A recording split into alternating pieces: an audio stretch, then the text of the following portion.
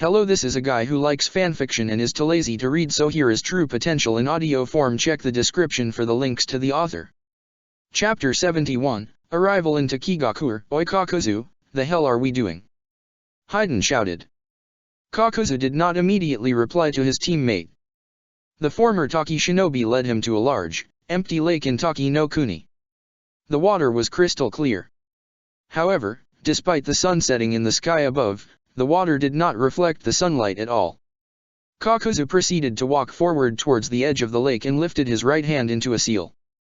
Instantly, a genjutsu was dispelled, revealing a brown, wooden bridge that connected to a little island in the middle of the lake. On the center of the island was a one-story building.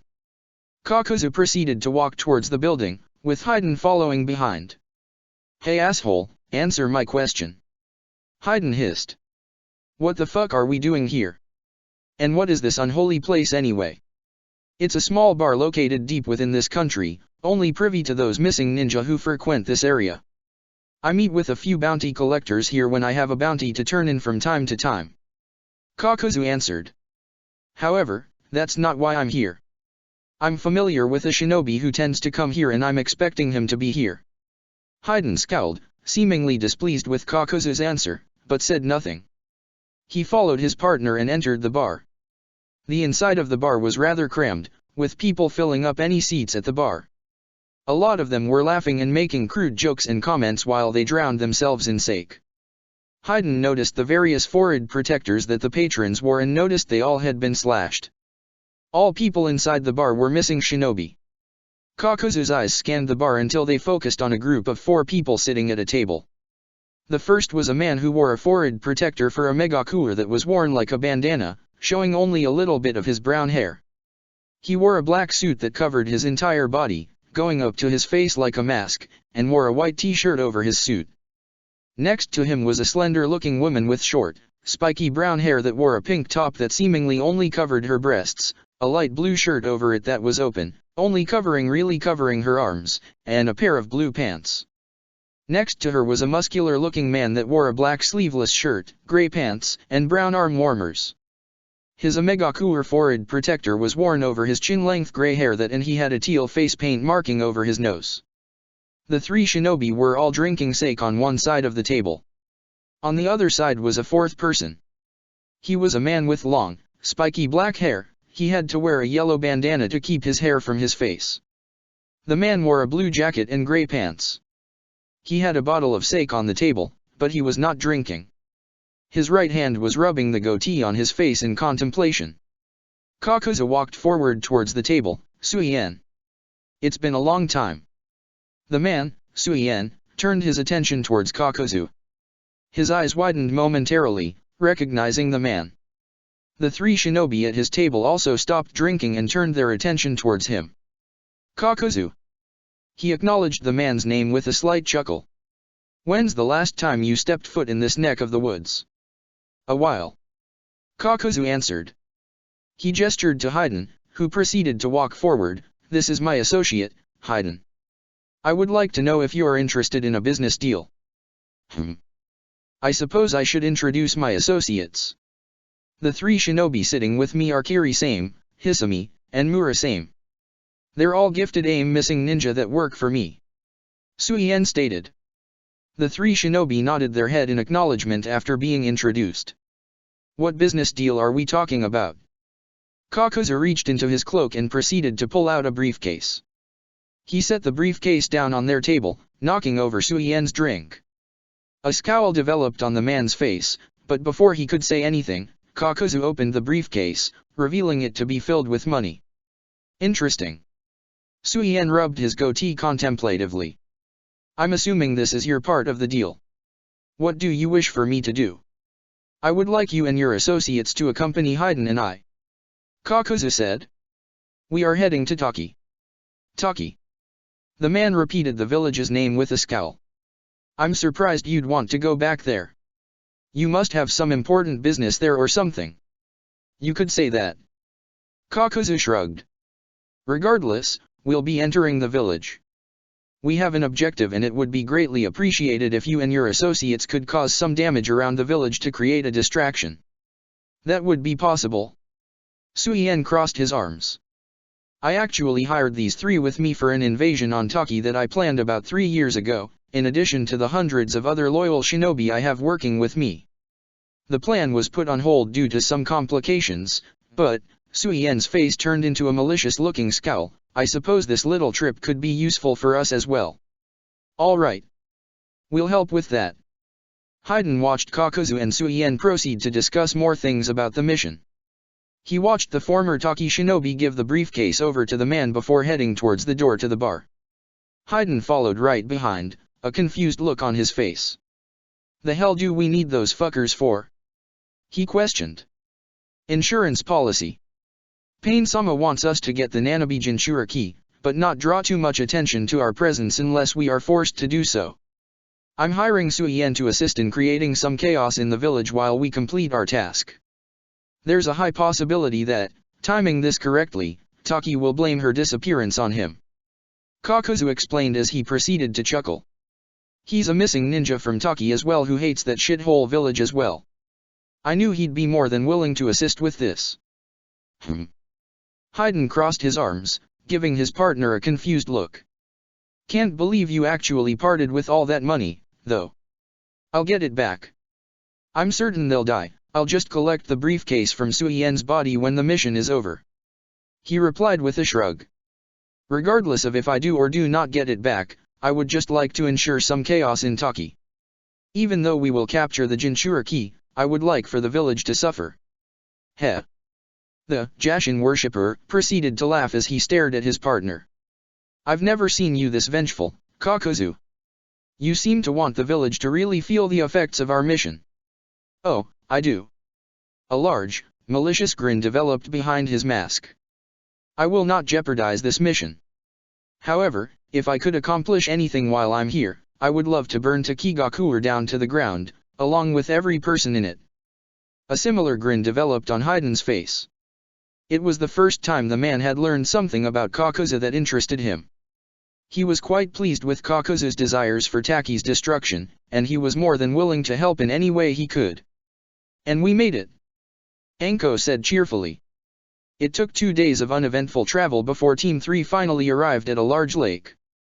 There was a mountain range next to the lake that had a waterfall falling into the lake. A large tree could be seen behind the mountain. The surrounding area was colored with green trees and beautiful flowers. It looks so beautiful out here. Hinata said with a smile. Tell me about it. Naruto nodded his head in agreement. His eyes focused on the waterfall for a moment before he turned his attention to Anko. So, do you know how to get into the village? No. She replied with a chuckle. We got to wait a moment. Shikamaru's eyebrow rose slightly. 4. Anko shrugged her shoulders as she looked around the area. Well, whoever is on guard duty at Taki has to sense our presence by now. We just have to wait for them to reveal themselves and let us in. Her former students nodded their heads in understanding. The group waited at the lake for nearly a minute before a shinobi appeared on the center of the lake. It was a tall, skinny man with shaggy red hair. He wore a black long-sleeve jacket with a red checkered pattern on it and a pair of dark red pants that resembled the color of blood. A scythe was attached to the man's back. He wore a pair of goggles over his eyes and had the Takigakuer forehead protector over his neck. Mitarashi Anko, Uzumaki Naruto, Hyuga Hinata, and Nara Shikamaru. The man stated their names. He knows our names. Naruto blinked in surprise. He was probably running a background check on us before coming up to us. Probably looked us up in the bingo book. Shikamaru informed him. Naruto's eyes widened. He had never even thought that he might be a shinobi in the bingo book. It made sense now that he would be in the bingo book, but he had never thought about it before. A small smirk developed on his lips as he chuckled. It's probably not the best thing to be in it, but I guess it's proof that I have come a long way since I've started. You're Kariado Zagi, right? Anko questioned the man. Taki's Jonin commander. I am. The man nodded his head. What business do you four have with Taki? We are here on behalf of Konoha and I am here also representing Kiri. Anko said as she pulled out her 2 scrolls, showing seals that represented the Hokage and the Mizukage. We were instructed to deliver these to Shivuki and converse with him about its contents. Oh. Zajai's eyes narrowed slightly. And I am assuming you four need to be let into the village. You would not be able to hand them over to me to deliver to Shivuki. The snake summoner shook her head. No. This is for the eyes of Shivuki, only. He nodded his head in understanding as he walked forward towards them. He reached into his jacket and proceeded to pull out 4 dark red bandanas. Tie these around your eyes, if you would please. The man stated. Huh. Naruto blinked in confusion. Why? I will allow you 4 into Taki, but I am not allowing any of you to see the entrance into the village. You will allow me to direct you into it? He replied. My apologies, but this is the rules of my village. No foreign shinobi will ever be given the knowledge to enter our clan. His eyes proceeded to narrow in on Hinata. I trust you will not use your Byakugan. I am an adept chakra sensor, so I will know if you activate your dojutsu and I will take such an activation as an aggression. I understand. You have my word that I will not use my Byakugan. Hinata replied. And we have your word you are going to do no harm to us? Shikamaru questioned. Naturally.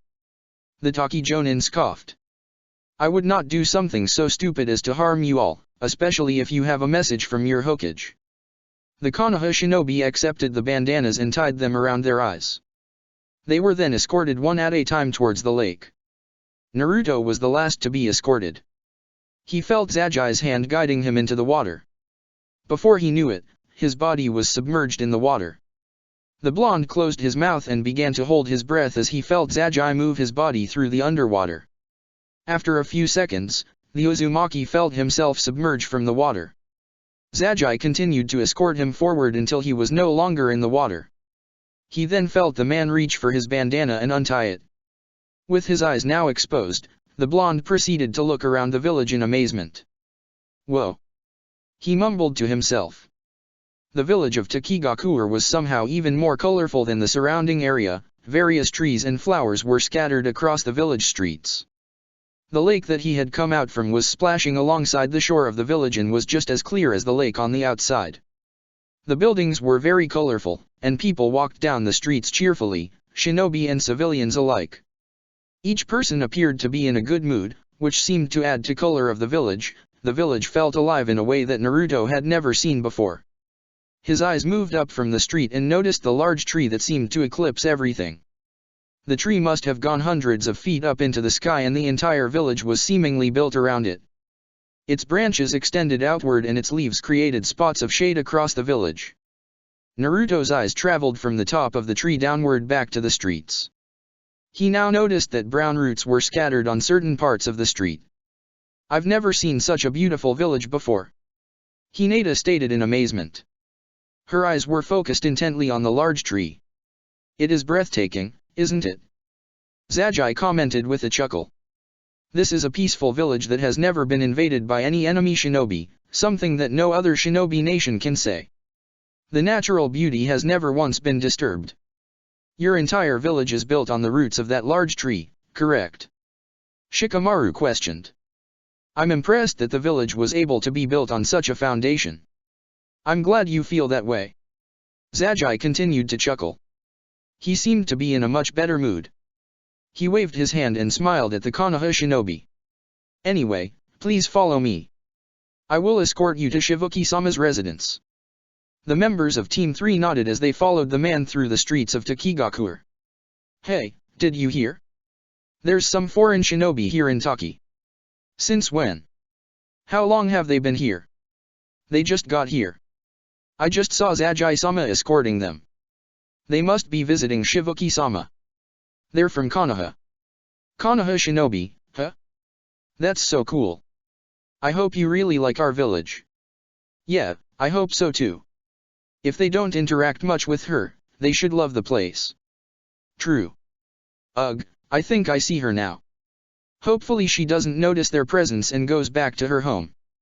It would be a disaster if she ruins the image of our beautiful village. A girl with mint green hair, orange eyes, and a rather tan, almost caramel, skin complexion walked down the streets of Takigakure. The girl was wearing a white sleeveless shirt that showed off her midriff, white armlets on both arms, and a white skirt. She had some sort of object in red wrapping that she carried on her back, and a takigaku or forehead protector was visible on her right arm.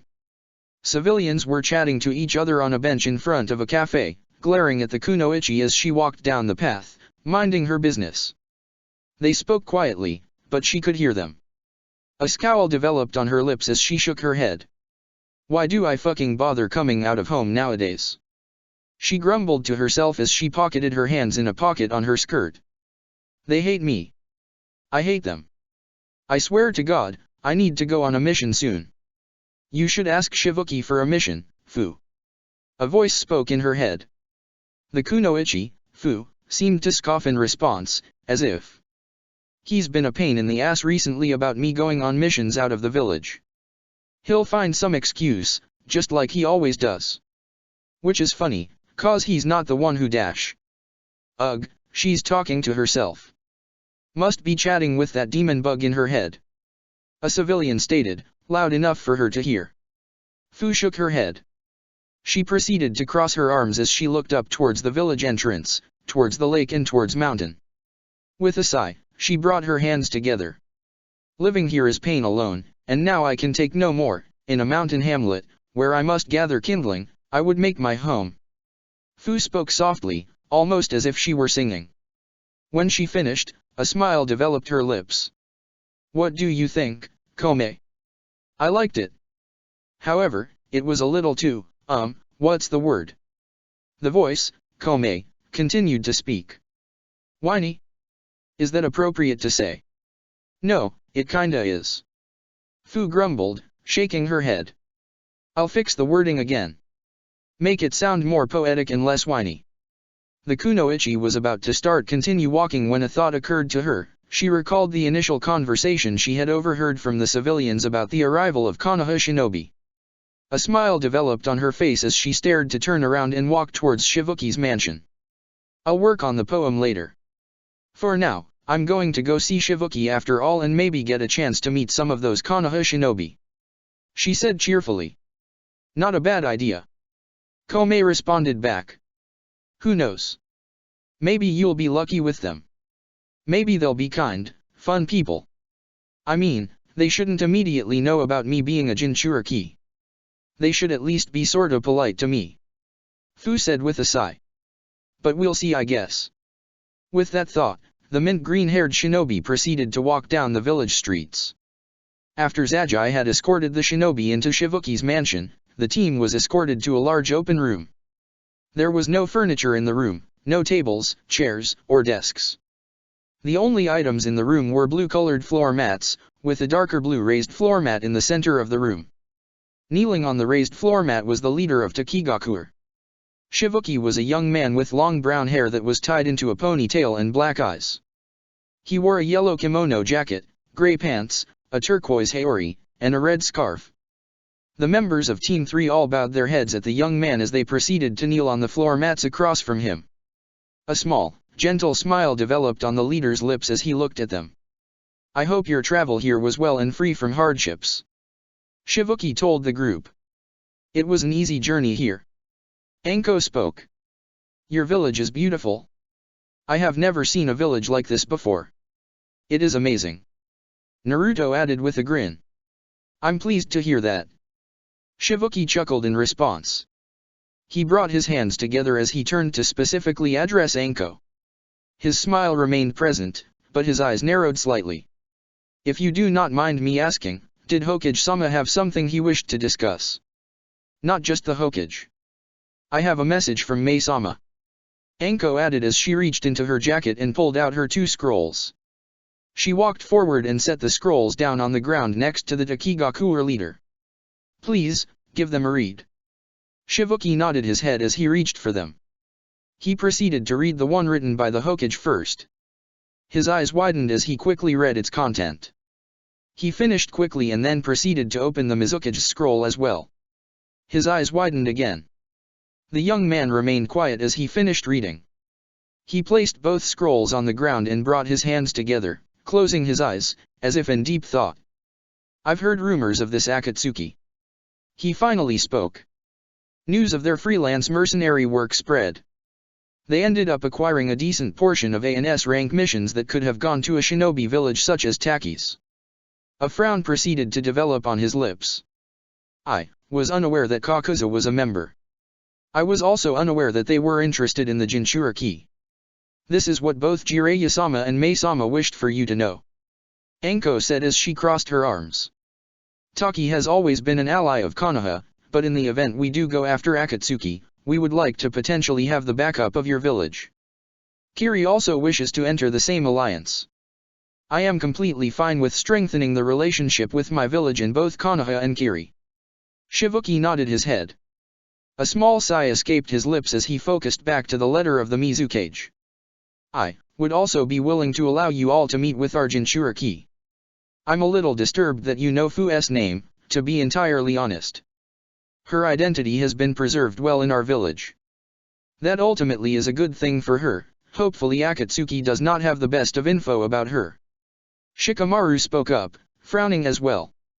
However, it's very likely that they do know. It definitely will benefit you to let her know about the organization. I'll be having a long talk with her. Shibuki's frown deepened.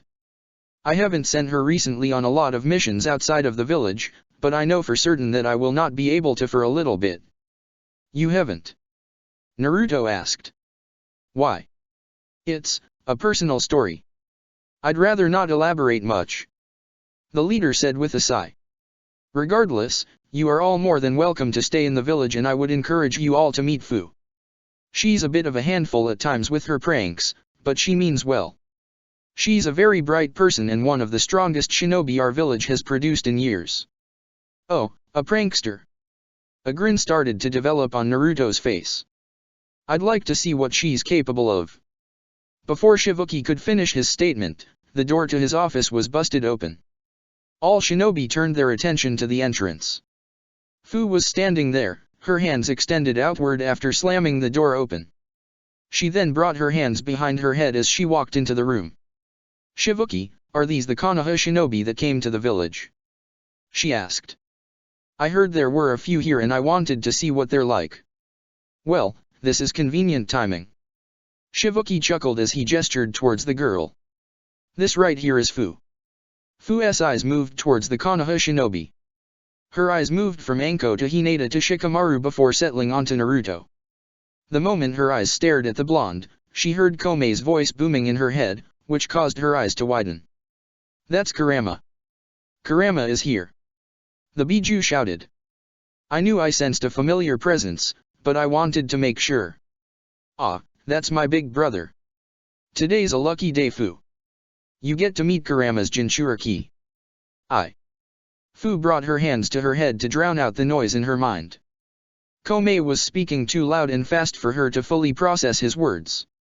It's nice to meet you all. I'm Uzumaki Naruto, and these are my friends, Hyuga Hinata, Nara Shikamaru, and Mitarashi Anko. Nice to meet you. Naruto said, smiling while waving at her. It's always nice to meet a fellow Jinchuriki. Jinchuriki. Fu repeated the word in surprise. Her mind then slowly replayed Komei's words, which caused her eyes to widen. Why you don't mean dash? Please, sit down for a moment, Fu. Shibuki spoke up. We have a lot to discuss with you. With a silent nod of her head, Fu proceeded to walk over to a mat next to Naruto and took a seat. Team 3 and Shibuki finished going over the details on Akatsuki with Fu. The Nanabe Jinchuriki remained quiet as she processed everything that had been said. Once the explanation had finished, silence filled the office room. It was finally broken when a long sigh escaped Fu's lips. I see. She mumbled, bringing her hands together. So, they're trying to hunt me down, and no one knows why. We don't know. Anko admitted with a frown. But it's all gonna be good. We've fought off Akatsuki members before, it's possible to fight them. We just felt it would be best for you to know about them. Well, I appreciate that. Although I already knew that there were people who already wanted to kill me cause of my Jinchuriki status. Fu said, sighing once again. But this group is definitely seeming more serious than what I'm used to. I'm going to have to step up my training. Definitely. Naruto nodded his head in agreement as he gave her a thumb up. Maybe we can train too. Fu redirected her attention back to Naruto. A smile developed on her lips as she clapped her hands together, staring at him. So, you are a Jinchuriki as well, huh? Her smile turned into a large grin. You're only the second I met, and I literally only just met Yotakata a little bit ago. This is so cool. Heh. Naruto rubbed the back of his head sheepishly. I've met Yotakata as well, and a few others. I know Gaara, Hananii, Old Man Rashi, and Desh. Remembering Yagura's status, Naruto stopped himself from saying anything about him and started to grin at her again. Yeah, I've met a couple of them. Lucky. I'd love to meet more of our kind. She said. Her head then tilted sideways as she looked at Naruto in confusion. Question, does your Biju talk a lot? Komei is always talking in my head and I do appreciate the company, it's sometimes kinda annoying. Wow. That's so rude of you. Komei grumbled in the Kunoichi's head, which caused her to giggle. Nah, the Kyuubi is pretty quiet. Naruto said with a chuckle. He only really speaks when spoken to, or whenever he feels like he has something he needs to say. For what it's worth, I do pity this girl for having Komei sealed in her. Kurama, on cue, proceeded to speak in Naruto's mind. That beetle never shuts up. It's always yammering on about how lucky it is and shit. He's nice in small doses but can get exhausting after a while. Are you able to channel the Biju's chakra? Shikamaru asked. Naruto's able to channel the Kyuubi's chakra pretty easily after his training. I can. I'm not particularly good at controlling too much of his strength, but I can control probably 5 taels worth of chakra. Fu shrugged her shoulders. That's still a very impressive feat. Hinata said with a smile. You must be a really strong shinobi. Thanks. Fu smiled back at her, rubbing underneath her nose. She was about to say something, but an idea entered her head. She quickly spun around in place and turned to face Shivuki. Hey, Shivuki, do you have a place for them to stay? How long are they here? The Dakigakuer leader brought his hands together. I'm in no rush to kick them out. They can stay for a couple of days, but no arrangements have been made yet. Then it's decided. For as long as you guys are here, you are all staying at my place. Fu declared as she proceeded to stand up. Come on. Let me show where it is. Huh. Shikamaru blinked in confusion. Are we done with the meeting? Yeah, you're done. Fu finished for him, a smirk developing on her lips. Come on. Let's go. Don't have to tell me twice. Naruto stated with a chuckle as he stood up. Within seconds, Fu rushed out of the room, with Naruto, Hinata, and Shikamaru following behind. Anko bowed her head at Shivuki, who returned the bow, before she followed out as well. The Dakigakuer leader chuckled to himself as he shook his head. It's good to see her like that. I can't recall the last time I saw her in such a good mood. Shivuki noted to himself. His eyes then moved downward to the scrolls from the Hokage and Mizukage. His expression sobered up as he pulled them up again and he began to reread. He was going to be busy, trying to think of any way he could help in this fight against Akatsuki. Enter. Jiraiya spoke after hearing a knock on his door. The door to his office opened and Teiwa walked in. A smirk developed on his lips as the girl took the seat in front of his desk. Enjoying being back in Konoha? Have some fun introducing your family to the village? He questioned. Fuck yeah. Teiwa said with a grin. I knew they'd love the place and I was right. I've already heard that Setsuko is making a name for herself at the academy. Iruka has his hands full with her. The Hokage chuckled. And her father is a splendid shinobi and will definitely make a good name for himself. That's all I could hope for, honestly. The Uzumaki said with a sigh. That's the whole purpose of this plan of ours, after all. Unite all the Uzumaki clan members and help them get a good life. And you're succeeding. I know your ancestors would be proud of you. Jiraiya smiled back at her. Anyway, did you have something you wished to discuss, Teiwa? Yeah, I was just letting you know I was heading out. You sent Naruto out on a mission, so I thought I might as well follow suit and get back out into the world. Taewya replied with a chuckle. I just wanted to let you know and find out if there's anywhere you wanted me to go for now? Anything or place you particularly want some dirt on? Jiraiya's smile faded as he started to close his eyes in thought. An idea popped into his head and he proceeded to nod his head. We're already aware of Akatsuki's current movements, so if you have the time, I'd like for you to check up on another small concern of mine in Uegakure. What's going on there? Taewya asked. I have heard that the last descendants of the Kamaizuru clan have returned to Iwa after some self-imposed exile. And I heard they were not pleased with their alliance with us and have started to fan the flames of anti-Konoha sentiments in Iwa again. The Hokage said with a sigh. You know of Naruto's teammate, Shikamaru, right? His girlfriend is an Iwa shinobi and she has mentioned in letters before that there is tension in the village right now because of their presence. While I do appreciate the information that she has said to Shikamaru, I would like for you to go visit and give me your personal take on it. Yeah. Gotcha. I can head to Iwa right away. I haven't actually explored Tsuki no Kuni for any Uzumaki clan members either, so this definitely works out for me. Taewya said with a smirk. The smirk quickly faded, however, as a serious look developed on her face. But first thing is first, I'll check up on that.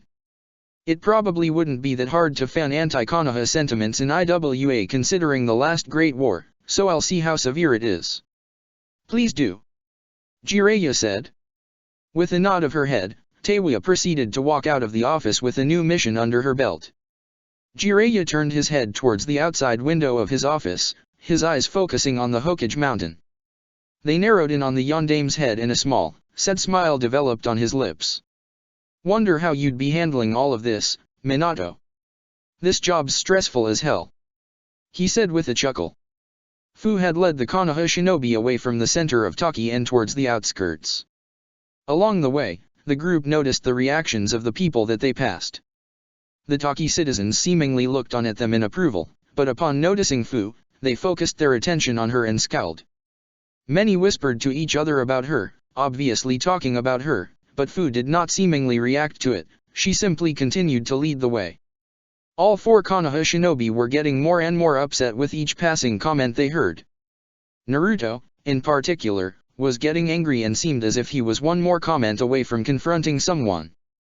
However, Fu's response was to only get faster, tell the group to catch up to her, and then not comment on any questions asked. So, the four let it be, for now.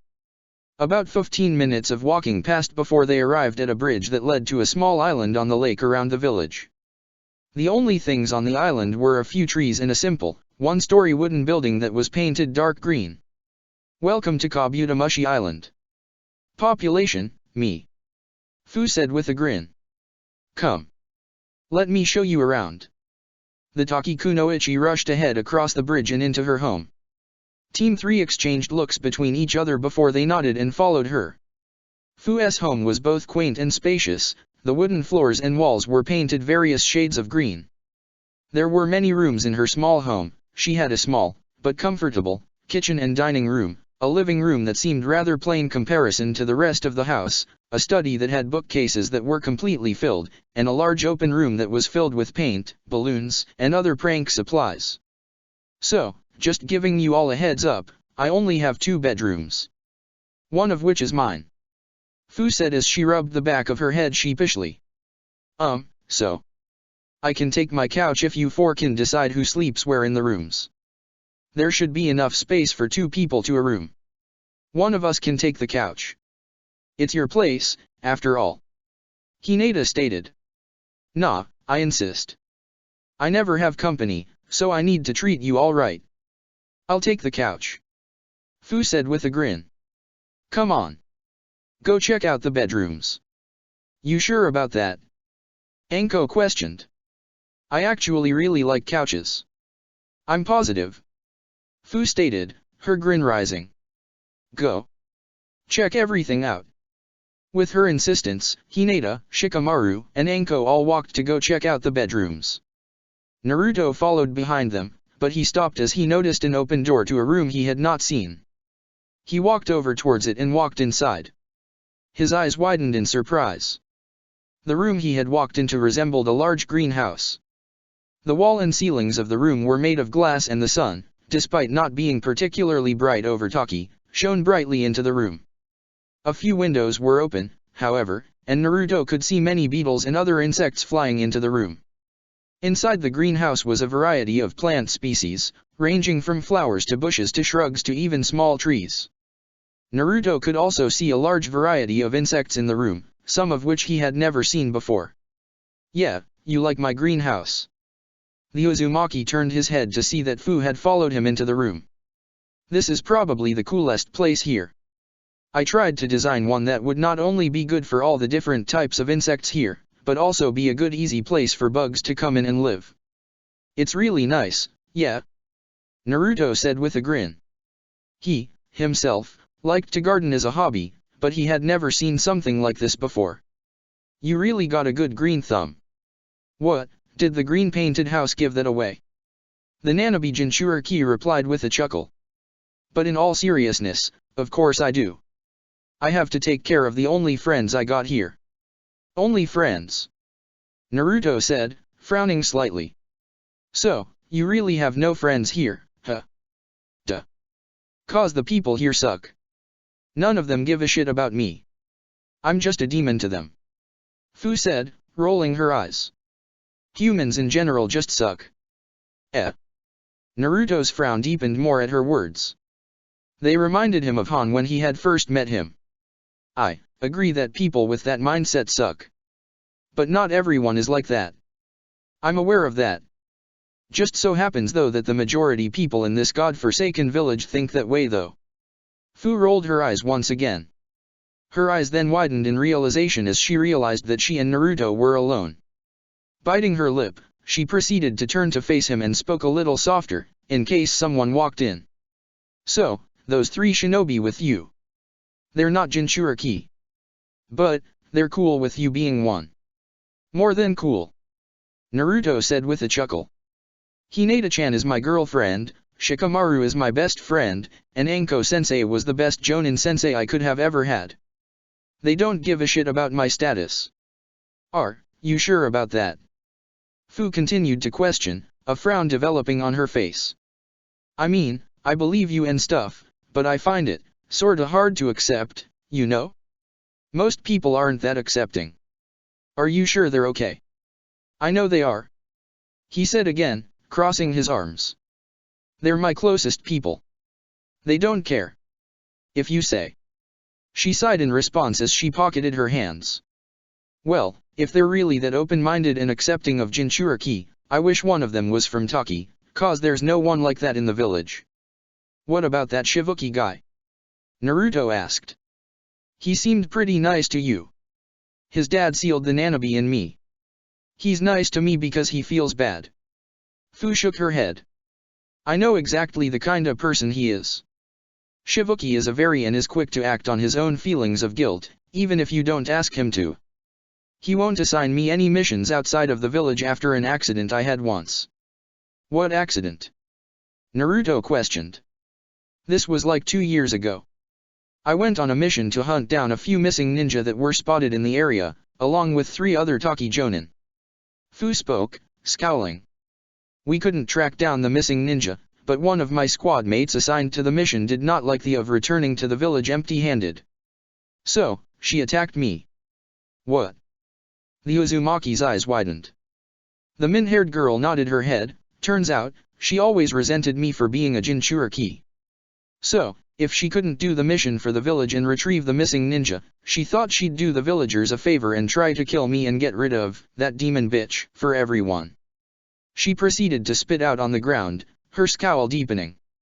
"Obviously, she failed, and I killed her in self-defense. And ever since then, Shivuki has felt so bad about the situation for not assuming that one of his shinobi would even attempt to kill me that he stopped sending me on missions with other people. Which then turned into him just not sending me on missions in general. That's..." Naruto shook his head, a scowl of his own developing. "That's bullshit." "I know it is," Fu exclaimed. "It's just, ugh. I know he means well and is trying to keep me safe, but being stuck in a village that hates me almost 24/7 is almost the worst thing he could do to me. I fucking hate it. Hate what? Naruto and Fu both turned their heads towards the entrance to the greenhouse. Anko walked into the room, her eyes focused in on them. Immediately, Fu's demeanor changed, her scowl disappeared, and a relaxed, carefree smile developed in its place. I hate this weather, you know? I actually need it to rain soon, she said with a chuckle. She proceeded to notice Anko's eyes wander the room, which caused her smile to turn into a smirk. So, what do you think of this room? Pretty cool, huh? Naruto frowned, watching her behavior with his Jonin sensei. I can see that mask. She's still upset about what we were talking about, but she's not going to show it to others. Because she doesn't trust humans. Despite his frown, Naruto said nothing as he watched Fu and Anko proceed to chat about the greenhouse and Fu's house in general. What the hell? Kariado Zagai's eyes widened in fear. This chakra, can it be? The Jonin commander of Takigakuer moved swiftly to the entrance of Taki, navigating the underwater caves in the lake. Within seconds, he appeared on the outside of the lake. His eyes widened at the sight. Suien was standing in front of the lake, a smirk developed on his face. Standing by him were the three missing ninja from AIM, Kiri-same, Hisami, Mura-same. Standing behind them were even more shinobi, wearing various headbands. Zagai's eyes narrowed as he reached for the scythe on his back. You're the Jonin commander of Taki, right? Suien questioned, his smirk seemingly widening. You look like quite the capable shinobi, but let's see how capable you really are. Relief almost seemingly filled Zagai's face, almost as if he was expecting somebody else.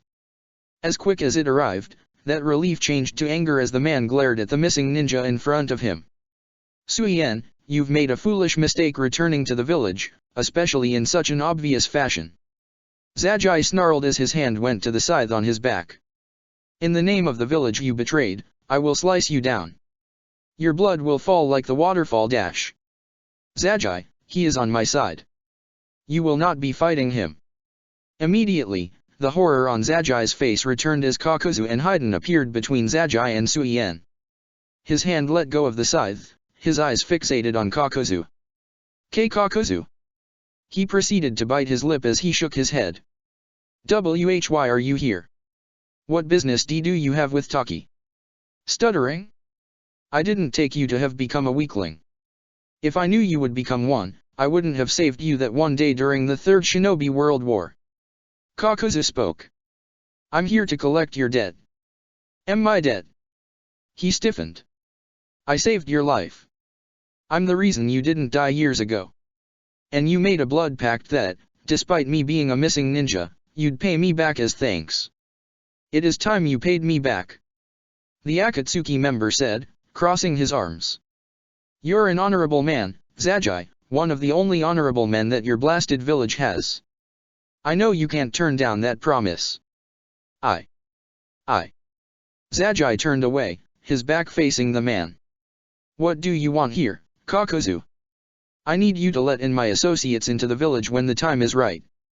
We have a job here. And I want you to allow us to move freely in and out of the village without reporting our presence. Kakuzu answered. We'll make this quick, so it is to both yours and our benefit that you allow us in. Fine. Consider it done. The red-haired man crossed his arms. Enter and get this over with. Both Haiden and I will be entering for now. We're not pulling out assignment just yet. I want to observe something first. Kakuzu said. We'll be gone soon, however. Grr. Zagai gritted his teeth as Kakuzu and Haiden started to walk forward the lake. He proceeded to shake his head as he watched the former Taki shinobi begin to lead his partner into the village. It's a weird time to see you again, Kakuzu. You just came up today in discussion with Shivuki. Oh. Both Kakuzu and Haiden stopped on their path, turning back to Zagai. Kakuzu's eyebrow rose as he stared at the man. What did your leader have to say about me? Damn, Fu, you're a great cook. Anko praised. Team 3 gathered around a table in Fu's house, eating plates of yakisoba. The min-haired girl chuckled in response, stirring her own chopsticks in her bowl. I like to think I am at least. I'm really good with any noodle dish. Fu said proudly. Although I do think I can make a really good okonomiyaki. Do you know how to make ramen? Naruto asked. Yeah, although I don't think mine's that special. She shrugged her shoulders. So, you're an amazing cook, you're a gardener, you're an elaborate prankster, any other talents you want to disclose? Shikamaru asked with a chuckle. I also write poetry. Fu answered with a smile. Her eyes moved from the table towards a window in home as she began to recite a poem she had written, Shadows on, the darkness of my heart, have left me in confusion, dream, or truth, let other folk decide. She turned her head back to the group, that's an example of my work. It's very lyrical. I loved it. Hinata said with a smile. Short, but full of meaning. Fu nodded her head. I'm of the belief that poetry should be concise. It should not take 20 lines describing just visual metaphor, it should bring forth real emotion. That's what I try and write, at least. Conversation remained light as the group began to question Fu about her poetry. She answered questions happily and was eager to recite more poetry to them. It was almost relaxing to her how interested everyone was in her work and her in general. It was a feeling she was not used to, but one she was definitely enjoying. So, how long are you all staying in Taki? She asked. Maybe 4 days or so. We already completed our mission, we just have some time to kill. Anko said with a shrug. We don't want to stay too long though and be a burden on you. You're not being a burden. I never have company, might as well enjoy it. Fu said with a chuckle. Stay as long as you want here. I'd enjoy it. I wouldn't mind getting to know you more, Fu-san. Hinata said with a smile. I'd love to really explore your greenhouse. That can be arranged. The Nanabe Jinchuriki smiled in response. Also, if it's alright to ask, does anyone wanna maybe spar tomorrow? I think I might be getting a bit rusty, so I'd love a chance to stretch my muscles and stuff. Hell yeah. Naruto grinned. I'd love to. As would I. Shikamaru added. Likewise. Hinata spoke again. I wouldn't mind as well, but looks like you got a line already. Anko chuckled. Heh. The Dakigaku Kunoichi began to smirk. This should be fun then. For the first time in years, a genuine excitement bubbled in Fu's body. Her eyes moved from Shikamaru, to Hinata, to Anko. They all seemed genuinely interested in her and potentially sparring with her. Her eyes then moved to Naruto, who was smiling in approval. Perhaps he's right about these humans. Heh. Sure. If they have the trust of another Jinchuriki, I'll trust them. She told herself. This week, for as long as these Konoha shinobi were here, was looking to be one of the most exciting for her in years. What? The Kyuubi Jinchuriki is here. Kakuzu snarled. Kakuzu, Haiden, Suien, and Zagi were in a small, hidden room deep within the roots of the large tree. Takigaku's Jonin commander had an uncomfortable look on his face as Kakuzu leaked out massive amounts of killing intent in no particular direction. He was accompanied alongside other Konoha shinobi, where they detailed Shivuki about this Akatsuki organization you are a part of. Zagi confirmed. That's awfully convenient timing. Haiden rolled his eyes. They just arrive and tell him about Akatsuki right before we get here? Really fucking convenient. There's been a leak. Someone in Akatsuki is spying on us and giving back info. Kakuzu concluded. We're going to have to inform Pain of that in private. This spy needs to be killed. Silence filled the room for a moment. Kakuzu took in deep breaths, calming himself down and quelling his killing intent. So, are you all still going to try and kidnap that Jinchuriki then? Suien questioned, his hands in his pocket. The man seemed almost bored. I've got things to do if this mission isn't going to happen. No. We're still going to try. Kakuzu answered. The presence of the Konoha shinobi is troubling, but it can't be helped. I'm certain that they will not have preparations for you and your shinobi, Suien. His eyes then moved over towards Zagi.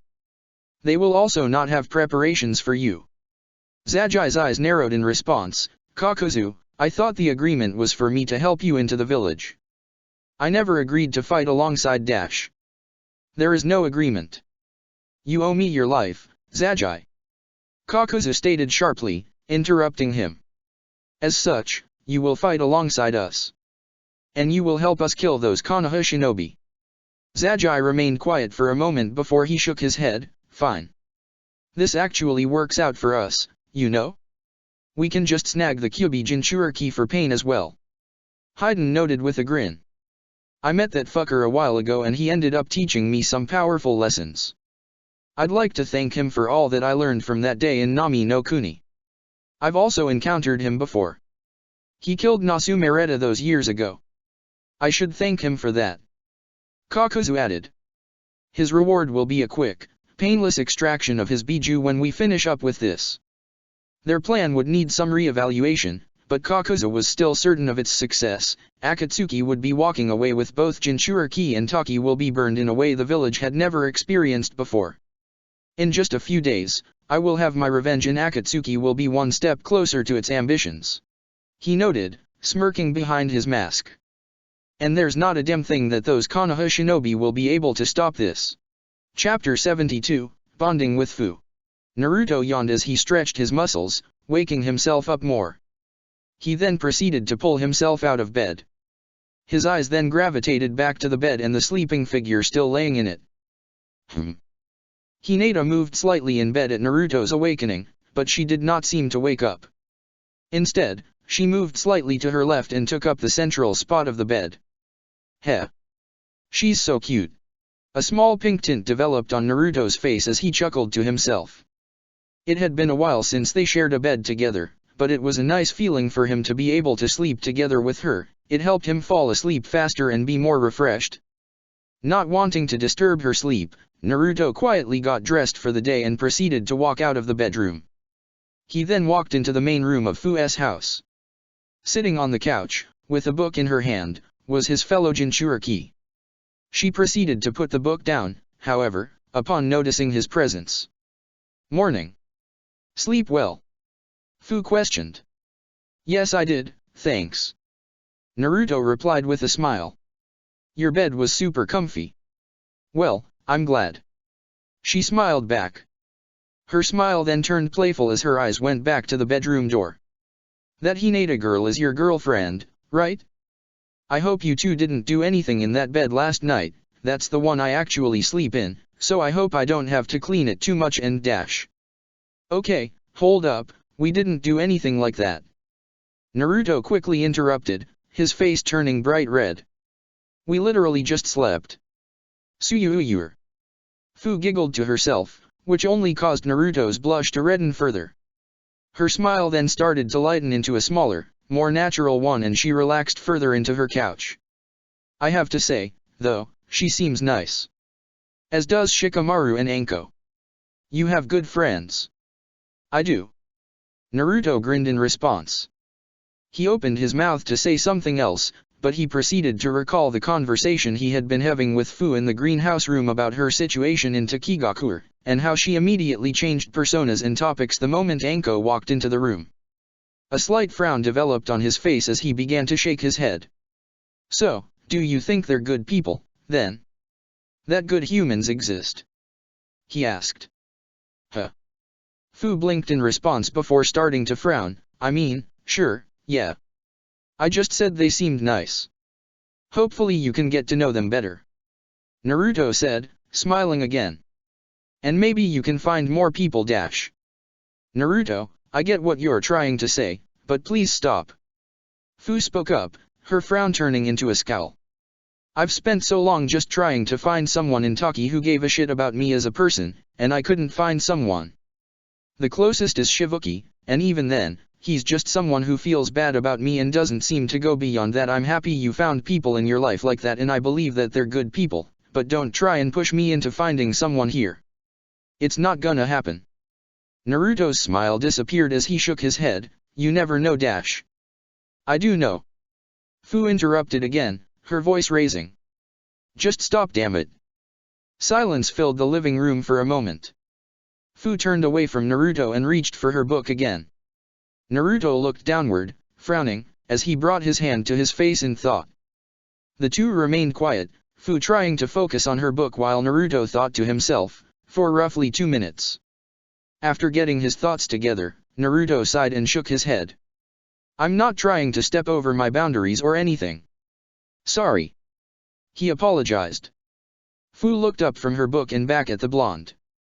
I don't really know your situation anything other than what you've told me. I shouldn't be an ass and keep pushing for something. I'm sorry. There's nothing to apologize for you.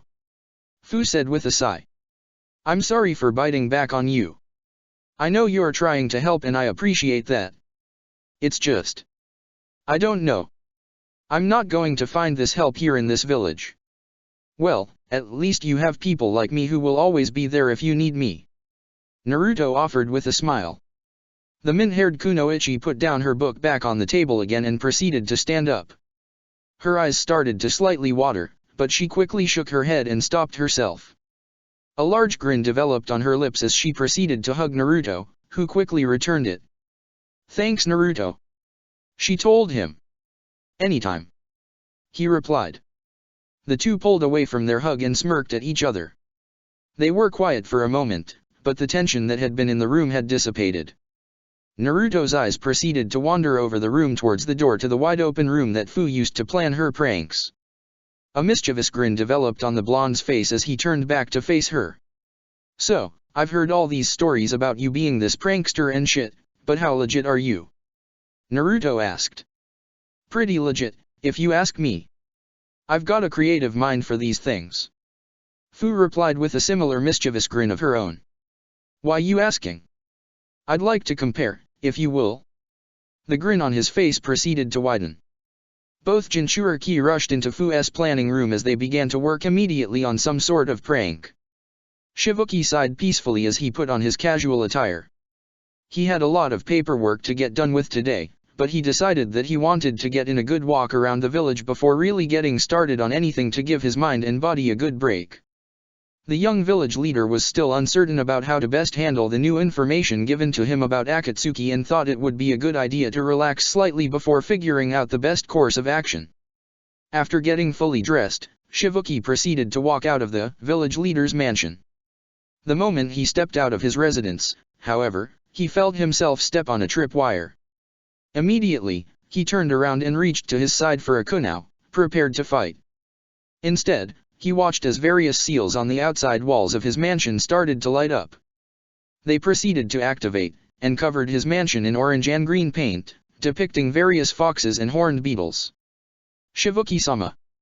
The village leader turned his head to see Zagi rushing over to the building, a scowl on his face. So I see you were hit by this prank as well. Shibuki covered his mouth, resisting the urge to snort in laughter. I suppose I did mention to Fu that I wanted to paint my home.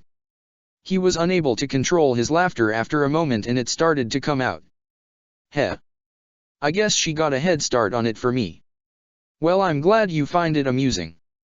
Taki's Jonin commander sighed in response. I didn't find it very amusing. Neither did many of the shops that got hit by this prank. Oh. Shibuki's laughter faded as a curious look developed on his face. How many other places were painted?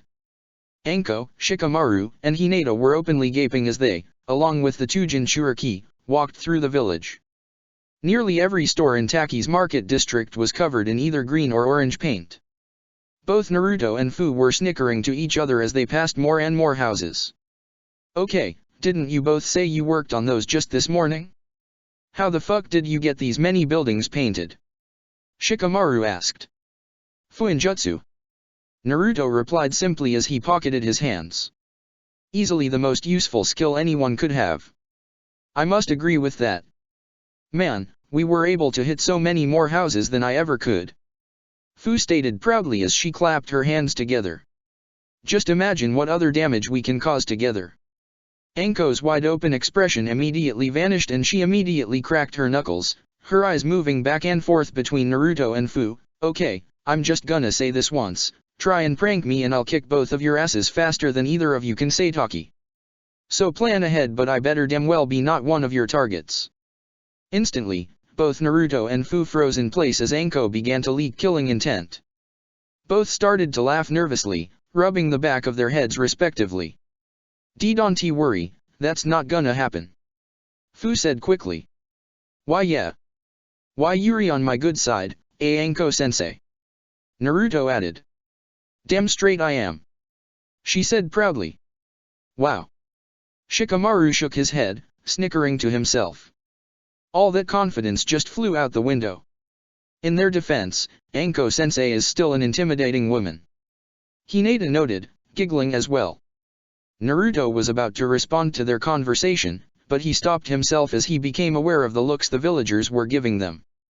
A few of the Taki citizens were starting to whisper loudly as they walked by. Two of them, sitting on a bench, were being particularly loud with their opinions. That bug bitch really messed up the entire marketing district. This is why no one likes her.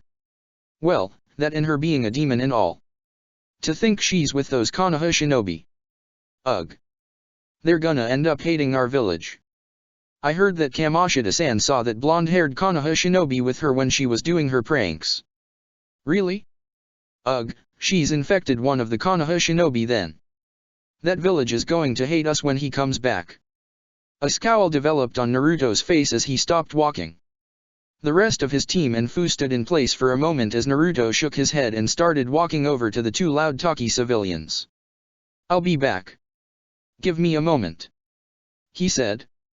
Don't waste your breath, Naruto. Fu hissed. They're not gonna change or anything if you yell at them. Just let them be and move on. She's right. Anko spoke up over him. The blonde turned his attention to his former Jonin sensei to yell at her for that statement, but his words died on his tongue as he watched her crack her knuckles and walk forward. And since they're not gonna change or shit, let me yell at them and put the fear of God in their minds instead. Anko stated sharply as she walked forward. The group of four stood still for a moment as they watched Anko reach the bench. She immediately stomped on the ground in front of them, which caused them to divert their attention away from each other and towards the Konoha Jonin. Listen here assholes. You two must think mighty highly of yourselves to talk shit with each other while the person you're shitting on is just walking by. You've got a lot of nerve. She growled. However, just cause you two can talk shit freely doesn't mean you're free from consequences and, for the next few minutes, I'm your consequence. Fu's eyes widened as she watched Anko lay into the two Taki civilians, berating them for their words and judgment. She then heard snickering, which caused her to turn her attention towards Shikamaru. Heh, they look like they're gonna piss themselves. Shikamaru noted. Anko-sensei is the second in command of the TNI department still, after all. She's good at this. Hinata said as she brought her hand to her face to conceal her laughter. Maybe next time they'll think more when they decide to gossip. Serves them right. Naruto said as he crossed his arms, scowling. Fu stood there awkwardly as she watched Anko finish up her lecture. The two Taki civilians would turn their attention from her to Fu and Naruto. She thought she could see one of them mouth "I'm sorry" before they both bolted away. Watching someone defend her like that was something she was not used to. Fu was uncertain exactly what she was supposed to say or do. So, that went well. Anko said with a chuckle as she walked back to the group. I think I went a little overboard, but whatever. Bastards like that need lessons drilled into their heads. Nah, you just yelled at them and leaked killing intent. That was just enough. Shikamaru said. You didn't have to do that. Fu said quietly, frowning. I mean, I didn't, but I did. And Naruto would have if I didn't. As would Shikamaru or Hinata. Anko said with a shrug of her shoulders. The other three Konoha shinobi nodded their heads in agreement. I don't know these people and they're being jackasses, so I felt more than obligated to tell them off. Well, thanks. Fu let a small smile cross her lips. That was pretty cool, not gonna lie. Hell yeah. 'Cause I'm the coolest. Anko declared. So, the market seems kinda boring right now. Shikamaru spoke up, turning his attention towards Fu. Got anything else you wanna do right now? To be honest, Anko spoke as she cracked her knuckles, I'm still a little heated after going off on those shitheads. How about a spar to cool down? A spar. Fu repeated the word as a smirk developed on her lips. Sure. I haven't had a good real battle in a little while. I'm down. She then turned around towards the lake surrounding the village. Follow me. I got a perfect spot. Naruto, Anko, Hinata, and Shikamaru all nodded in understanding as they followed her onto the water. Fu had led the Konoha shinobi onto the lake towards a spot of water on the lake that was seemingly colored a darker shade of blue than the rest of the surrounding water. The Nanabe Jinchuriki walked directly and made the ram hand sign. Immediately, she began to descend into the water. The Konoha shinobi followed behind, going onto the same spot and making the hand sign. They, too, started to sink into the water. The group proceeded to land in a large, open cave. The walls and ceilings of the cave had sharp, pointed onyx-colored rocks, but the surface of the cave was flat. Despite the hole at the top of the cave being the only entrance and exit to it, the cave was quite lit. I look the aesthetic here. Anko noted with a smirk. This places seems kinda quaint.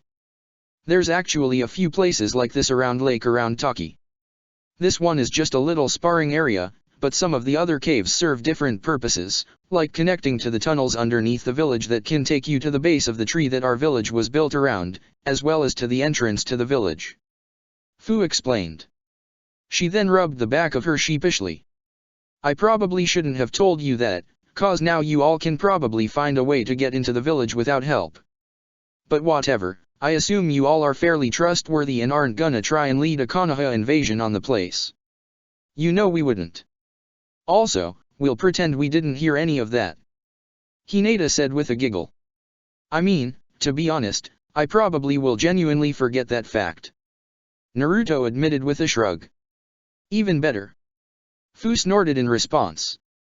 She then walked forward, creating some distance between herself and the Konoha shinobi. So, anyone have a preference how we do this?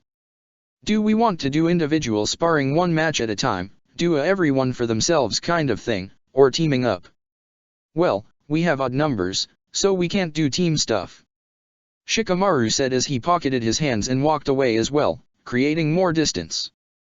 And I tend to find free-for-all stuff kinda too chaotic. So let's do some one-on-one sparring. Then you mind if I get in on the action first? Anko asked as she cracked her knuckles. Well, the sparring was your idea. It's only fair. Hinata said with a giggle.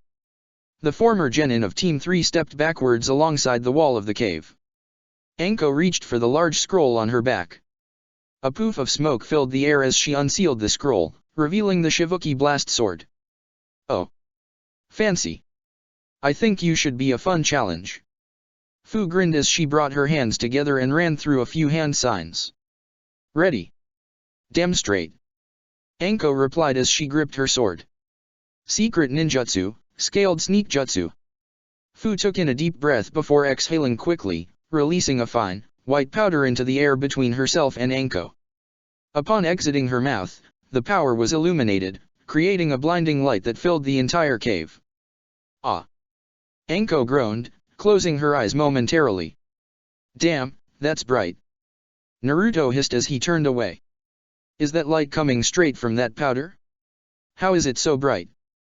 Shikamaru grumbled, closing his eyes. This jutsu, this would be overwhelming for me if I had my Byakugan activated. Hinata realized as she struggled to focus on the two women. This could be another counter to it. I should ask Fu-san to spar next to try and combat this. Noticing that Anko was currently immobile, Fu rushed forward at her, attempting to land a punch directly on her. Just as her right fist was about to make contact, Anko, struggling to open her eyes, quickly blocked with her left arm. Fu then punched again with her left fist. Anko was unable to block this one in time and was sent backwards slightly. Wind style, drilling air bullets. Fu opened her mouth once again and released, this time, bullets of compressed air at Anko. Before they could make contact, however, Anko made a hand gesture, causing the scroll of her blast sword to unravel and form a barrier around her. Explosive blade technique, explosion barrier. The explosive tags on the scroll activated, causing a massive detonation before the air bullets could make contact. The resulting explosions caused massive wind and dust to scatter on the battlefield, blowing both Anko and Fu backwards slightly. The white powder Fu released also dissipated. The two kunoichi readjusted themselves as they prepared to get into position to strike at each other again. So I did know that you were starting to be called Mitarashi Anko of the Blast Sword, but I guess the name is true. That sword is cool shit. Fu stated with a grin. You haven't even seen half of what it can do. Anko grinned back, gripping her sword. That white powder thing was pretty cool yourself. Thanks. It's a natural chemical that Komei produces in his body that releases light in a way that can blind literally anyone. Literally the perfect defensive tool for an insect. Or in my case, the perfect defense. The Jinchuriki noted as she made the same hand signs. Within seconds, Fu opened her mouth and exhaled the same fine, white powder from her mouth. Anko quickly made hand signs of her own before releasing the wind style, great breakthrough. A gust of wind rushed at the oncoming powder, causing it to dissipate before it could brighten up the room. Anko then charged forward at Fu, swinging her Shivuki blast sword. Fu moved away in time, but Anko made a hand sign, causing the scroll on the sword to unravel slightly and send a few explosive tags floating in the air towards the Jinchuriki. She proceeded to jump into the air, avoiding the resulting explosions. It's good to see that powder is easy to blow away when you're just starting to use it. Anko noted. That's fair, I suppose. However, that's not even remotely all I can do. Fu retorted. The Jinchuriki was still airborne. Before she could start her descent downward, her body started to become encased in red chakra. Two tails of chakra developed around her body, but the tails almost resembled wings. These wings proceeded to flap and Fu remained airborne. Hold on, that's the Nanabe's chakra, right? Hinata asked, her eyes widening. And she's using it to fly. Well, the Nanabe is a beetle. It does have wings. Shikamaru mumbled in response softly. He, too, was focused on the eyes. Holy shit, that's so cool! Naruto exclaimed before he closed his eyes for a moment. Damn it Kurama, I wish I could do that too. I am a fox. How the hell would I be able to fly? The Kyuubi retorted. So, you're using the Nanabe's power. And you can fly cause of it. Anko noted. She readjusted her sword's position so she could make a series of hand signs. Guess I ought to step up my game for a moment. Fire style, flare aura. Chakra surrounded Anko's body, forming into the shape and color of red flames. She then proceeded to clap her hands, creating circular fireballs out of the fire concentrated in her hands. Fire style, hellfire rain. Anko proceeded to chuck the fireballs into the air at Fu. The Jinchuriki proceeded to fly away, avoiding the attacks. Anko proceeded to run through hand signs, causing the fireballs in the air to change direction and launch themselves at Fu once again. She then proceeded to fly upwards, avoiding the attacks once again. Fu continued flying until she reached the ceiling of the cave. She then rocketed forwards toward Anko's body. Her body began to rotate in a circular pattern as she extended her right fist outward. Takigaku or hurricane. Anko jumped away just in time. Fu's fist collided against the ground, creating a massive crater that caused rock and dust to scatter. As Anko moved backwards and was trying to adjust her position, Fu proceeded to fly directly at Anko once again. The Konoha Jonin blocked her punch with the hilt of her sword, but the force knocked her backwards slightly. Fu punched again, taking advantage of Anko's stunned state. Before her fist connected with Anko's face, however, Anko was able to strike at the ground with her blast sword. The ground underneath Fu exploded just as Anko was knocked back, causing the Jinchuriki to get blasted away as well. Both kunoichi recovered on the ground within seconds. They were starting to breathe a little heavily, but both had an excited grin on their faces. Gotta say, your taijutsu hits hard. I'm very impressed. Anko noted. Thanks. Fu replied. Your reflexes are great as well. You make for an interesting opponent. As they both prepared to strike back at each other, Naruto, Hinata, and Shikamaru looked at Anko and Fu intently, all watching the fight in amazement. Fu fights hard. I can definitely see she's a capable shinobi. Shikamaru noted with a smirk. Heh, she'd be pretty fun to fight against I think. I'm already interested after seeing that white powder jutsu. Hinata admitted, her right hand going up to her chin in thought. I need to learn as much as I can about a potential Byakugan counter. Hey, if you all are wanting to fight Fu, then get in line. I call next. Naruto declared sharply. All three members of Team 3 watched intently as their former sensei continued her spar with the Nanabi Jinchuriki. Father, do you sense that? Kariado Zagi was sitting down in a chair in his home, reading a book, when he turned up at the sound of a voice. He looked up and saw his daughter, Asuna, standing in the room with a concerned look on her face. What specifically are you speaking of? He questioned. Seriously? Asuna blinked in response before frowning. You don't sense all of the new chakra signatures that seem to be appearing in the village? I feel them. I really feel dash. It's probably the Konoha shinobi that came here yesterday. Zagi said quickly with a chuckle. I'm sure you're just getting a feel for their chakra signatures. Huh. His daughter blinked again before shaking her head. No. Hell no. I remembered when they arrived yesterday. This isn't that. I'm getting multiple new chakra signatures. That's not the case. Zagi, again, replied. Actually, I think it just feels like multiple chakra signatures. If I recall correctly, I think they may be sparring right now. Sparring? Asuna's frown deepened. Surely you sense Fu's chakra, correct? Her channeling the Nanabi? The other signatures are the Konoha shinobi with her, trying to keep up. Feels quite powerful, doesn't it? Zagi said with a chuckle. I'd hate to have to fight on their level. I suppose that could be the case. Asuna sighed in response. Is that all you wanted to talk about? Would you like to get lunch soon? Her father questioned. A small smile developed on Asuna's lips as she nodded her head. If you want to, sure.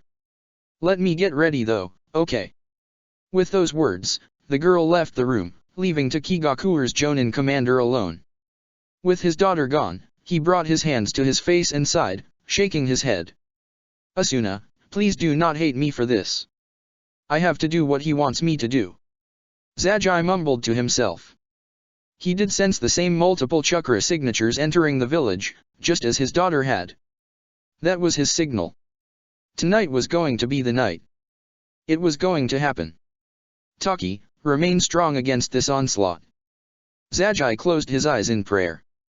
And for the love of God, may one of you kill me before I do more harm than I desire. With another deep sigh, Zagi opened his eyes and began getting prepared to go out with his daughter for what he expected to be the last time. That was some good shit. You're a hell of a fighter. Anko stated with a laugh. After Anko and Fu had completed their spar, and Naruto, Hinata, and Shikamaru had gotten their own chance to fight her, they returned to her home for a late lunch to celebrate. She proceeded to prepare sukiyaki for the group over a hot pot in her kitchen. As are all of you. Fu replied with a smirk. I appreciated the chance to fight, though. Honestly, it's been a little while since I've gotten a chance to fight much. Felt like I was getting a little rusty, so that was good for me. You call that rusty? Shikamaru asked. Well, I never go on missions here. She grumbled. Honestly, the last time I got a good chance to fight was back when Yotakata visited. You guys gave me another needed chance to actually test myself. Oh yeah. How'd that go? When Yotakata came around? Naruto asked with a smile. I haven't seen him in a while. He was a lot of fun. A tad serious, but that Hodoro girl he was with helped balance that out. Fu noted with a chuckle. By the way, they're totally a couple, right? I couldn't tell. They have to be. Hinata said with giggle. I can tell that they seriously care about each other. Don't think they're official yet, though. Yotakata seemed fairly oblivious to her feelings for him, like another Jinchuriki I know. Shikamaru commented with a shrug. Hey. Naruto scowled at his best friend. I'm the one who asked her out, you know. Roughly a year late on that. Anko added with a snort. Naruto, from the day I met you guys, I could tell she was crushing on you hard. How you never noticed I'll never know.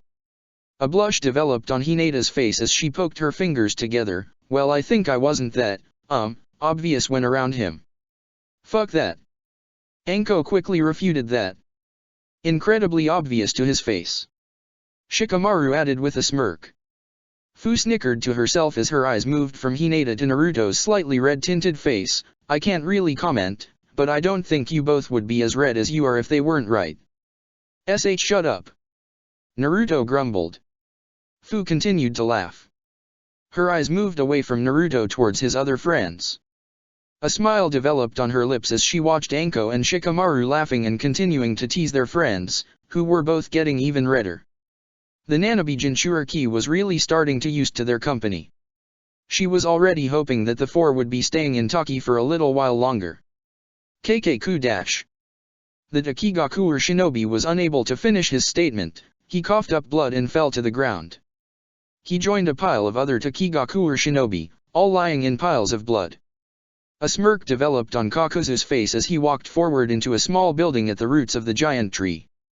Haiden and Suien followed him inside the building. The former had a bored look on his face while the latter was looking at the building with excitement.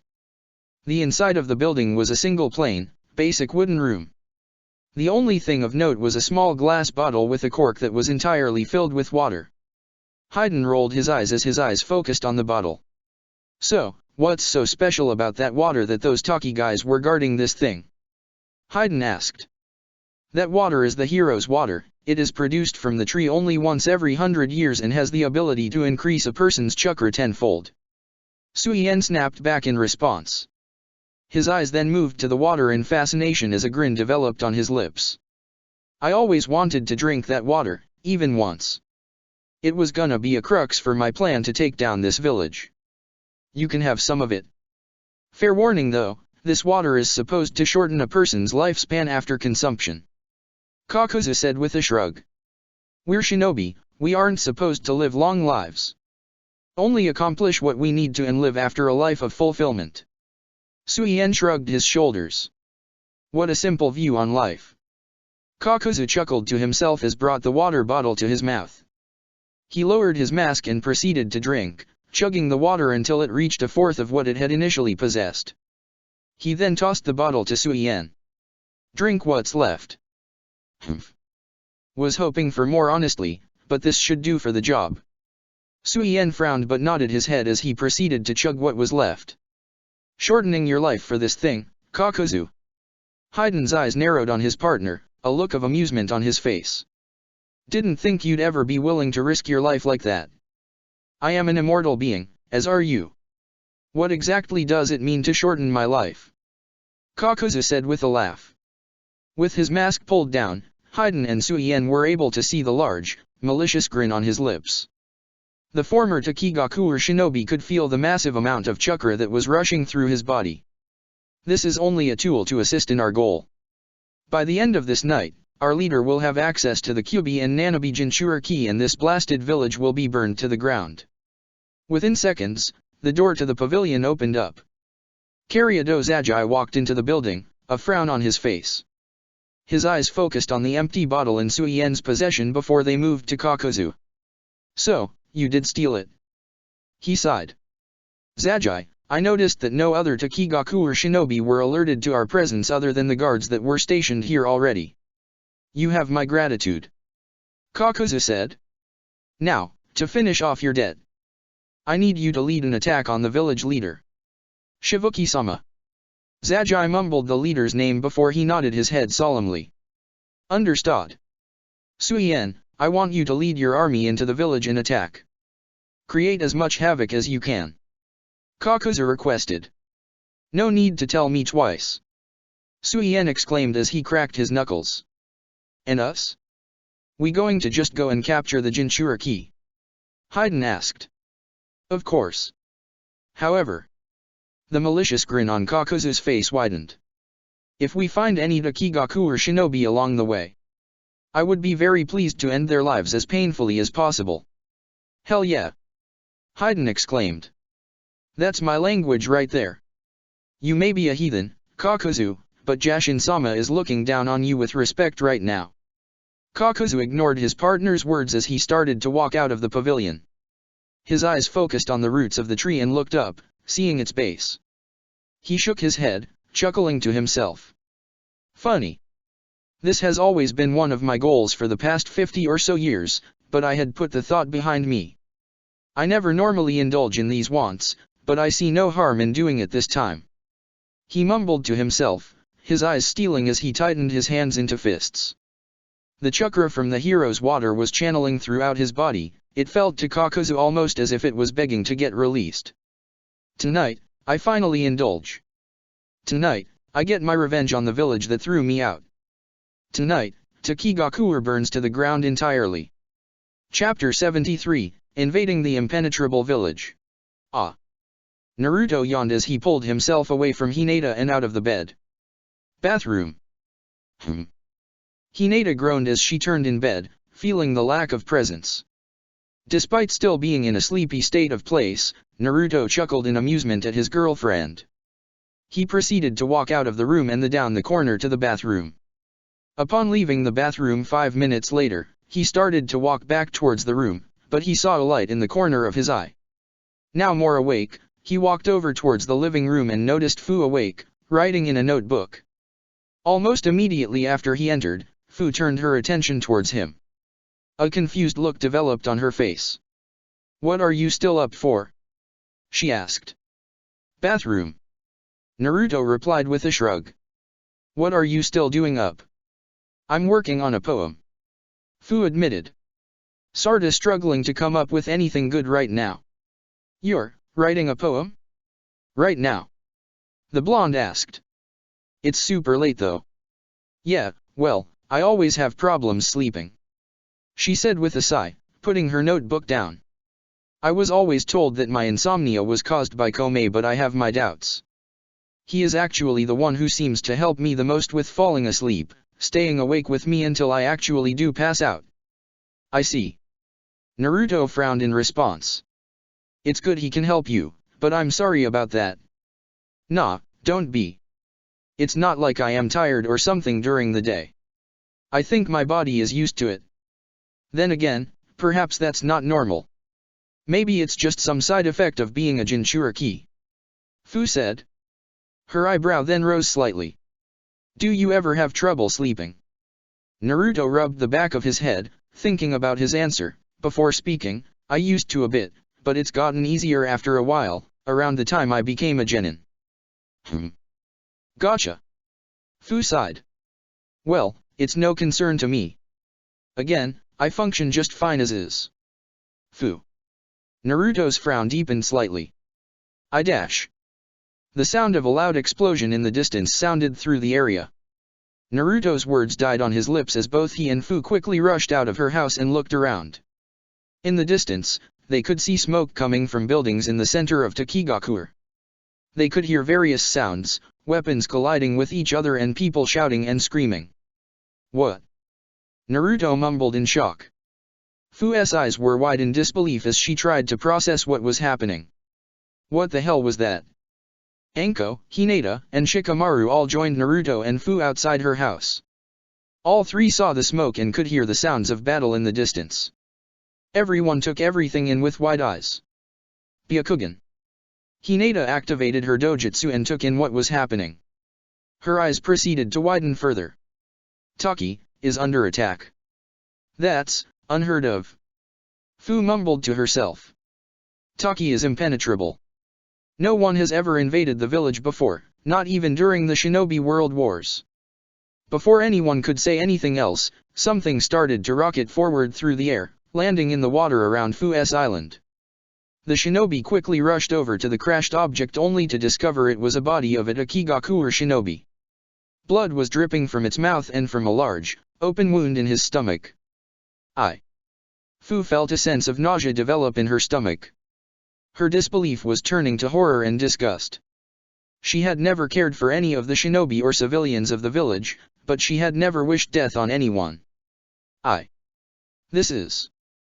guess either this is an internal attack, or this is history happening before our very eyes and Taki is getting invaded.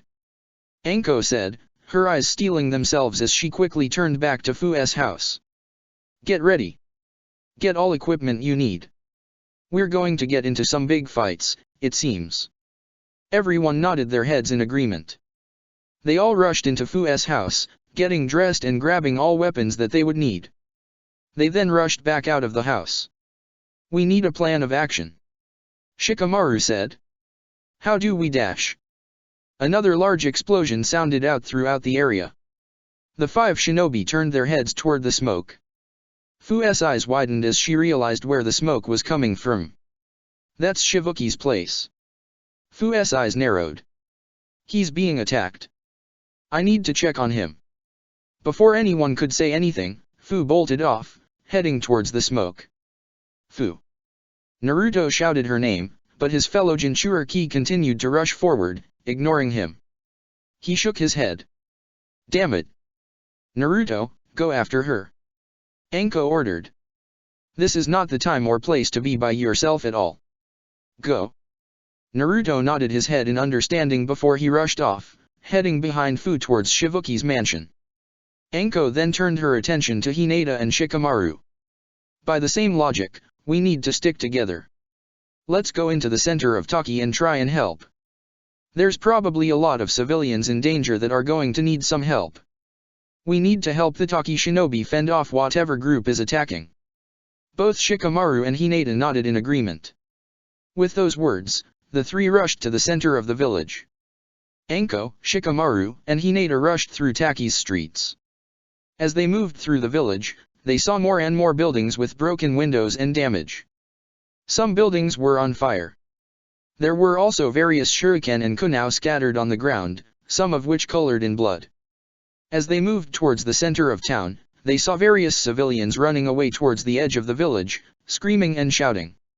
Some were being followed by Takigakuer shinobi, who were making sure they were getting out safely. When they neared the center of the village, they caught sight of shinobi fighting.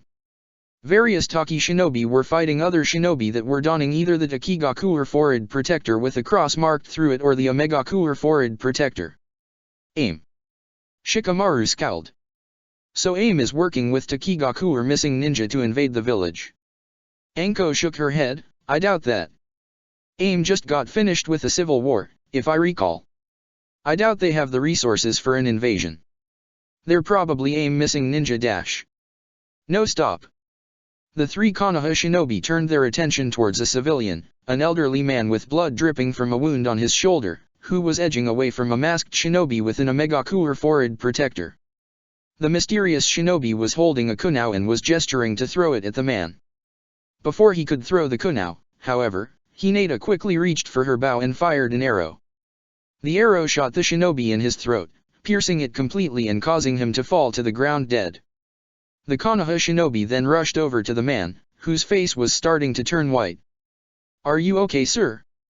Hinata questioned. I. The man was nearly close to tears. I was just about to go to sleep when I heard a loud explosion.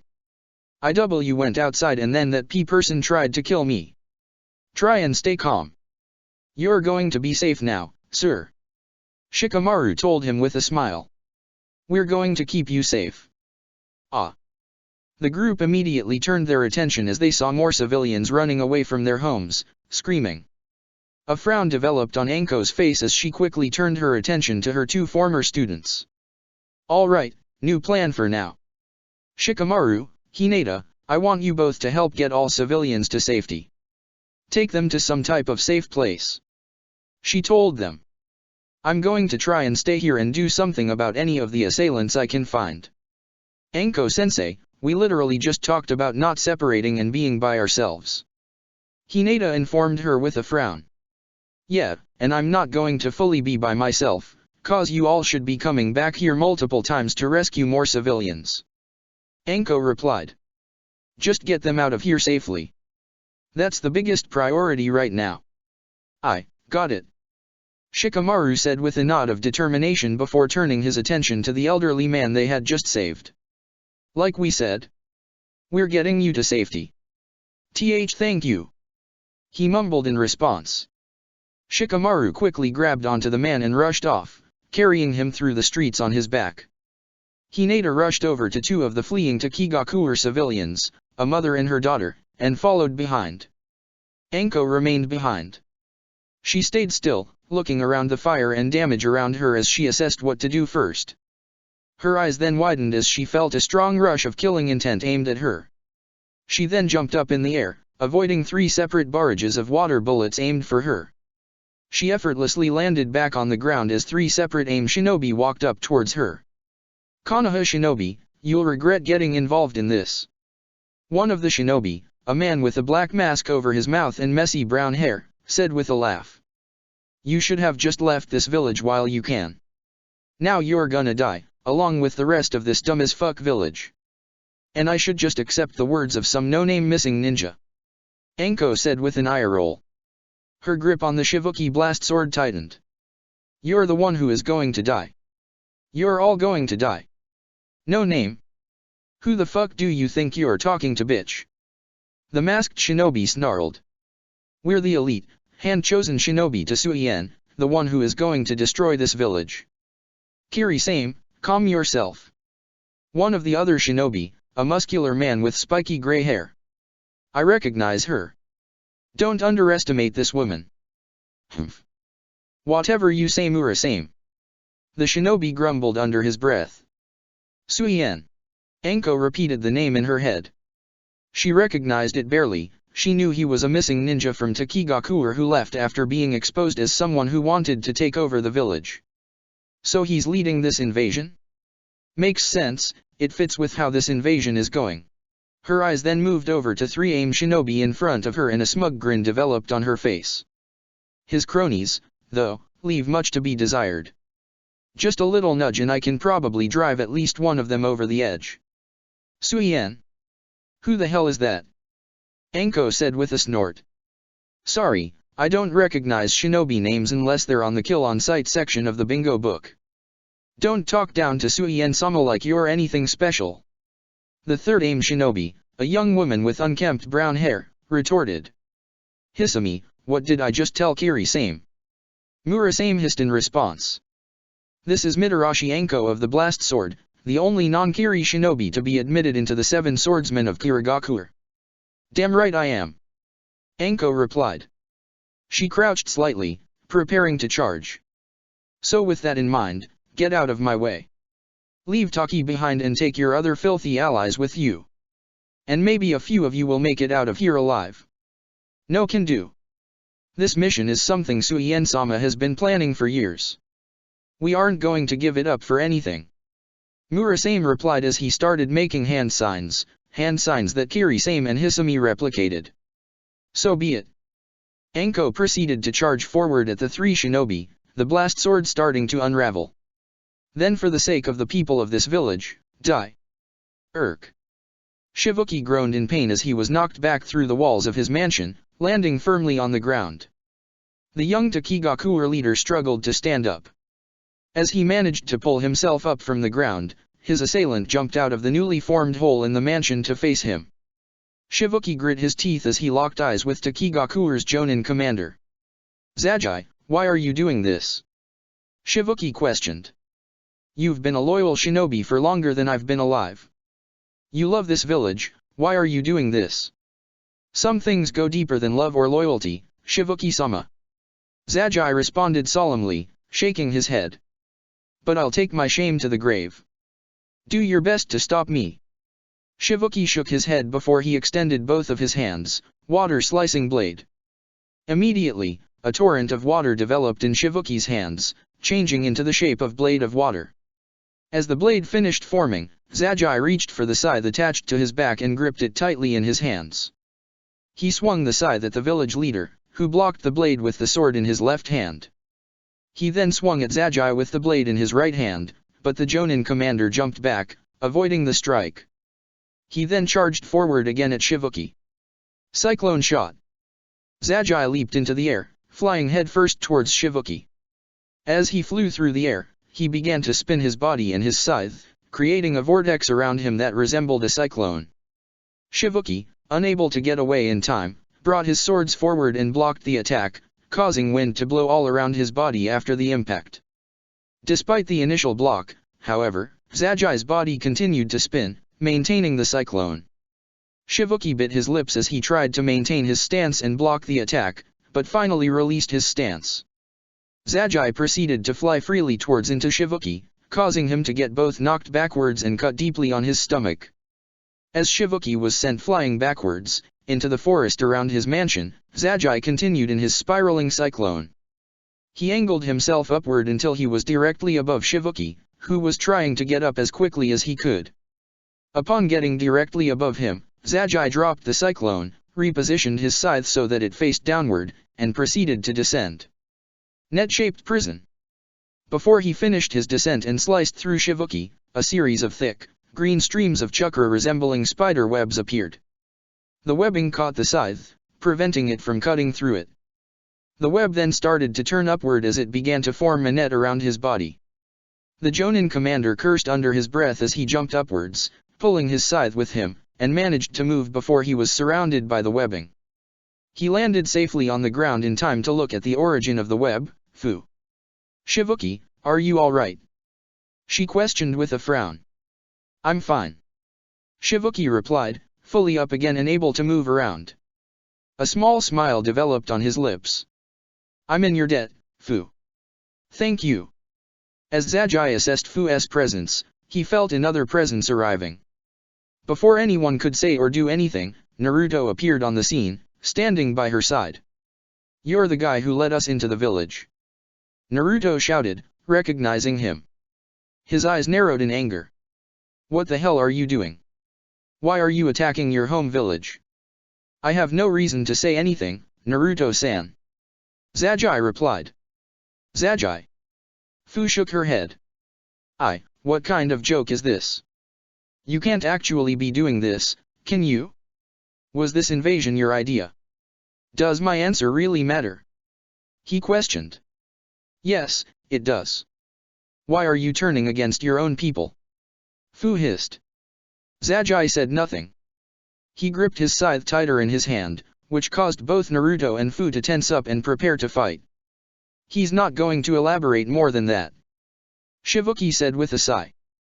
Naruto-san, Fu, if you're here to help, please don't kill him. When this violence settles down, I need him interrogated. I need to understand what's going on and why he's doing this.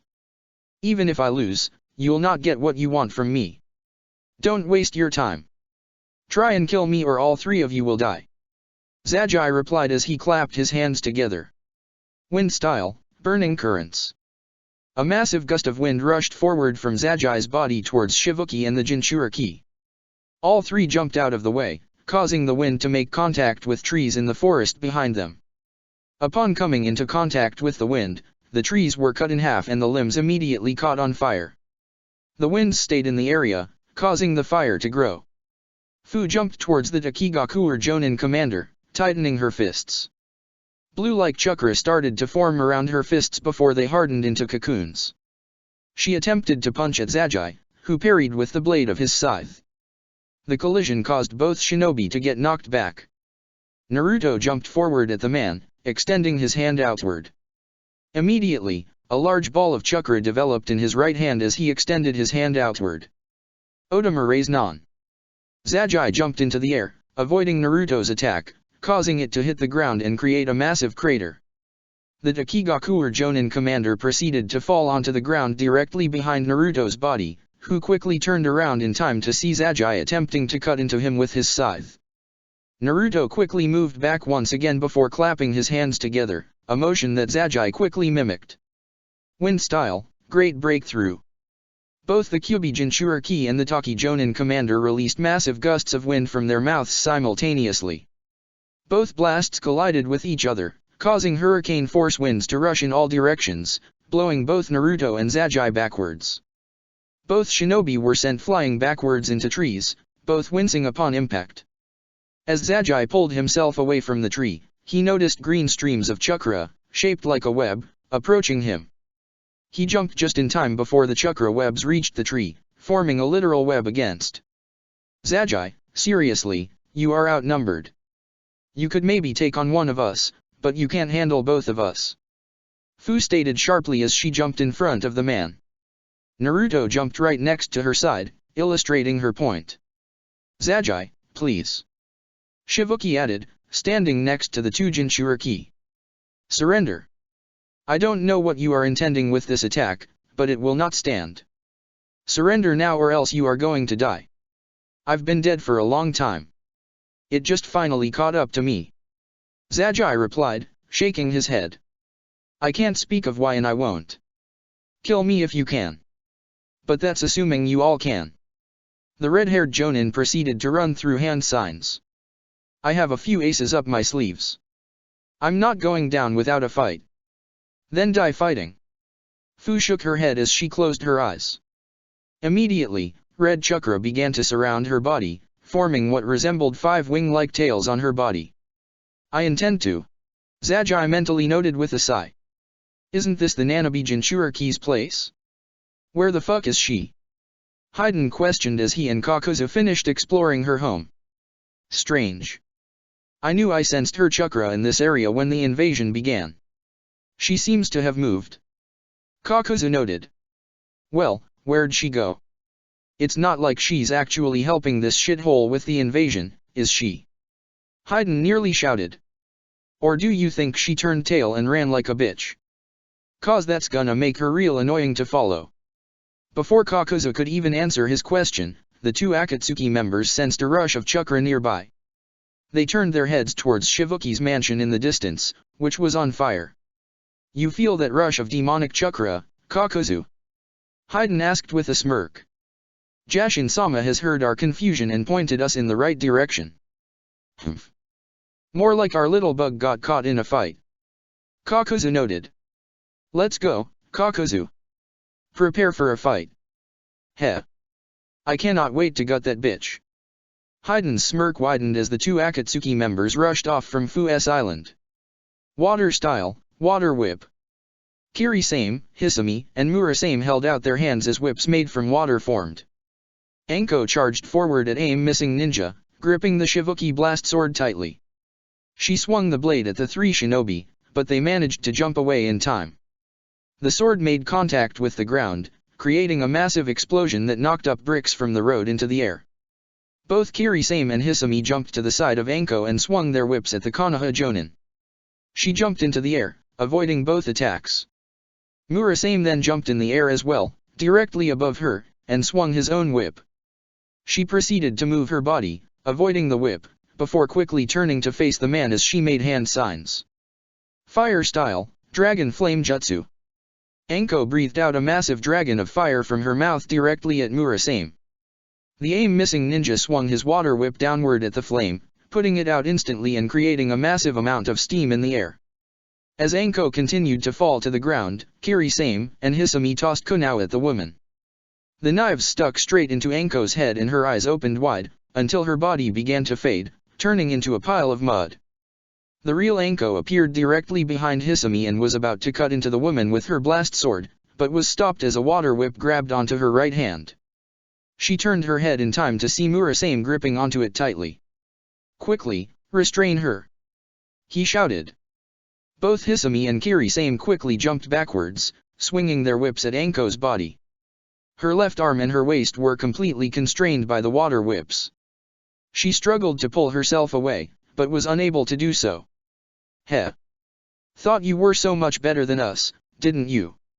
Hisame noted with a grin as she tightened her grip on her whip. Looks like you're the one that's going to end up dead here. Kirisame added. No, it's still you dumbass that are going to die. Anko hissed under her breath as she closed her eyes. Ninja art, flare aura. Visible chakra began to develop around Anko's body that resembled red flames. Within seconds, the chakra solidified into real flames. The flames came into contact with the water whips that were latched onto Anko, causing the water to evaporate, and freeing her in the process. Shit. Murasame shook his head as he started to jump backwards. Careful with her now. Hisame followed her leader's suggestion, jumping away immediately. Anko charged forward towards Kirisame before he could get away, however, and was punched in the face by a fist covered in the fire. The man was knocked backwards in pain slightly, screaming as the fire had spread to his face. He was unable to focus on anything other than those flames, causing him not to notice Anko rush up to him and raise the Shivuki blast sword, the scroll starting to unravel. Exploding blade style, eruption. Anko struck downwards with her sword into Kirasame's body, cutting him lightly down his chest, causing him to scream even louder in pain. The exploding tags proceeded to stick directly onto his body, applied directly onto the newly formed cut, and started to light up. Anko jumped away in time just as the tags detonated, creating a massive explosion directly on the missing ninja's body. Kirasame's body was blasted in half, with both halves ablaze in flames as they flew the sky until they hit the ground. Kirasame! Hisami nearly screamed before turning to face Anko. You fucking bitch! You guys can't call me for the bitch here when you all invaded Taki and were taking pleasure in killing the people here. Anko shot back as she raised her blast sword one more time, pointing it at Hisami. If anything, take that as a warning. Leave now or I will fucking burn you to shreds. Hisami shook her head, growling under her breath, before she charged forward at Anko, running through hand signs, you're going to die. Damn it Hisami, what did I tell you? Murasame shouted at her. Water style, archer fish. Fire style, widespread ruin. A large jet of water materialized in front of Hisami's body and launched itself directly at Anko. Anko, in response, brought her hands together, causing the flames that were on Kirasame's remains to come rushing forward towards the water and collide with each other. The two jutsus kept colliding against each other, trying to overpour the other. Slowly, the water began to extinguish the fires and started to come across victorious. In response, Anko ran through another series of hand signs. Fire style, flame hurricane. Large flames from Anko's body separated from her flare aura and began to rotate rapidly in a spiral pattern, as if being moved by the wind. She then brought her hands together, causing the flames to rush forward in a massive orb towards the jutsu.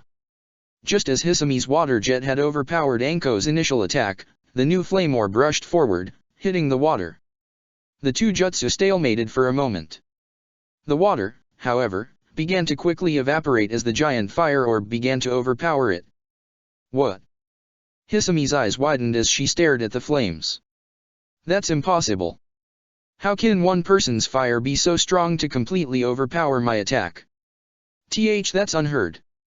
Her thought process died as Anko's fire orb completely overpowered her attack, dissipating all the water, and continued to fly forward towards Hisami. The aim-missing ninja attempted to jump away, but as she started to move, the orb began to expand to its original form, a spiral of rotating flames, and quickly made contact with Hisami, burning her skin immediately. Ah! She screamed loudly as she tried to move backwards. The winds of the fire, however, proved too strong, and the missing ninja was unable to jump away in time. The wind sucked her into the center of the flames, causing her to scream even louder as her body caught more and more on fire. Once she was at the center, the fire reshaped itself back into the orb, centralizing its flames in the center. Hisami tried to scream, but her voice was muffled within the flames. The fire of the jutsu continued to ravage her body until her screaming stopped and her body burned to ash. Idiot! Both of them were idiots. Murasame scowled, shaking his head. Underestimating arguably the best non-Uchiha fire user Konoha has ever produced. Bah! With the other two missing ninja dead, Anko quickly turned her head towards the third. Her eyebrow raised as she lifted the Shivuki blast sword up meaningfully towards the man. I'll give you the warning one last time. Leave. Or you'll end up like your compatriots. She stated sharply. Negative. I already have a contract with Suien-sama. He'd kill me if I left now. Murasame stated, shaking his head. Besides. They're idiots, but you did kill my partners. I need to avenge them. Heh. Go ahead and try. Anko proceeded to tighten her grip on the blast sword as she charged forward at Murasame. The final aim-missing ninja brought his hands together, making a singular hand sign, Heart Acceleration Jutsu. The man's eyes shot open wide for a brief second before he brought his hands together. He then quickly clapped his hands together one more time before separating them, water style, water whip. Immediately, two whips made of water formed in his air. The man proceeded to jump into the air in time to avoid Anko charging at him. He then swung his whips from above her body, causing her to dodge. She then brought her hands together as fire began to channel between her hands. Fire style, circles of inferno. Anko proceeded to form red and yellow fireballs in her hands that she proceeded to toss in Murasame's direction. The man, however, avoided the flames with ease, causing the fire to fall to the ground and create small patches of flames on the ground. Murasame quickly struck at Anko with his water whips, but she avoided both attacks. He then quickly opened his mouth, releasing a large blast of water from his mouth directly at the Konoha Jonin. She sidestepped just in time. He's moving very quick. He's either much stronger than his partners, or Anko's thoughts stopped as realization dawned on her, recalling Murasame's initial jutsu. I know that stupid heart jutsu trick you're doing. You think a temporary buff on your speed and ability to spam jutsu is going to help you? Anko taunted as she gripped onto Shivuki. You do know that has long-term problems for you if this fight lasts long. It'll help me now, yes. And unfortunately, you're the kind of person I need to kill fast, otherwise you'd overpower me eventually. Consider it a compliment. Murasame noted, gesturing backwards to swing his whips. I do. And don't worry, this will be quick. She stated sharply. I won't even let your jutsu's shortcomings be an issue. I'll kill you before that can even happen. Ah. A Takigakuer civilian, a young man around 20 years old, screamed as an aim-missing ninja picked up, clutching a kunao in his hand. Why are you doing this? Why are you people invading our village? Your village spat out Suien-sama and refused his skills as a leader. We are just following his will and getting rid of the disloyal village and the scum that live in it. The missing ninja said with a chuckle. Now. Die. The young man closed his eyes, waiting for death to come for him. Roughly 10 seconds passed before he finally opened his eyes cautiously. He was immediately dropped to the ground and his eyes widened. The aim-missing ninja was completely paralyzed. He was unable to move his body and was stuck in the same position. The only thing different about him was that his shadow was extensively longer. Fire style, Shadow Ignite Jutsu. Fire spontaneously arose from the shadow, completely encasing the missing ninja inside. The man started to scream, but was unable to move away from the flames. He was rooted inside and could do nothing but yell as his body began to burn away. The civilian quickly turned around in time to see Hinata and Shikamaru. Shikamaru was locked in a position in a hand sign, keeping the fire alive that surrounded the missing ninja. He gestured to Hinata, who walked forward and grabbed the civilian's hand. Follow us. We'll get you to safety. She told him comfortingly. It'll be okay, okay? Just try and calm down. Thank you. Thank you. The Taki civilian nearly cried as Hinata grabbed onto him and started to hurry off. Once the flames subsided and the aim-missing ninja's body was reduced to ash, Shikamaru quickly turned around and followed. At the edge of Takigakuer, in the middle of the lake, was another patch of dark blue water. Takigakuer shinobi led civilians and wounded shinobi to the water and brought them under, entering a large cave. Many active shinobi were standing guard by the cave entrance and inside the cave, keeping the civilians protected. Hinata and Shikamaru continued to rush back and forth from the civilian areas and the cave, escorting every civilian they could to safety. We're doing our part, guys. I hope everything's going alright for you all. Shikamaru mentally prayed. Wind style, Reaper's Cross. Zagi lunged forward at Naruto, Fu, and Shivuki, swinging his scythe downward in an arc pattern. The three shinobi jumped out of the way in time, which caused blades of wind to escape from the blade of Zagi's scythe, racing outwards towards them. Fu managed to fly up into the air to avoid the oncoming wind attacks, but both Naruto and Shivuki did not jump away in time. Naruto was knocked back slightly as cuts started to form in his arms, causing blood to leak. Shivuki, in contrast, was sent flying backwards into a nearby tree hard, coughing up blood as a cut went down his stomach. Time to say goodbye. Zagi shouted as he jumped forward directly in front of Naruto's body, wind style, Caress of Death. Zagi quickly flipped his scythe, causing the non-blade end to point towards Naruto's body, revealing a small hole. The small started to glow a white color. The Uzumaki's eyes widened as he jumped into the air, just in time to avoid a barrage of air-like bullets that rocketed from the scythe's end. The bullets continued to fly through the air towards trees in the background. The first few create clean, perfect holes that pierced the trees, while the last set of wind bullets caused the trees to explode, scattering bark on the battlefield. What the hell? What kind of jutsu is that? Naruto questioned. Naruto, use my chakra for this guy. Whatever attack that was looked lethal. Kurama warned. The Uzumaki nodded his head in agreement as he started to channel the Kyuubi's chakra. Red chakra began to surround his body, creating 3 tails of chakra. He breathed in, taking in the chakra, as his appearance began to grow more feral. Both Naruto and Fu charged forward at Zagi. The man quickly jumped into the air, barely avoiding both of their punches. Fu then flew into the air, directly at him, attempting to punch him again. Zagi swung his scythe downward at her, parrying her fist with his blade. The force of the collision pushed him further into the air. He then quickly faced downward as his body began to spin. Cyclone shot. The Takigakuer Jonin commander rushed downwards, his body and scythe spinning rapidly and forming a vortex around himself. His body rushed directly into Fu's, sending her flying straight into the ground. Zagi's cyclone continued to move forward into her body in the ground, causing cuts to appear on her skin and the ground around her to start getting torn apart. Gritting her teeth, Fu pushed back with all her might, flapping her wing-like tails forward. The movement forced Zagi backwards, disrupting his jutsu and sending him flying again. Now airborne, Zagi quickly flipped his scythe backwards again and channeled his chakra through it. Shibuki quickly rushed over to Fu's side, running through hand signs. Water Wall Jutsu. Wind Style, Caress of Death. Shibuki quickly formed a large, durable wall of water between Zagi and himself and Fu. Simultaneously, Zagi released another barrage of air bullets from the end of his scythe.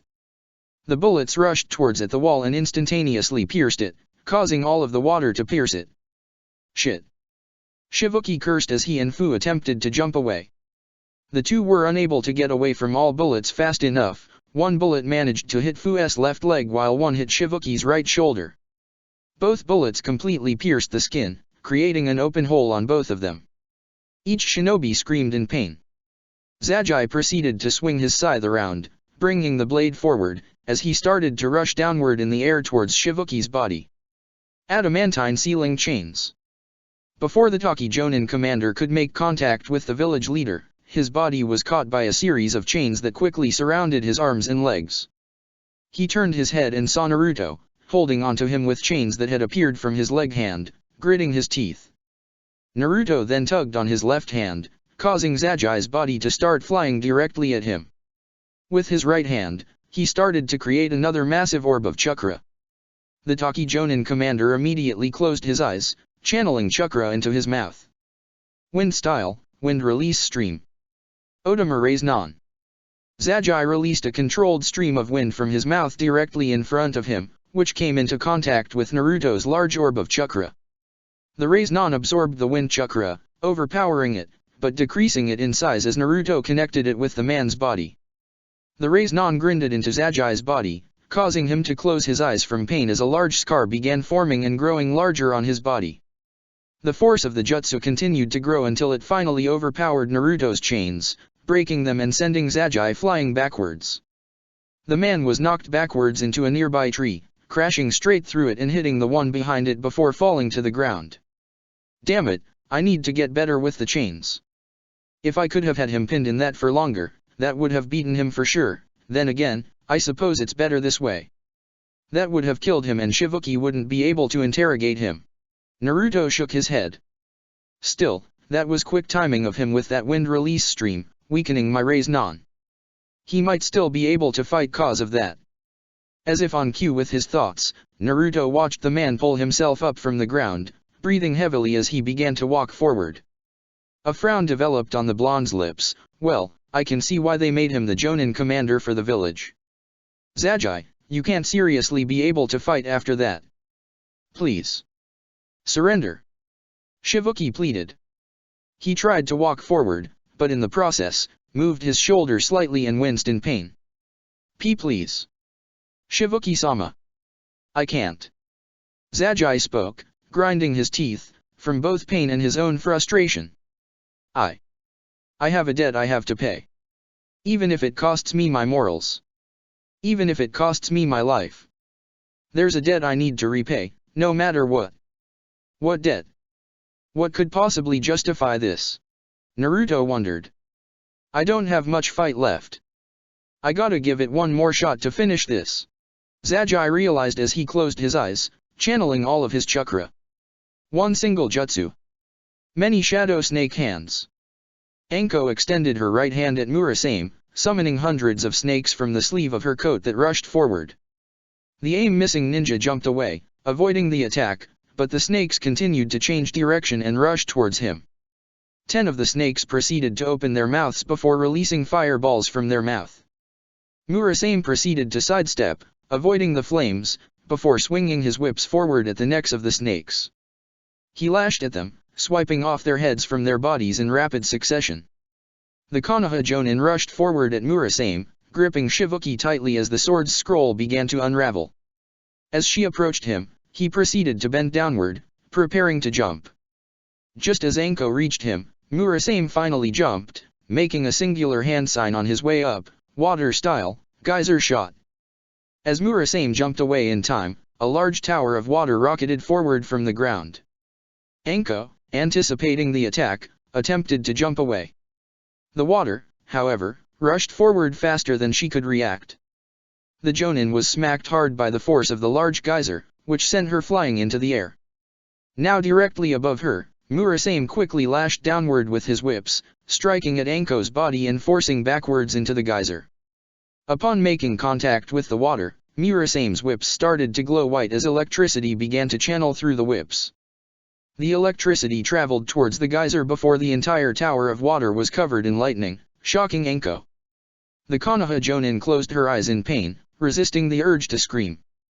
Instead, she quickly made a hand sign, causing the Shivuki Blast Sword's scroll to unravel and form a circle around her. Explosive blade style, explosion barrier. Instantly, the scrolls detonated, creating an explosive ring around her. The force of the explosion pushed the water and its electricity away from her and evaporating it. A few seconds passed by before the explosion cleared and Anko stood plainly on the ground, breathing heavily. The fire from her flame aura was still completely surrounding her body. Murasame landed back on the ground, looking at the Jonin in amazement. That combo, with the added effects of my heart acceleration jutsu. I should have killed her. I have never seen that jutsu fail. Ugh. Anko hissed in pain as she shook her head. She took in a deep breath before she started to walk forward, gripping the blast sword. That was a pretty ruthless combo. Gotta admit that. I am amazed you're still fighting. Murasame admitted. A small chuckle escaped the man's lips as he shook his head. You are easily the strongest opponent I have faced. Win or lose, it is an honor to have battled you, Mitarashi Anko. Murasame proceeded to crouch downward, gripping his water whips tightly, about to charge at her. Anko stood still, watching him carefully, preparing for his next attack. Water gun jutsu. Both Anko and Murasame turned their heads at the sound of two objects racing through the air. Anko jumped away in time, avoiding a small droplet of water that continued to rush forward into a nearby house, causing it to collapse instantly. The second droplet of water rushed through the air towards Murasame. The aim-missing ninja stood still, seemingly unaware that the bullet was heading directly for him. Realization dawned on him, however, but it was too late. Just as he was starting to move away, the bullet connected with his neck, blowing right through it. Irk. Murasame gasped as blood started to pour out of the hole. He fell to his knees and began choking on blood as well. He started to look around him. SS Suien. Ah, so that's how the technique worked. A new voice spoke. Anko turned her head to see Suien approaching the two. The man was staring intently at his right index finger, which appeared to be covered in water. You know, Murasame, that technique is supposedly a unique technique of the Hojiki clan. Allegedly their hydration Kekii Genkai was the only known way to create the appropriate, compressed liquid needed for the jutsu. However, I've always been interested in the jutsu after hearing stories of the Nidame Mizukage, and after drinking the hero's water, I wanted to see if it would be possible with the amount of chakra it gives. Murasame attempted to speak to Suyen, but only choked up more blood. After a few seconds of trying, he finally fell flat on his chest, dead. What? Anko shook her head before turning to face Suyen with a scowl. He was your subordinate. Why did you kill him like that? I have been watching you fight those three for a while. It was disappointing watching you kill Hisami and Kirisame so fast. Murasame, while faring better, was also a disappointment. But the more I watched, the more intrigued I got with you. Suyen noted with a grin. You'll be the perfect way to test out the extent of my new skills. I'll get to see how much energy it'll take me to kill you. Sick bastard. Anko growled as she gripped the Shivuki blast sword tightly. Don't act like you cared about Murasame's life. Suyen snorted. Didn't you spend the entire time taunting him? Didn't you plan on killing him just like his other partners? Yes, but I'm also not working with him. His goals were against mine. His goals were your goals. You had no reason to kill him other than sadism. The Konoha Jonin snarled as she got into position to strike. You're nothing but scum and I intend on drowning you in so much fire you'll welcome the flames of hell as an alternative. Your invasion dies with you. I've been planning this invasion for years, now. It's already working. The Taki missing ninja laughed loudly as he held out his right hand. Immediately, a sword of water formed in his hand and he gripped it tightly. Taki dies tonight. All villagers here die tonight. And you die now. With nothing left to say, both shinobi jumped forward at each other. This ends now. This is over. Zajai shouted as he flipped his scythe backwards again, pointing the hole at the end of it towards the sky. You three will never walk this earth again. The Takigakuer Jonin commander proceeded to toss his scythe into the air and clapped his hands together, running through 5 hand signs, welcome to the hornet's nest. Wind style, raining chakra cataclysm. The scythe proceeded to glow a light blue color before cracks began to form throughout it. Within seconds, the scythe broke apart, releasing a large amount of chakra that merged together, forming a centralized large ball. Shikamaru-kun, look. Hinata gasped. Both Hinata and Shikamaru stood at the entrance to a cave in the corner of Takigakuer, a cave that was being used as a shelter for Taki civilians and injured shinobi. The two were about to rush back into the village streets when they noticed a large orb of chakra in the sky. That's... Shikamaru frowned, looking over at Hinata. Naruto is over there, isn't he? I can see him there. Hinata said, frowning as well. I can see both he and Fusan are using their Biju's chakra too. And dash. The Hyuga stopped speaking for a second as she noticed 2 new, large chakra presences in that direction. Both presences were exponentially high and were rushing towards the battlefield. Her frown vanished and a determined look developed on her face. Shikamaru-kun, they're going to need backup. I can see some more chakra sources going that way. Hinata stated. Got it. Shikamaru nodded his head before quickly rushing over that way. The 2 Konoha Jonin rushed over, towards the giant orb of chakra in the sky. The 2 new chakra sources were at the edge of Hinata's vision, enough that she could make out their general appearances. She noticed the red clouds of the Akatsuki robes, which caused her eyes to harden. Shikamaru-kun, it's Akatsuki. She noted. Shit. The Nara shook his head, scowling. We need to get there fast. Naruto-kun, Fusan, be ready for this. The Hyuga mentally prayed as her eyes narrowed further. Akatsuki, prepare to die tonight. The 2 shinobi increased their pace as they moved faster towards the battlefield. What is that? Naruto questioned, his eyes narrowing on it. Is that thing dash? Naruto, move. Shivuki shouted. On cue with Shivuki's warning, small beams of chakra began to escape the large chakra orb in the sky, rocketing downwards towards the sky. Naruto, and Shivuki quickly jumped out of the way, avoiding the first blasts. The beams collided with the ground, creating more explosions, scattering dust. The scattered debris from the explosion caused Shivuki to lose his footing, forcing him to the ground. He winced in pain from the impact as he tried to pull himself off the ground. The hole in his shoulder, however, made it hard for him to stand up fully. More beams continued to rush from the orb, aiming for the three shinobi. Fu quickly shook her head as she rushed over to Shivuki's body, picking up the Takigakuer village leader and jumping away in time before he got struck.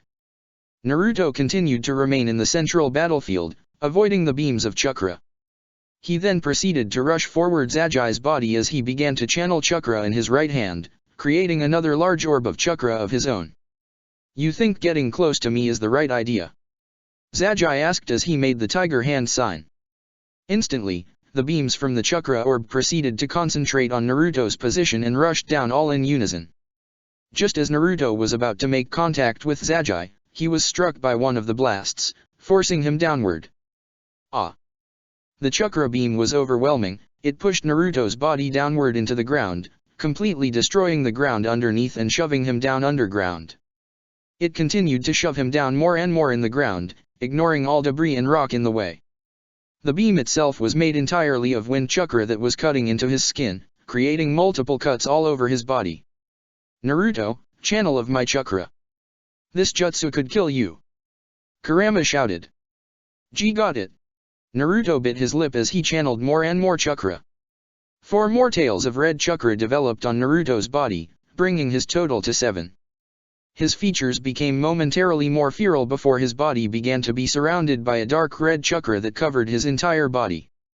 A determined scowl developed on his lips as he tried his hardest to push back against the beam of chakra. "It's the first time in a while you've entered version 2 in a long time. Are you okay? Are you still in control, Naruto, or am I going to have to fight him?" the Kyuubi asked. "No, I'm in control still." Naruto thought back.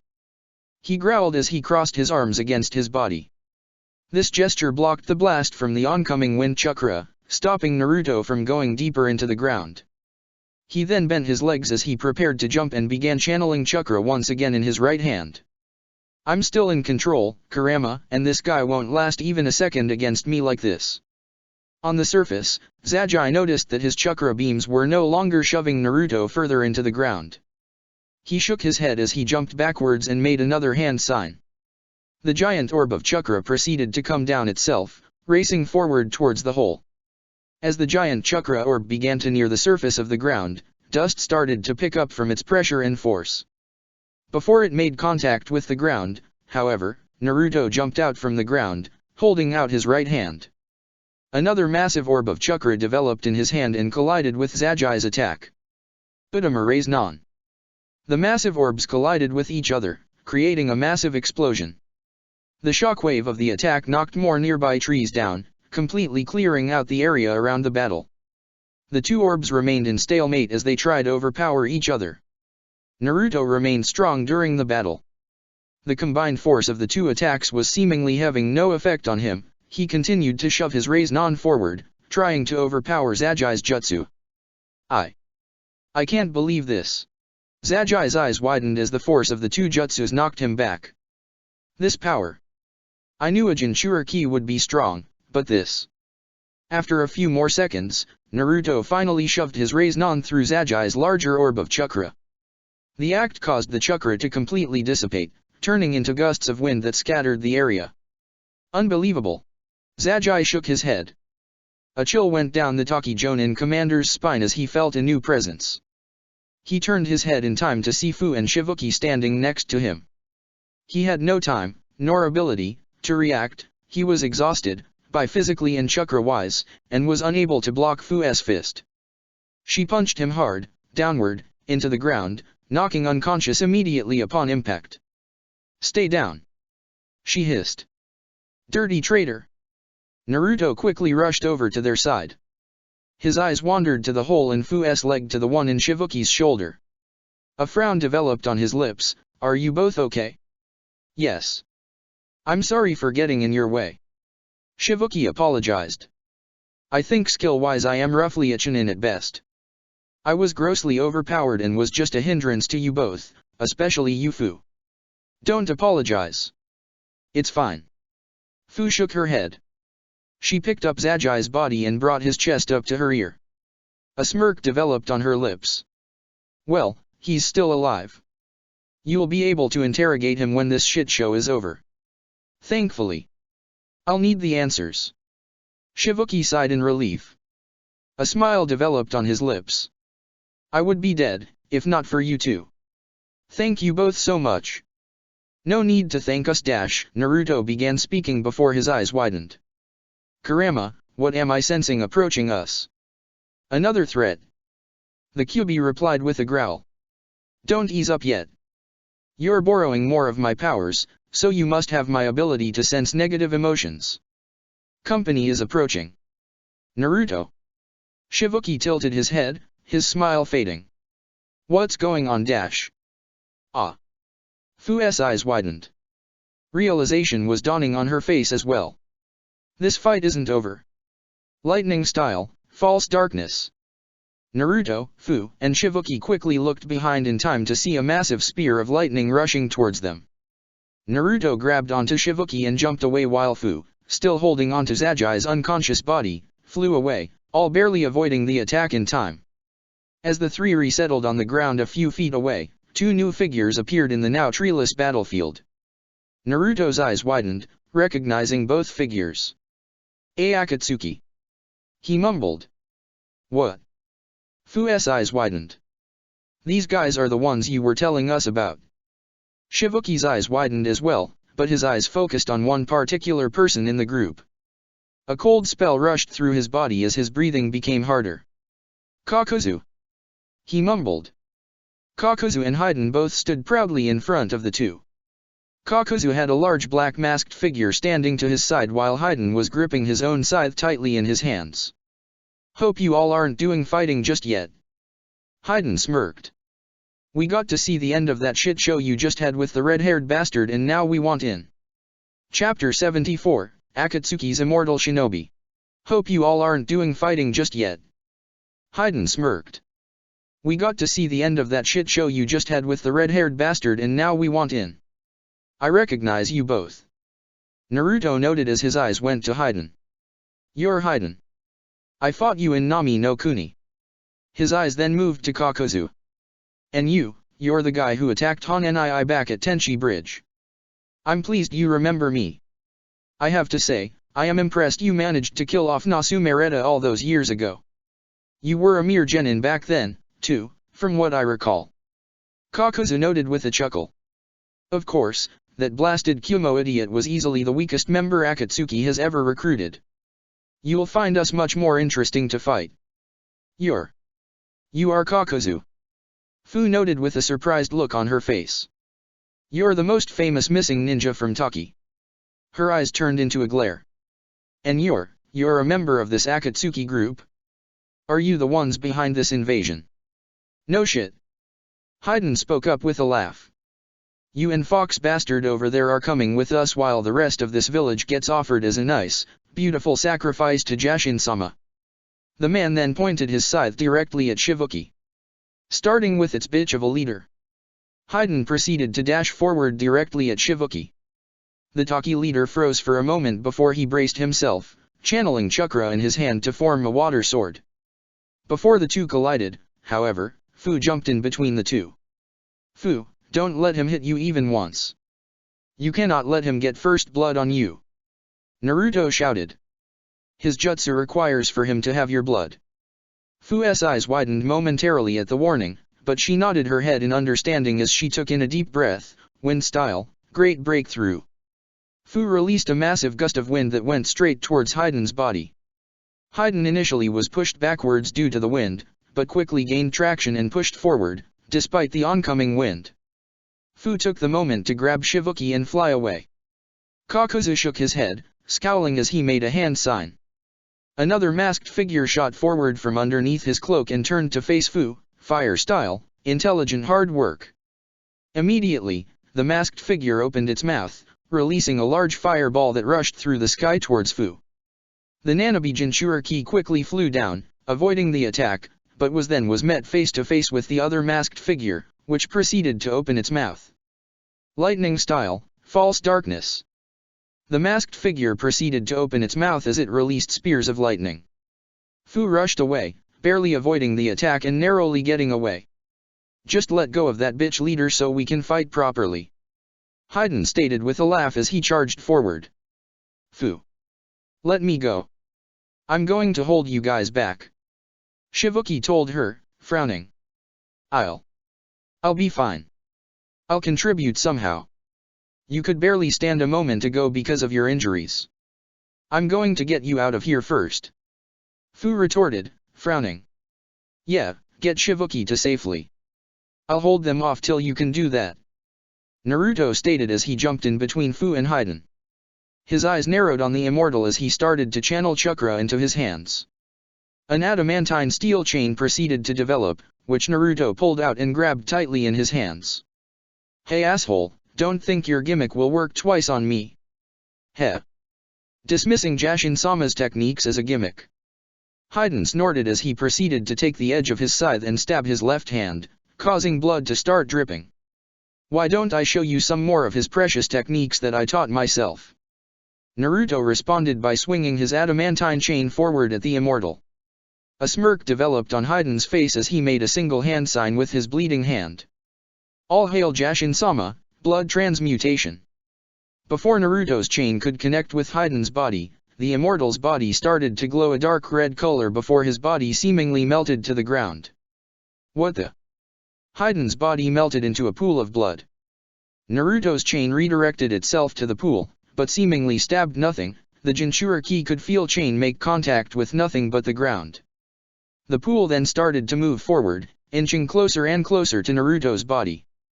The Uzumaki immediately jumped backwards to avoid the blood pool, but quickly turned around as he felt another presence, coming face to face with a new masked creature of Kakuzu's. Wind style, pressure damage. The masked figure released a large mass of concentrated chakra from its mouth directly towards Naruto. The Uzumaki was forced to jump to the side, away from the blast, which continued to go forward more until it one of the remaining trees in the battleground, completely tearing it apart with tornado-like winds. The pool of blood continued to move forward towards Naruto. As Naruto jumped away from Kakuzu's attack, his body briefly fluttered directly above the pool. Immediately, the blood rose up and took shape again, forming into the image of Haiden. The immortal was now positioned directly under Naruto and swung his scythe at him. Naruto quickly used his claws to parry the attack, but the force knocked him further up into the air. Kakuzu's masks then proceeded to fly into the air, forming a triangular pattern around Naruto's body. Each of them opened their masks, as they began to charge their own jutsus. Fire style, intelligent hard work. Wind style, pressure damage. Lightning style, false darkness. The three elemental masks released their elemental jutsus in unison, causing a large fireball, a mass of air, and a lightning spear to rush through the air towards Naruto's floating body. Before he could react, however, Fu flew right up to him and grabbed onto his shoulders. More of Kome's chakra started to leak out of her body, adding a sixth wing-like tail. The chakra began to surround the two of them, forming a large, green cocoon in the sky. The cocoon solidified before the jutsus could connect.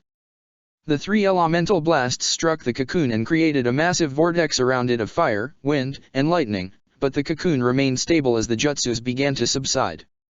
Damn, these two have a lot synergy. Naruto hissed before turning to Fu and smiling. Thanks for the quick shelter, by the way. That could have really done some shit to me. Don't worry about it. Fu replied with a sigh. She looked as if she was about to continue speaking, but she was cut off at the sound of voices. Okay, I think Zetsu gave us notes about that jutsu. It has a weak spot for a precise, blade-like strike at the right angle.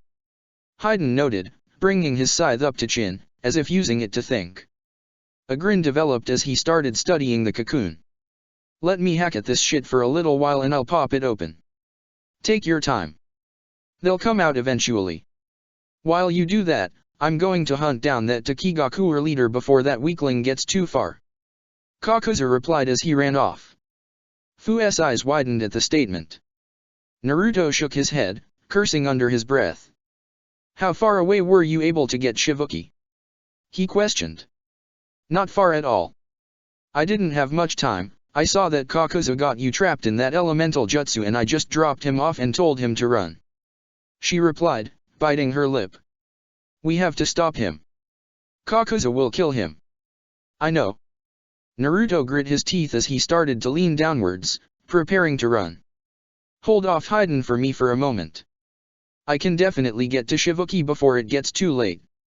Fu nodded her head in understanding. She proceeded to channel chakra into the cocoon. A small hole developed in the top. She then turned her head to Naruto, nodding her head. The Uzumaki proceeded to jump up through the cocoon and then immediately ran off in the direction of Kakuzu. Hey!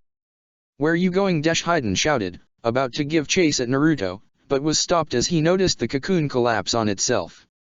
Fu proceeded to land peacefully on the ground, gripping her hands into fists. Haiden proceeded to turn his attention to her and grinned. Kakuzu can handle him. Hey bug bitch, you ready for some fun? I'm going to enjoy killing you. Fu gritted her teeth.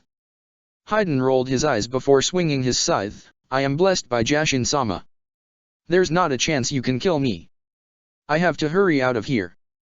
I'm just a hindrance to Naruto and Fu in this fight. Shivuki thought to himself. The Takigakuer leader was rushing through the forest, trying to move as fast as he could away from the battleground. He stumbled every now and then from the pain related to his injuries from the fight with Zagi, but he was making progress. He was finally back into the trees and was finally starting to make progress. As he continued to move forward, he felt an oncoming chakra presence. He turned his head in time to see a fireball approaching him. His eyes widened as he jumped away just in time as the fireball made contact with a tree, causing it to catch on fire. His eyes then noticed Kakuzu approaching the area with one of his masked figures rushing forward and opening its mouth. Wind style, pressure damage. The masked figure released a mass of wind that rushed through the air towards the tree that had caught on fire. Shivuki quickly ducked his head, predicting the reaction. The wind made contact with the flames, causing the fire to spread and expand, creating a firestorm that caught on to nearly every tree in the surrounding area. Just as Shivuki lifted his head up, Kakuzu arrived at his position, directly in front of him. The Takigakuer leader's eyes narrowed as he channeled chakra into his hand, creating a sword of water. He attempted to swing his blade down at Kakuzu's chest, but the missing ninja caught the blade with his bare right hand. He squeezed tightly with it, causing the water to fall apart, and then punched forward with his left hand. Shivuki attempted to use his left hand to block the attack, but Kakuzu's punch was strong enough to bypass the guard. Shivuki was knocked over, falling to the ground. I can't believe it. Kakuzu noted with a chuckle. I knew that Takigakuer's leadership was chosen by birthright and not by skill, but I cannot believe that this policy managed to create such a weak leader. The Akatsuki member proceeded to walk forward towards Shivuki, who was trying to pull himself off the ground. He grabbed him by the neck, bringing him face to face. He tightened his grip on his neck, causing Shivuki to gasp for air and start choking. Another chuckle escaped from Kakuzu's lips. Takigakuer doesn't even deserve its status as a minor village. It has a single Jinchuriki, which we will take from it when this mission is over. It betrayed its only S-ranked missing ninja, and its leader is nothing more than a mere genin, potentially a chunin at best. He stated. How pathetic. WWE didn't betray you. Shivuki managed to stutter out. Despite the grip on his throat, the young leader managed to speak those words with a glare on his face. Why you be betrayed us? The chuckling stopped. Kakuzu began to scowl as he quickly let go Shivuki's neck. Before the Taki leader could react, the missing ninja proceeded to punch him downward, causing the boy to fall to the ground. Kakuzu then stepped on his back, digging his foot into his back. This village sent me on what was no more than a suicide mission. Fighting the Shodai Hokage, back in the era of his prime, are you fucking kidding me? And then imprisoned me when I failed that mission and returned with my life, something very few shinobi that have fought Senju Hashirama have been able to say? And you're saying that your village didn't betray me? Are you fucking kidding me? Kakuzu shouted, digging his foot further into the boy's back. Shivuki screamed, the sheer amount of pressure on him was becoming unbearable. You spoiled, pathetic, weak brat. You know nothing of your precious village's past. Fucking garbage. Kakuzu growled. Kids like you, who were born into power and wealth, have no appreciation for the true nature of this world. You were given a blessed hand in life and it's about time that reality caught up to you. Die dash. Before Kakuzu could continue his assault on Shivuki, the ground directly behind him started to rupture. The Akatsuki member turned his head around in time to see Naruto jumping out of a hole, a large orb of chakra in his right hand. He then proceeded to extend it forward. Otama raised Nan. Kakuzu did not seem fazed. He made a single hand sign as Naruto's attack connected with his body, earth style, iron skin. Just as the raised Nan connected, Kakuzu's skin darkened in color. The raised Nan was shoved onto his body and dust around them started to scatter as the jutsu's force wreaked havoc on the area.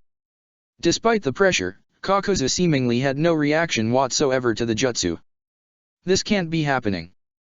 I have never seen someone take the raised Nan like that. How? Naruto questioned, his eyes widening.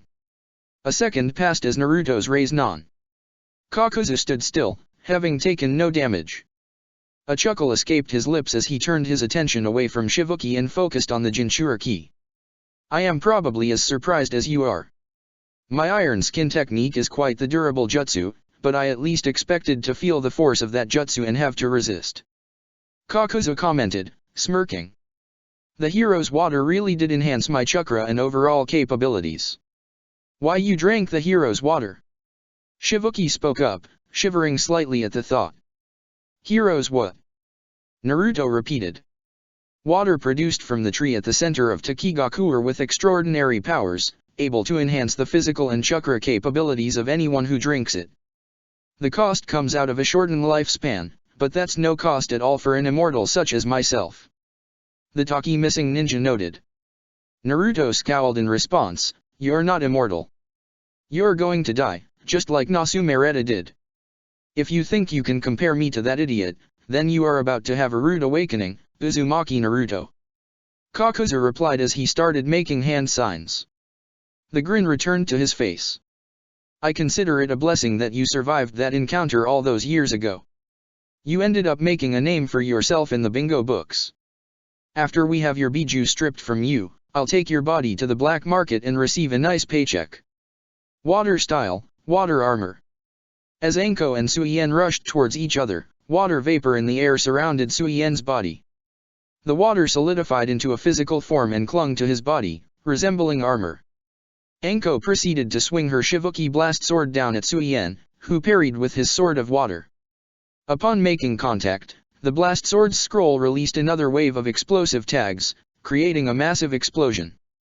Anko jumped back, but Suien made no attempt to jump away.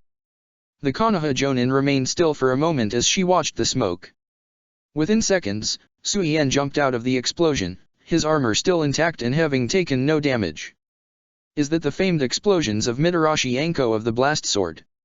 Suien taunted, raising his water sword. You're gonna have to try harder than to kill me.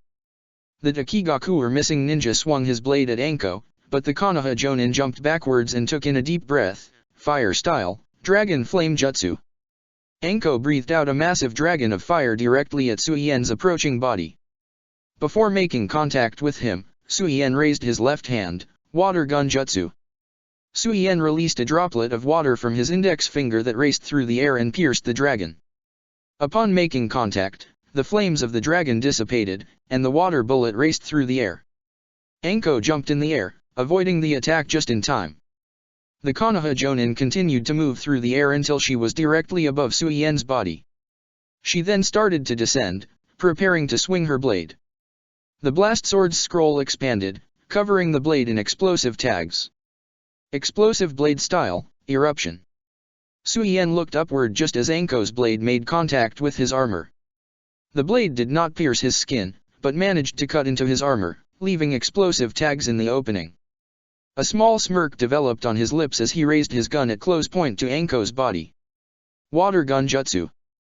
Anko began to jump away, in preparation for her own jutsu, but was unable to fully get away from Suien's jutsu. The water droplet rushed from his index finger straight and made contact with her right shoulder, piercing it completely. Her eyes widened as they reached for the shoulder, blood starting to pour out of the wound. She hissed in pain. Before Suien could attack again, the explosive tags on his armor detonated. The man growled in pain as the water armor on his body began to fall off, evaporating into the air. Some of his shirt was blown off as well, exposing his torso, which had now been burned. "Bitch," he hissed as he shook his head. "But I think your wound is more severe than mine. Like I give a shit. You're dying today." Anko shouted as she charged forward at him again. Secret ninjutsu, scaled sneak jutsu. Fu took in a deep breath before breathing out a fine, white powder out of her mouth. The powder moved through the air quickly, completely covering the battlefield and reflecting light throughout it. Haydn immediately closed his eyes, blinded. "Ugh! How dare you! Only Jashin-sama has the right to blind my eyes!" Haydn shouted. Despite having his eyes closed, he continued to charge forward at her. Fu flew into the air and landed directly behind him. She raised her fists, coating them in a fine, thread-like material that resembled cocoons, and attempted to punch Haydn, but the man quickly turned around in time and parried with his scythe. The scythe's blade was unable to pierce her skin, so he quickly swung again at another angle. Fu parried his blade with her other fist before jumping backwards. Haydn quickly charged again at her, causing her to fly up in the air. She proceeded to fly directly above him and began to rotate her body, flying downwards at a rapid pace. Takigaku or Hurricane. Fu-S proceeded to fly straight into Haydn. The Akatsuki member could not react in time and was punched downward. Fu hit him with enough force that when his head hit the ground cracked, causing his head to become stuck. "Bitch!" he growled as he pulled his head out of the ground. The Nanabe Jinchuriki rushed over to him before he could fully recover and delivered another punch to his stomach. Haydn choked up blood in response. Fu then rushed to deliver another punch to his face, but the man responded by spitting out his own blood. Fu sidestepped away, but Haydn's blood still managed to make contact with her right arm as she was getting away. "All hail Jashin-sama, holy blood!" Immediately, Haydn's blood on Fu-S arm started to glow a white color. Immediately, a burning sensation developed on Fu-S arm. Her eyes widened as pain started to radiate on her arm and spread throughout her body. The pain was becoming overwhelming. The kunoichi fell to her knees from it. A twisted smirk developed on Haydn's face when he heard the thud and began to rush towards her. "Fu, channel more of my chakra. Get rid of that!" Komei shouted internally. Fu began channeling more chakra, causing a seventh wing-like tail to develop. She took in a deep breath as she concentrated her chakra onto her arm. The blood on her arm started to evaporate. As it disappeared, the burning sensation started to fade. Fu quickly pulled herself off and jumped into the air again, avoiding another slash from Haydn's scythe. "Goddamn, you're so jumpy. Can you stand still?" Haydn hissed in response. "And let you kill me? Hell no." Fu responded with a glare. "What the hell was up with your blood? How did it do that?"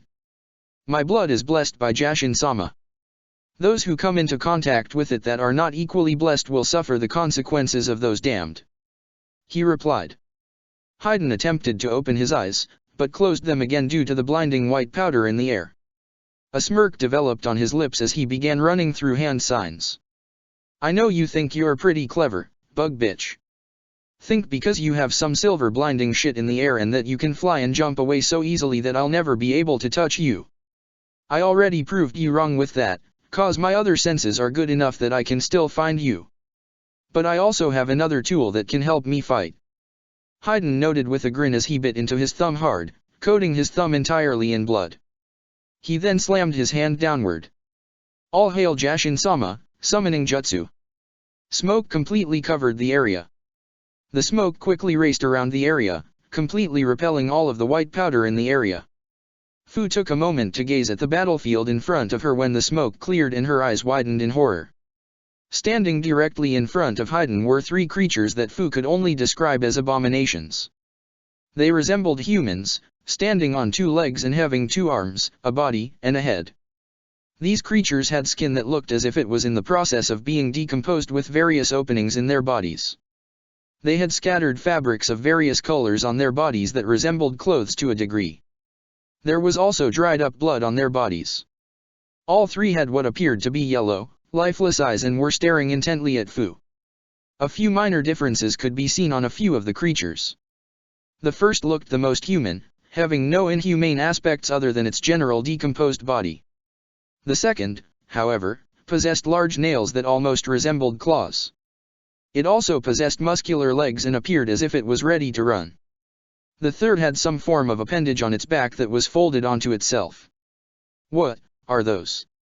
Fu spoke aloud. These, here, are sacrifices to Jashin-sama.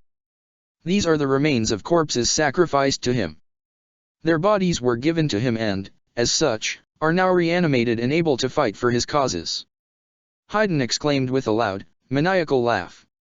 Even in death, Jashin-sama has an army of worshippers, ready to fight for him. Revenants, he summoned revenants. How? Komei spoke slowly in her head, almost sounding sick. I heard that you humans created a jutsu that revived the dead, but this must be different. This isn't reviving a person. This is just an abomination against nature. Before Fu could even respond to Komei's words, Haydn pointed his finger at her, which caused the revenants to crouch down, ready to run. Let's see how long you are able to run away when it's 4 against 1. Haydn said with a grin. Immediately, the 3 revenants rushed forward at Fu. All 3 extended their hands outward, revealing appendages that resembled claws. The Nanabe Jinchuriki jumped into the air just as the first reached her. One of the revenants proceeded to jump into the air, aiming straight for her and extending its claws. Fu quickly punched down on it, causing the creature to hit the ground hard. It immediately pulled itself off the ground and pointed its claws into the sky directly at Fu's body. The claws on its hands detached and rocketed forward at her. Fu flew to her right, just avoiding the attack. She then noticed that the third revenant had started to crouch downward. As it crouched, appendages on its back started to extend, resembling what appeared to be wings. Her eyes widened. What the fuck are these things? She questioned aloud. They're Jashin-sama's sacrifices. They are created and molded specifically for any purpose. Haydn replied with a grin. Some are slow and defensive. Some super speedy. Some use sharp claws and weaponry to attack. Others can use the elemental jutsus. And others know how to fly. Upon finishing his sentence, the third revenant jumped into the air. Its wing-like appendages opened up and allowed it to fly into the sky. The creature proceeded to soar towards Fu, opening its mouth to reveal sharp teeth. The Jinchuriki bit her lip as she took in a deep breath. Wind style, drilling air bullets. Fu released concentrated bullets of air from her mouth directly at the oncoming revenant. The action knocked it backwards, forcing the revenant to fall to the ground. Before Fu could get too comfortable, however, the second revenant jumped back into the air, jumping higher than her position in the sky, and tossed its claw-like appendages at her. The kunoichi was forced to fly downward, avoiding the attack. The first revenant opened its mouth, generating a bolt of electricity in it. Just as Fu focused intently on the revenant, preparing for its next attack, Haydn proceeded to jump directly behind her. She turned around just in time to see him swing at her with his scythe. She flew back slightly and avoided the brunt of his attack, but the edge of his blade managed to cut at her skin, causing her to bleed slightly. At that moment, the first revenant released the lightning bolt it was charging. The bolt rushed through the sky rapidly towards Fu. She flew away just in time, causing the bolt to hit the thing directly behind her, Haydn's body. The lightning struck the Akatsuki member directly in the chest, causing his eyes to widen as he started to cough up blood. Within a second, however, the lightning no longer seemed to be hurting him. A grin developed on his face as he landed back on the ground, electricity still seemingly racing through his body. Oh, I need to be more careful. Forgot that when my revenants fight to kill, they fight without a care of what's around them. I'm in the crossfires too of that. Such amazingly lovely creatures Jashin-sama has working for him. He proceeded to laugh loudly. What perfect followers. What utterly delicious pain. How, are you just laughing at that? You just got attacked by your own summon? What could even possibly be funny? Fu demanded. You really don't understand Jashinism and what it means to be a follower. So there's no point, you could never understand. The Akatsuki member said with a scowl. That scowl faded as quickly as it came, turning into his trademark grin once again. However, now that I have drawn first blood on you, I can help you understand maybe. Electricity still coursing through his body, Haydn proceeded to cough up more and more blood, coating the ground underneath him. Using his foot, Haydn quickly started to make a pattern on the ground with his foot. Within seconds, he managed to form a large circle around his body with a triangle directly in the center. "I won't kill you. I'm not allowed to kill you," Haydn said as he brought the edge of his scythe to his mouth, taking a lick of the blood on it. Immediately, his skin tone turned black with white bone-like markings developing on his skin. "However, I'm going to hurt you. I'm going to hurt you so good you'll be wishing for death." Water style, super exploding water shockwave. Kakuzu generated a fourth masked figure from his back. Both the masked figure and Kakuzu proceeded to take in a deep breath before both gushed out a massive amount of water from their mouths. The water amassed quickly, completely covering the area entirely. Naruto and Shibuki both quickly jumped onto the water, making sure to stand above water. The water continued to rise, however, as waves began to form and crash into the two. Both Naruto and Shibuki struggled as they pulled themselves to the top of the battlefield. Within seconds, the entire forest around them was covered in water. Naruto looked around, noticing that the water had risen the battlefield even above the trees. A frown developed on his lips as his head quickly turned to Kakuzu. How much chakra does this guy have to create this much water? He wondered. I suppose this is because of that hero's water that Shibuki mentioned. Remember, this man right now has an enhanced chakra network. This guy was an S-rank shinobi, right? I'd assume he probably has a chakra amount that rivals yours, if this water really is that useful. Kurama warned. I know. I need to get Shibuki out of here though. Naruto noted as he made a hand sign. Multi-shadow clone jutsu. Hundreds of Naruto clones began to form around the area. All the Naruto clones were covered in the same dark red chakra cloak and all looked ready to charge. Within a few seconds, one of the clones rushed over to Shibuki and picked up the village leader. It then started to run while the others charged forward at Kakuzu. The Akatsuki member let out a small chuckle as he made a single, snake hand sign. Water style, tormenting ocean. The newly formed water background started to become restless, waves began form rapidly and reach new heights. As the first set Naruto clones approached Kakuzu's body, one wave formed directly in front of them, knocking a few over. The wave then crashed downward, slamming into them and completely crushing the clones. The remaining Naruto clones started to jump back, trying to avoid being crushed.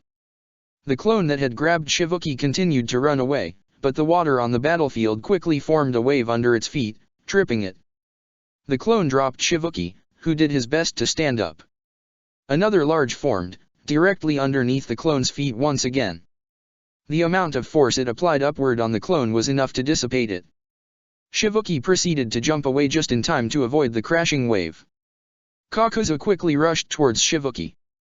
One of his masked figures approached the Dakigakuer leader, opening its mouth and charging up a fireball in its mouth. Just as it released the large fireball from its mouth, one of Naruto's clones jumped in between, generating a massive Rasengan in its hands. The Rasengan collided with the fireball, causing both jutsu to become nullified.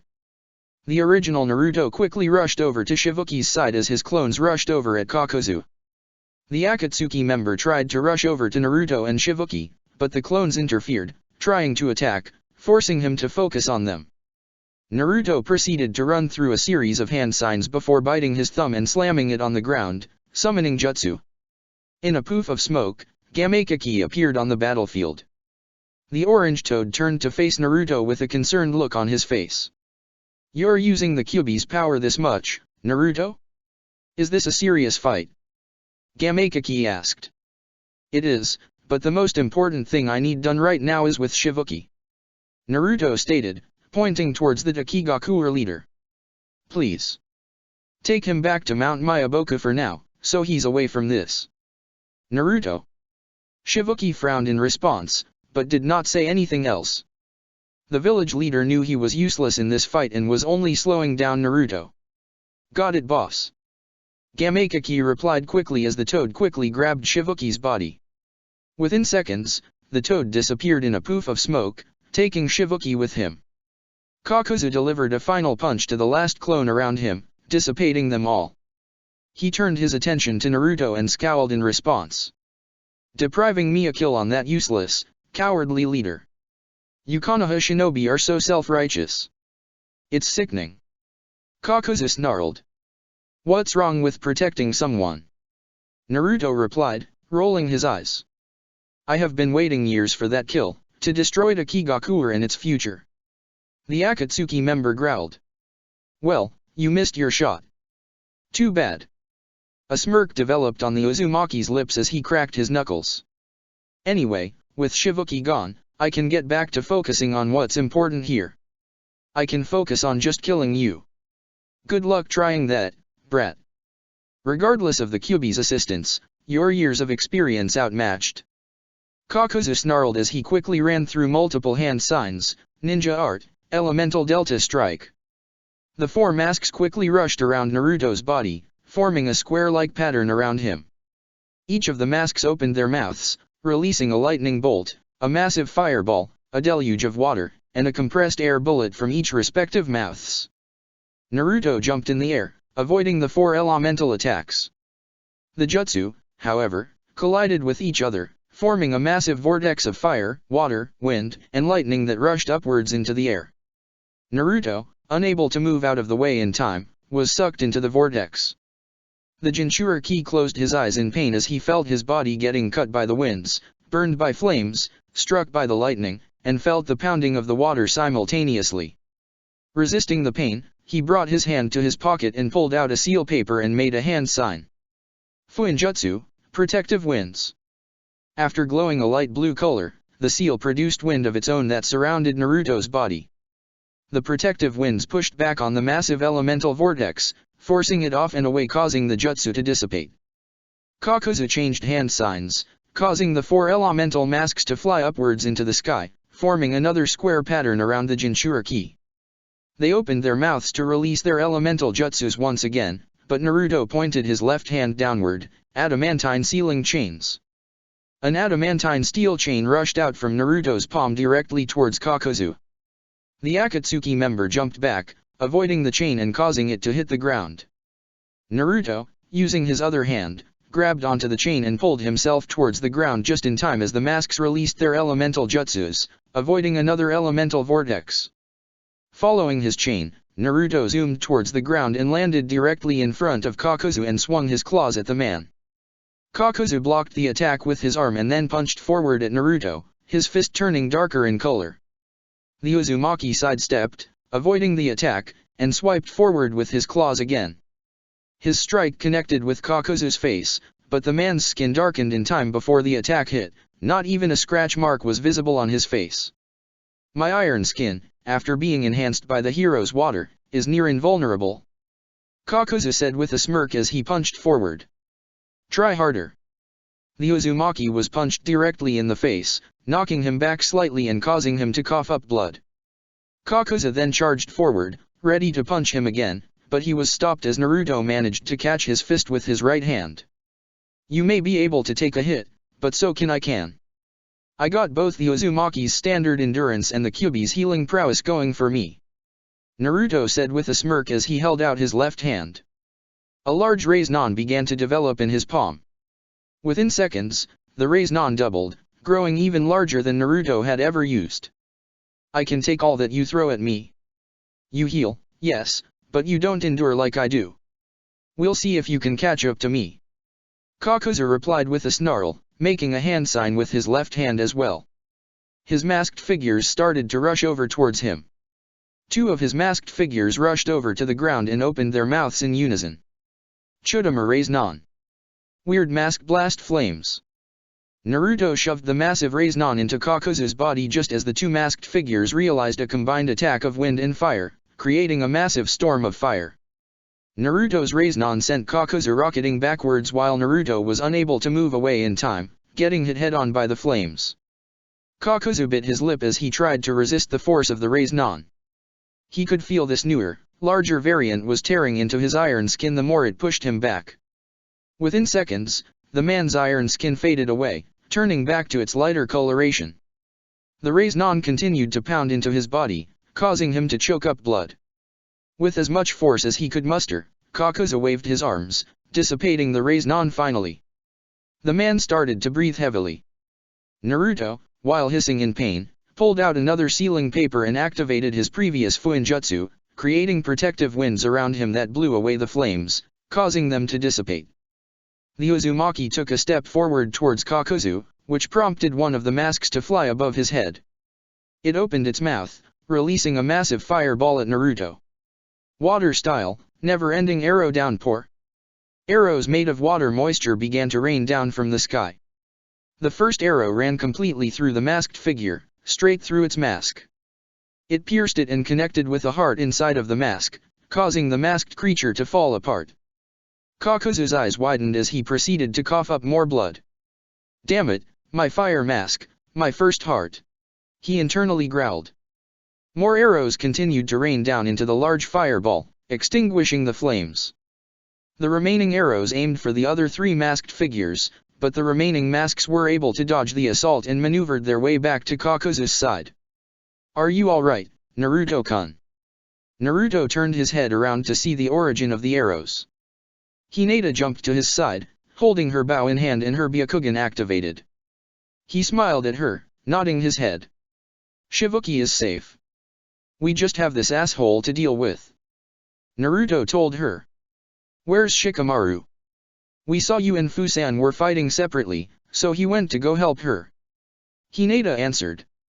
Her eyes then focused on Kakuzu, a frown developing on her lips. "That man. He's Akatsuki. He's the same guy from the Tenchi Bridge mission." "Yup. He's the asshole that attacked Hanenii with Nasumereta back then," the Uzumaki said with a scowl. "And now he and his new partner are trying to do that with Fu and myself. And trying to destroy this village. I've lost my fire mask. I have lightning, wind, and water left. And my own heart." Kakuzu took in a deep breath as he steeled his eyes. "I have plenty more than I need. I'll pick up a fire heart after this mission. I'll kill her, then knock him unconscious, then destroy this wretched village. Now, for the first strike." Haiden spoke to himself coyly as he pulled out a retractable spear from his cloak. "I'll start here." Haiden took the blade of his spear and stabbed himself in the right shoulder. Fu's eyes immediately widened as a stabbing sensation entered her right shoulder. Her hands went to it, expecting to feel a wound. "Feel good, huh?" Haiden taunted as he pulled out his spear from his shoulder. "How does it feel now?" The Akatsuki member shoved the spear back into his newly formed shoulder wound. Fu's eyes shut as the pain began to magnify. The pain began spreading across her body and was nearly overwhelming to her. I get it. I'm not hurt, physically, but right now, any injury he takes, I receive as well," Fu realized. She forced her eyes back open, despite the pain, and focused on the seal. "My blood, and that seal, that's what's causing this. Force him out of it. Charge at him," Komei suggested. Fu nodded as she started to run towards Haiden. Immediately, the Revenants began to run at Fu, getting in between her and Haiden. "You think you're the first person who's ever thought to try and attack me and drag me out of my seal? That Kyuubi bastard was the first one to actually pull that off on me years ago," Haiden declared with a laugh. "Well, I'm not the ignorant believer I once was, I am an enlightened disciple who won't let such blasphemy work twice on me. Try and push your way towards me through my summons." Fu ignored his rambling and continued to charge forward. The Revenant with the large claws rushed forward at her, swinging them at her. Fu proceeded to jump into the air, avoiding its attack. Just as she was about to fly over the rest of the Revenants, however, Haiden stabbed himself in the back. A sharp sensation entered her body, causing her to instead land on the ground again. Another Revenant rushed over towards her. It put its hands on the ground before pulling out a large boulder from the soil. It grabbed the boulder and attempted to slam it on Fu's head, but the Jinchuriki managed to sidestep, avoiding the attack. The Revenant with the large claws attempted to slice at Fu once more, but she sidestepped away again. She proceeded to spin her body around in a circle as she ran directly towards Haiden's body. Chakra strings began to completely surround her body as she jumped forward at him. The string then formed what resembled a cocoon. Horned Beetle Hurricane.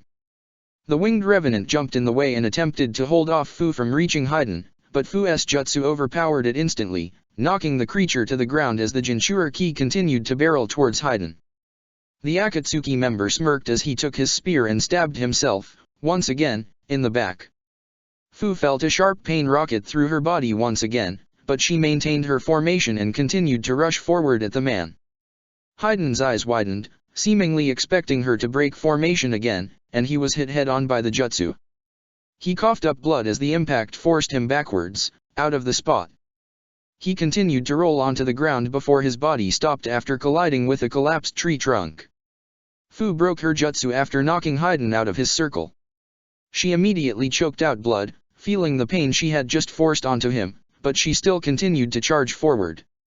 Channeling her chakra strings into her hands to form cocoons around her fists, she charged forward at Haiden's body and attempted to punch him while he was down. All hail Jashin-sama, blood transmutation. Just as her fist was about to collide with Haiden's face, the Akatsuki member's body melted into a pool of blood once again. Her fist collided with the pool, but seemingly had no effect on him. The pool of blood began to race on the battlefield towards the circle. Fu's eyes widened in horror. He can just keep doing that. Every time I get him out of the circle, he can just melt his body like that and I won't be able to do a damn thing to him. She realized. A scowl developed on her face as she quickly flew into the sky. She then flew directly above the ritual circle just as Haiden was about to reach it once more. There has to be some way I can prevent that. Maybe. Wind style, beetle wing gale.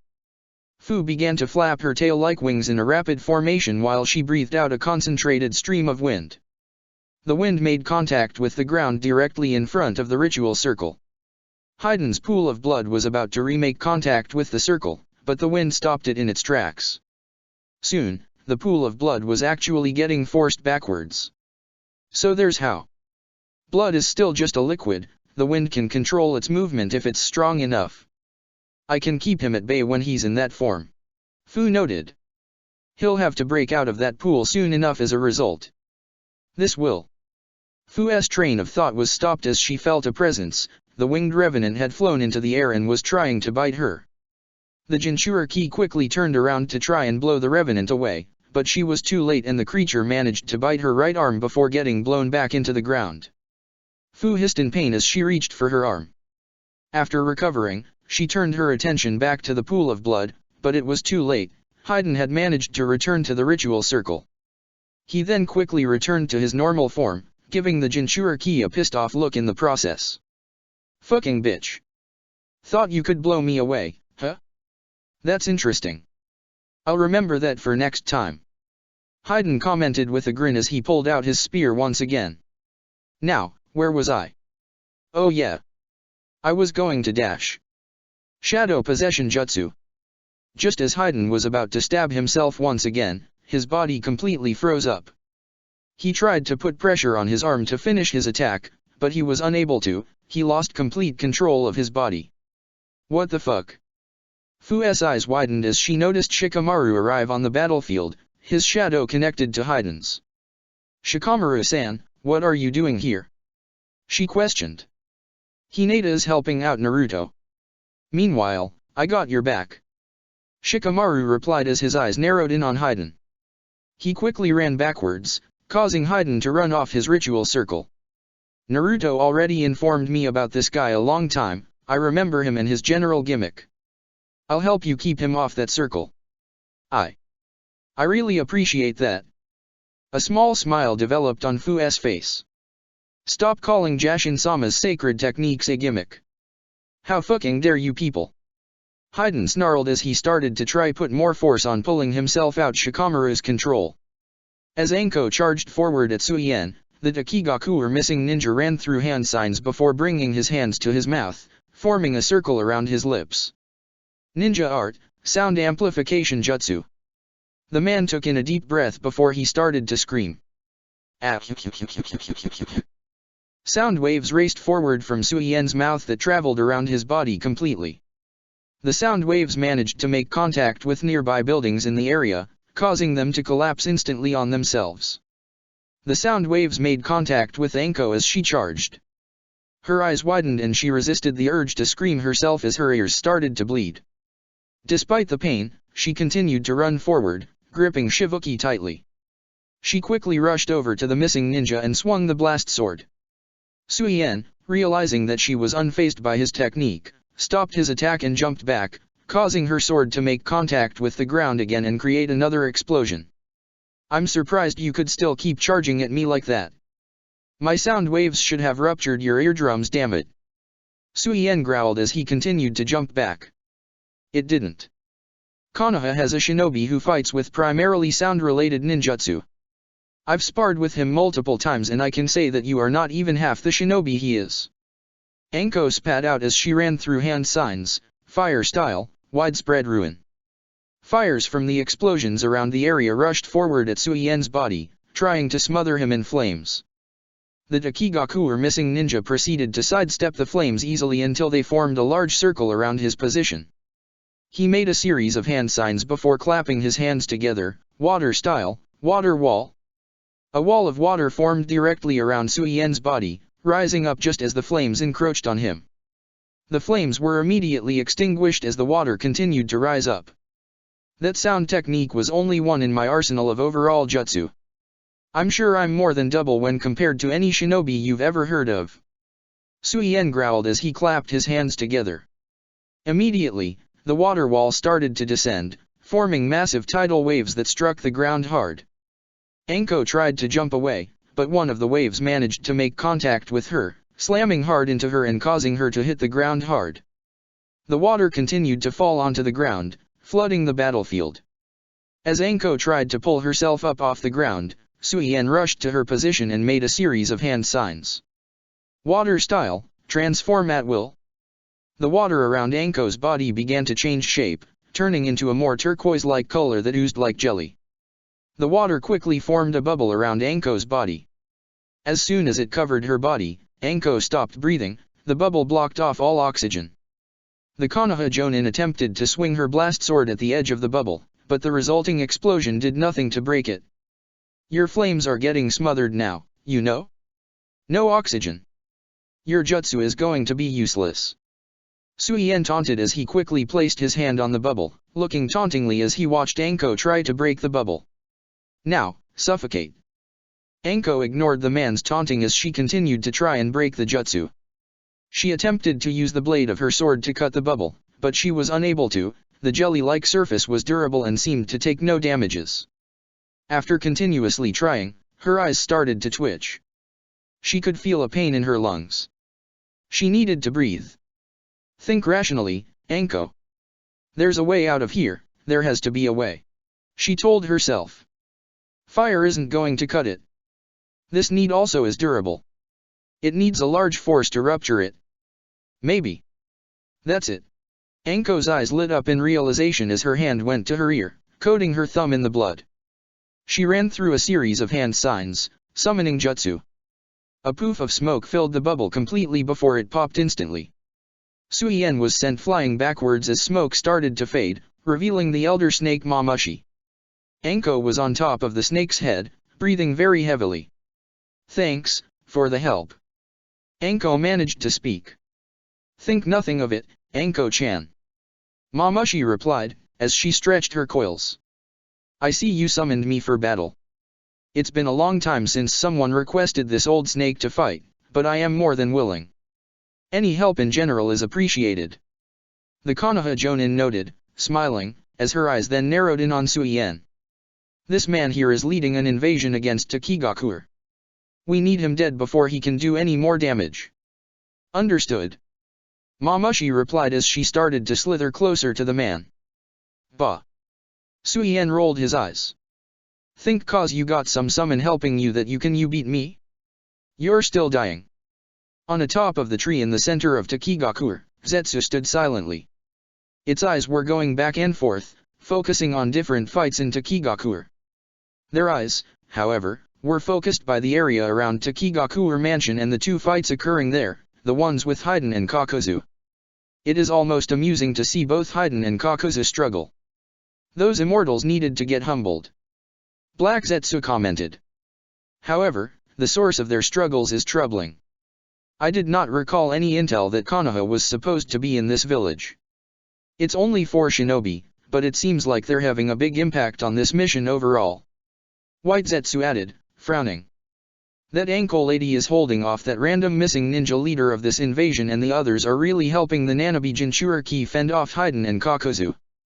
Is it bad luck that they were here during this? I wonder. Black Zetsu's face trailed off as it steeled its eyes.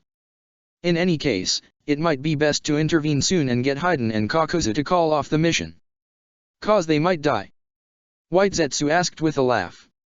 For immortals, they have a short lifespan. The irony of their deaths would be beautiful, but both still would have some use for Madara-sama. We need to keep observing and prepare to step in, should it come to that. Black Zetsu stated. With those words, Zetsu fell into quiet observance, preparing to enter the battlefield when necessary. Chapter 75, Kakuzu's Last Stand. Kakuzu charged forward at Naruto and Hinata. The Hyuga lifted her bow and fired an arrow at him, which as it flew through the air, multiple water arrows developed from the water moisture and flew through the air. Kakuzu did not falter at the oncoming arrows, however, and proceeded to sidestep all of them as he continued to rush through.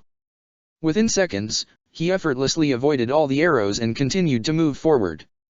As he reached Naruto and Hinata, the Hyuga quickly tied the bow around her back and began to channel chakra into her arms, gentle step twin lion fists. A visible, blue chakra shroud surrounded Hinata's arms, taking the shape of lion heads. She took a step back as Kakuzu attempted to punch her, his fists darkening in color. She then retaliated by swinging her left fist at his face, but Kakuzu jumped backwards, avoiding the attack. He then held out his left hand as his arm started to open up, revealing the gray tendrils that held his body together. His hand raced forward towards Hinata, grabbing her by the neck. She was lifted into the air as his hand gripped on her neck tightly. Her eyes closed in pain. Hinata-chan. Naruto jumped forward at Kakuzu. Turning his head to face Naruto, who was charging forward at him, the Akatsuki member raised his right hand upward, channeling chakra into his palm, water style, water wall. A tower of water rushed from the ground underneath Naruto, knocking the Jinchuriki upwards. The water then rushed forward, pushing Naruto backwards away from Kakuzu and remained stationary, forming a wall between him and the Akatsuki member. Damn it! Naruto cursed as he started to make hand signs. His body then slowly submerged into the ground. Hinata started to choke as Kakuzu applied more force on her neck. She overpowered the pain and was able to turn her attention towards Kakuzu and his grip on her throat. The Hyuga lifted her right arm, still encased in blue chakra, and chopped forward onto the very edge of his hand. Her attack connected and went straight through the tendrils, chopping off Kakuzu's hand. Ack! Kakuzu hissed, more in annoyance than pain, as the remaining tendrils on his body changed direction, grabbing onto his hand and pulling it back to him. As the Akatsuki member reattached his hand to his arm, the ground underneath his feet opened up. Naruto jumped upwards, a Rasengan in his open palm. He attempted to slam it into Kakuzu's face, but the Akatsuki member moved away in time. He then reached forward with his left hand, grabbing onto Naruto's neck. Close, but a rather childish attempt to catch me by surprise. Kakuzu noted. Kakuzu tightened his grip on his neck, causing Naruto to choke. Despite the action, a smirk developed on his lips as he made a singular hand sign, Uzumaki Fuinjutsu, hurricane manifestation. The ground underneath the two opened once more. A large, tornado-like wind appeared from underground, surrounding the two. The winds cut into Kakuzu's body, forcing him to let go of Naruto's neck. The Jinchuriki jumped back out of the wind as Hinata joined his side. He won't be in that tornado for long. Prepare for him to strike again. Naruto noted. I know. He's strong. He's also very fast with his jutsus overall. Hinata added with a frown. Her eye moved over to the large water wall still in the area. He was able to create the water wall jutsu with just a single hand gesture. No hand signs needed and almost instantaneously. He's got tons of chakra. He has to have about as much as I do or something. Naruto said, shaking his head. It's definitely dash. Naruto-kun, look out. Hinata interrupted as she reached for her bow and fired an arrow behind Naruto's back. The Uzumaki turned his head in time to see one of Kakuzu's masked creatures directly behind him. Its mouth opened as it began to channel wind chakra in its mouth. It flew away as Hinata's arrow nearly hit. It reappeared directly over the tornado Naruto had formed and opened its mouth. Instantly, it began to suck up the wind, absorbing it into its body. What the hell? As the wind was finished being absorbed, Kakuzu stood still in the center. He was breathing heavily and had cuts on his body, but he had an intrigued look on his face. That was Fuinjutsu, was it not? That was quite the impressive technique. You are an Uzumaki, though, so that should be expected. He noted. His head titled slightly as he began to appraise the Uzumaki. I'm curious about your heart, though. I might have to acquire for it my collection, in addition to the bounty I'll get when we're done. Not a chance in hell. Naruto hissed in response. It's humorous that you think you have any say in that matter. Kakuzu chuckled to himself as he made a sweeping gesture. His remaining two masked creatures appeared in front of him and opened their mouths. Weird mask torrential lightning storm. Both masks opened their mouths, releasing a deluge of water and a concentrated lightning ray that combined with each other. The water began to glow a white light as electricity courses through it as it raced through the sky towards Naruto and Hinata. Both shinobi jumped away in time, causing the water to collide against the ground. Upon impact, the water created a massive explosion, causing water droplets to rain into the air. As the droplets started to move through the air, they contacted Naruto's and Hinata's bodies. Both immediately had electricity rush through their body. Shock and pain rushed through their bodies as they tried to jump away from the remaining water droplets. God, his elemental manipulation is ruthless. Naruto hissed in pain as the electricity finally started to fade from his body. We need to finally do something about this before he overwhelms us. There's got to be a way. Hinata frowned. Think. How do we approach this guy?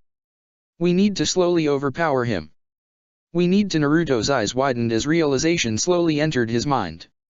Wait, but he isn't fighting the same way as he did earlier. He hasn't used fire techniques at all ever since Hinata smashed that first masked creature. Does that mean? Hinata, those masked creatures. We need to focus on them. Naruto noted as he pulled out a sealing paper. We need to kill those first. That. Hinata nodded her head in agreement. That makes sense. The trick is figuring out how to do it, though. No, there's definitely a way. I got an idea. I'm going to need you to do your best to keep him distracted and fight him as hard as you can. I'll be trying to help as well, but I have an idea to hit fire with this guy. Naruto replied as he pulled out a pen. Humph. Kakuzu scowled, crossing his arms. You made one lucky shot on my masks, but you'll find they're harder to kill than you're thinking. Try and focus on them if you want, though. It'll make it easier for me to kill you both. No, it's definitely the right approach, and I know exactly how to do it. The water arrow technique Hinata used only killed one of his masks, the fire one. By that principle, we can focus on killing his masks one at a time, using the corresponding element. Naruto thought to himself as he started to carefully work on a seal.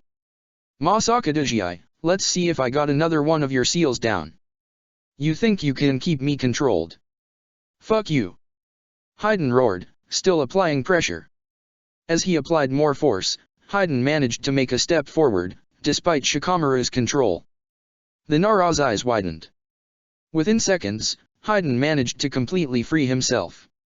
Instead of rushing back to his ritual circle, however, he charged forward at Shikamaru, swinging his scythe. Die! Haiden shouted.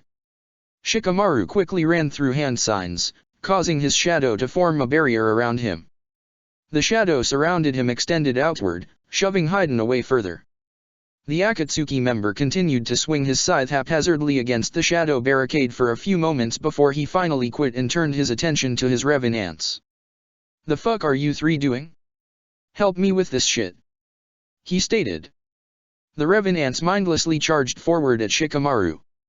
The clawed revenant immediately started slashing away at the shadow while the winged revenant charged at it, ramming its body against it. The third proceeded to shoot a concentrated bolt of lightning at it while Haydn continued to cut at it with his scythe. Slowly but surely, cracks began to develop on the shadow barrier. God, this guy fights so aggressively. He doesn't let anyone try a defensive approach against him. Shikamaru sighed as he brought his hands together. Guess it just needs to be pure offense, then. I trust Fu will be fine with that. After a few more strikes, Shikamaru's shadow barrier completely fell. Haydn grinned as he charged forward at the vulnerable Konoha shinobi, swinging his scythe. Before his blade could connect with him, Fu flew forward, grabbing Shikamaru and lifting him into the sky and to safety from Haydn's attack. Bitch, stop fucking flying away! Haydn shouted. Shikamaru-san, prepare a fire jutsu, if you would. Fu requested the Nara in her hands as she took in a deep breath. Secret ninjutsu, scaled sneak jutsu. Shikamaru nodded his head as he made hand signs. Fire style, great dragon fire jutsu. Fu breathed out her fine, white luminous powder just as Shikamaru breathed out a massive fireball with the head of a dragon at its end. The flames made contact with the powder, causing them to ignite and create massive, blinding storm of fire that quickly spread throughout the area. The flames encased Haydn and the bodies of the revenants.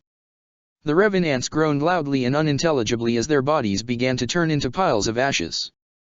The fire started to burn into Haydn's skin, creating burns and burning into his Akatsuki robe as he quickly ran through hand signs.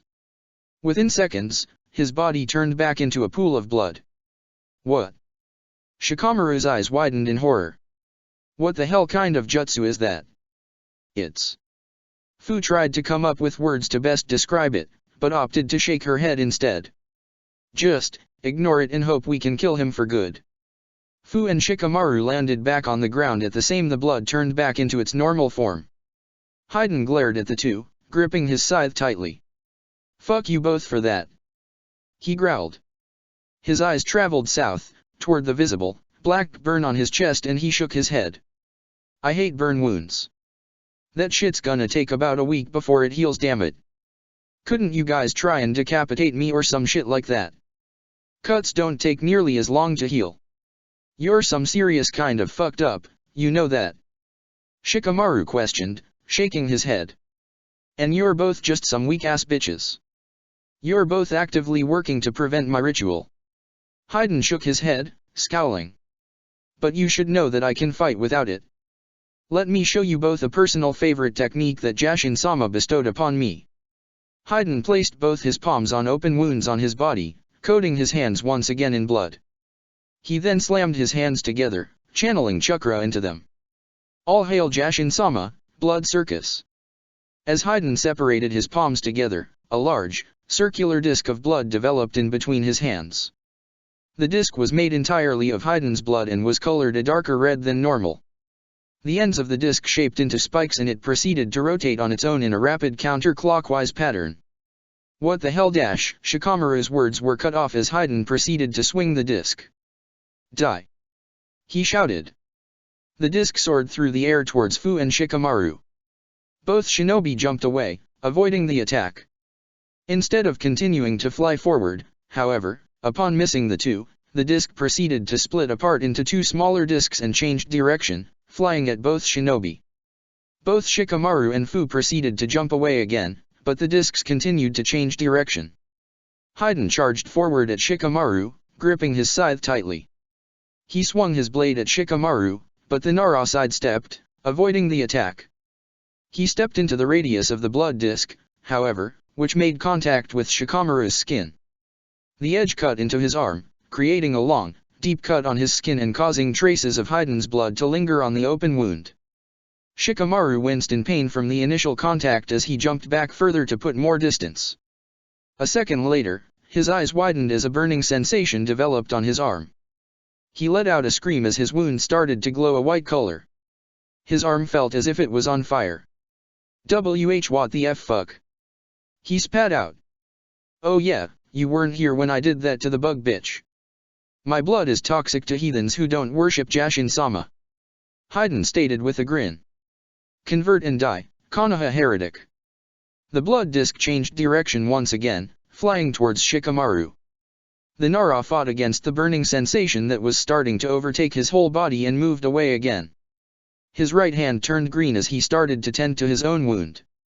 He hissed to himself as his wound started to close up. Despite that, the burning sensation was still racing throughout his body. Fu jumped to his side, a concerned look on her face. Healing the wound isn't going to fully stop it. It only will heal the physical wound. You need to remove all of his blood from your body, she told him. Gee, gotcha.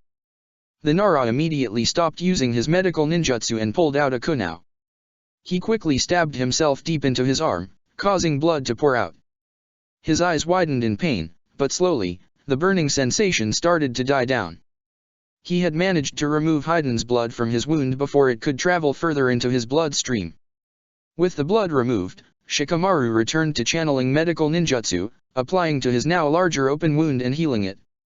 As he started to channel the chakra, the two blood discs started to approach his Enfu's position. The Jinchuriki, once again, grabbed onto Shikamaru's body and flew, carrying him away. Don't think you can fly away from me this time, Haiden shouted as he raised his right hand. Immediately, the blood discs started to fly upwards, towards Fu's body. The Jinchuriki proceeded to move around in the air, continuously avoiding the jutsu as the discs continued to try and strike at her and Shikamaru. Ugh. The Nara grumbled as his wound started to clear up. This guy is just ruthless. We need to take him out and take him out with one singular technique, before he can either counter-attack or turn into a puddle. Fire worked well the last time, but he was able to channel that blood puddle jutsu while he was still on fire. And apparently in that bloody form, fires don't simply evaporate it, he becomes completely impervious. Fu noted, frowning. Maybe. Shikamaru's eyes widened as an idea started to come to him. A smirk developed on his lips. At some point, drop me back on the ground. I think I know what we can do. I need to play this careful, Suien thought to himself as he studied the giant snake, Mamushi, in front of him. I have the hero's water in my body, but I cannot underestimate a boss summon. Especially since I have no summons of my own. I need to fight in a way that counteracts this. In a way that can distract. Fire style, twin snake flames. Anko, on top of Mamushi's head, opened her mouth at the same time as the snake. Both the snake and her summon breathed out two streams of fire, one colored red and one colored white respectively, that mixed with one another. It formed a massive conflagration of flames that raced at Suien. The Dakigaku missing ninja attempted to jump away in time, but was scorched on his left leg as he tried to get away. He winced in pain as the flame started to creep up his body like a snake crawling on his body.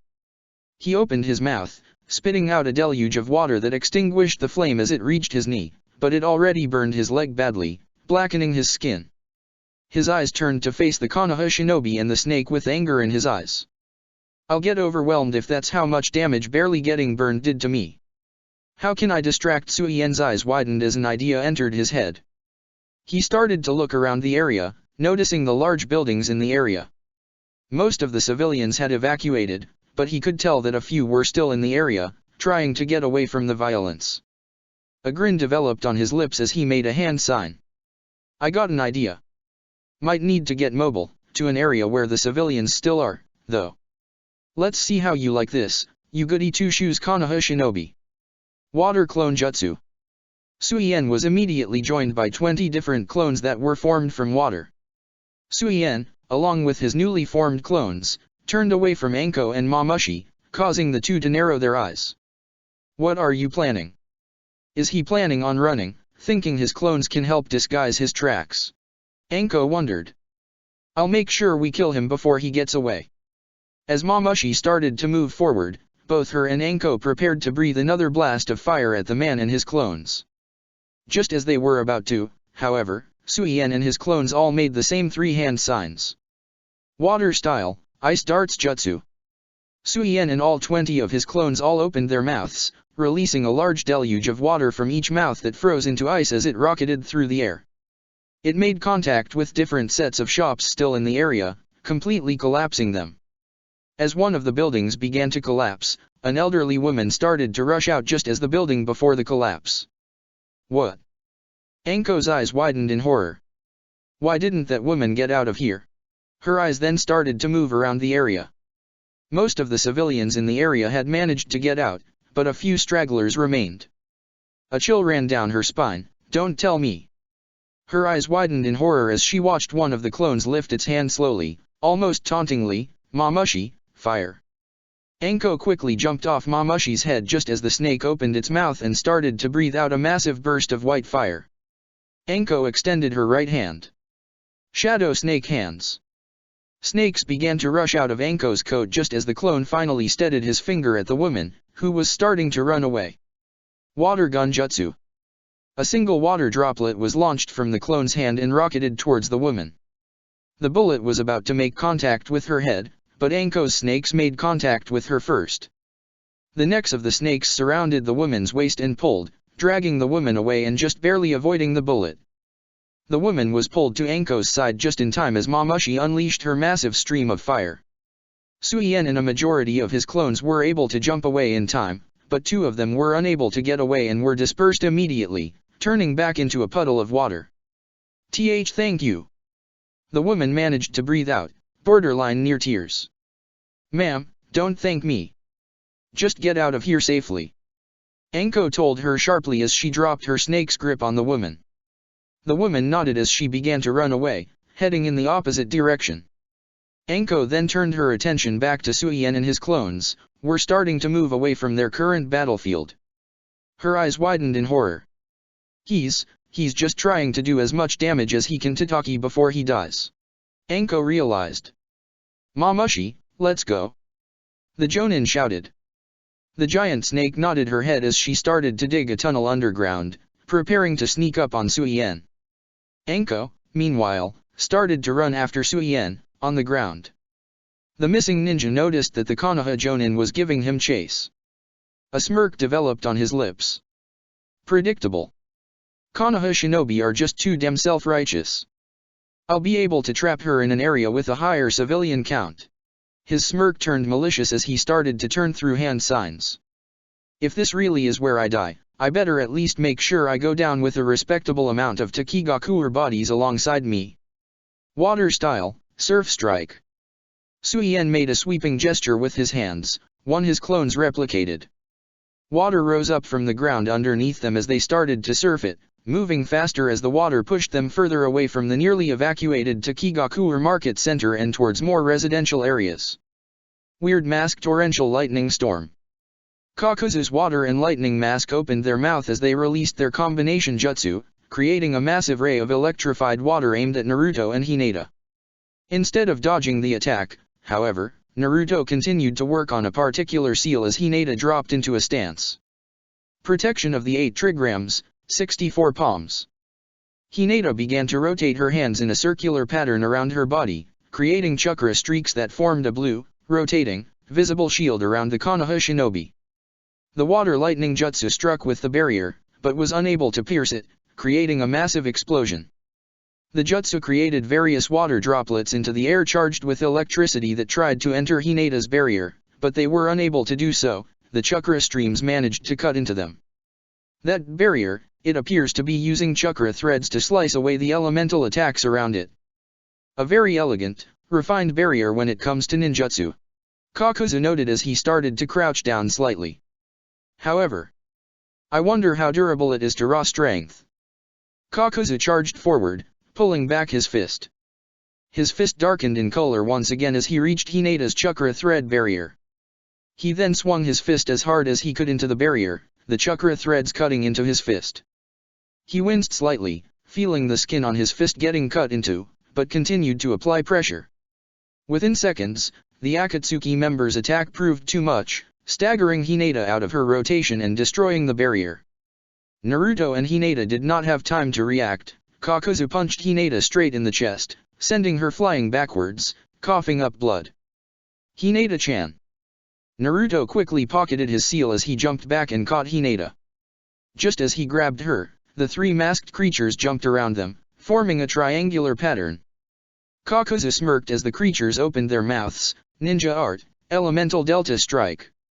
Naruto jumped away with Hinata as the masks released their elemental jutsus, which collided and formed a cyclone mixture of water and lightning.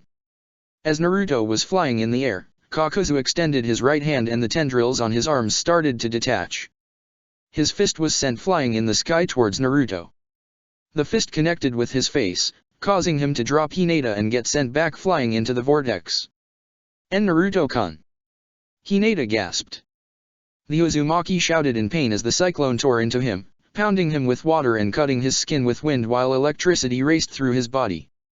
Despite the overwhelming force of the jutsu, Naruto managed to fall down to the ground in the cyclone, making a hand sign just as he made contact with the earth.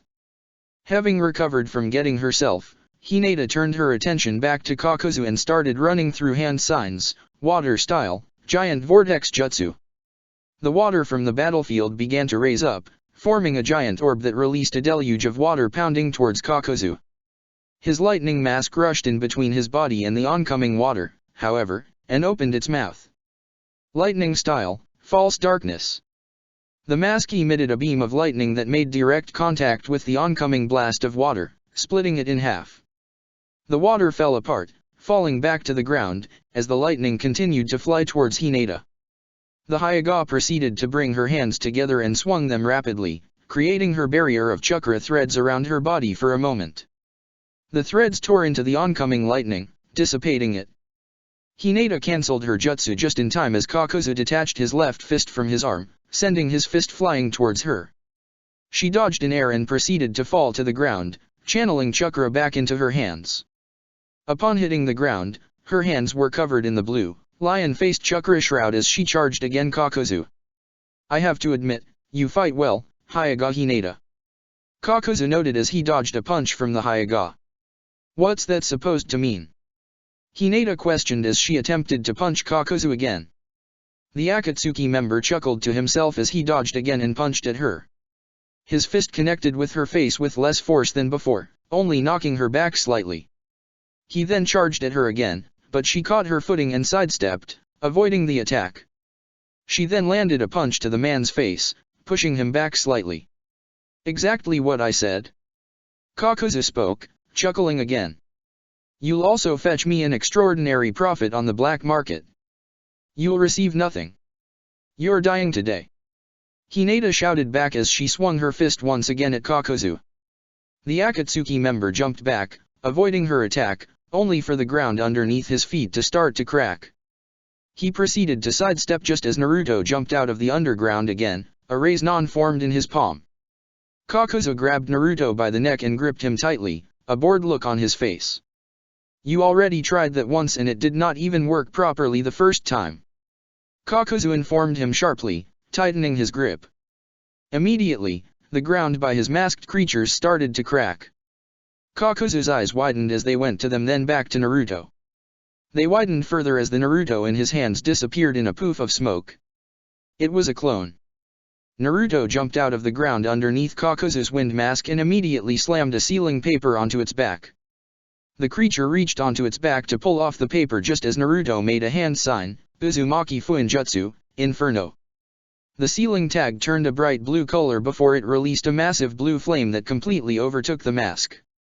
The water mask immediately released a ball of water from its mouth at the flame on the wind mask, but the flame was not extinguished. It traveled all over the masked creature's body until the flames overtook it, burning it completely to ash. "URK." Kakuzu, feeling his connection to another heart destroyed, proceeded to fall to one knee and choke up blood. "My wind heart, damn you, brat. 2 down. 2 more to go," Naruto said bluntly, eyeing the water and lightning masks. His attention then moved to Kakuzu. "Actually, 3 to go. Fucking brat." Kakuzu snarled. The Akatsuki member gestured back to his body, causing his lightning and water masks to rush back to his body and join again with his back. He looked over at Naruto in anger, shaking his head. "Calm down, Kakuzu," he told himself. "I'm letting myself get angry. I just need to fight defensively. Keep them away from myself and my masks. Maybe show this Jinchuriki and his friend some of my own elemental skills. Just cause you brought your masks back to your side doesn't mean we can't do anything to them." Naruto said sharply. Well, let's see what you can do then. Kakuzu challenged as he made hand signs. Earth style, stalagmite. Stomping on the watery battleground, large spikes of stones began to arise from the ground underneath Naruto's and Hinata's feet. The two shinobi jumped away, but the ground continued to open up, creating more and more stalagmites. Water style, tormenting ocean. Kakuzu made a sweeping gesture with his hands, causing the water-covered battleground to become restless again, creating massive waves. Naruto continued to jump out of the way of the waves, but Hinata was caught by surprise as a wave rose up from under feet. The wave knocked her into the air before rising higher than her and slamming into her body, causing her to get smacked into one of the newly formed stalagmites. She choked up more blood in response. Naruto continued to avoid each wave as they formed and ran towards Kakuzu's position. The Akatsuki member raised his right hand, causing another wall of water to form directly between himself and Naruto. The Uzumaki proceeded to generate a Rasengan in his hands and shoved the orb into the newly formed water wall, causing it to rupture instantly. Kakuzu made another sweeping gesture with his hands, causing more waves to form. These waves managed to smack into Naruto all at once, forcing the Uzumaki down underwater. With the Jinchuriki underwater, Kakuzu's lightning mask detached from his back and crept down onto the watery battlefield. It opened its mouth, charging up a jutsu, lightning dash.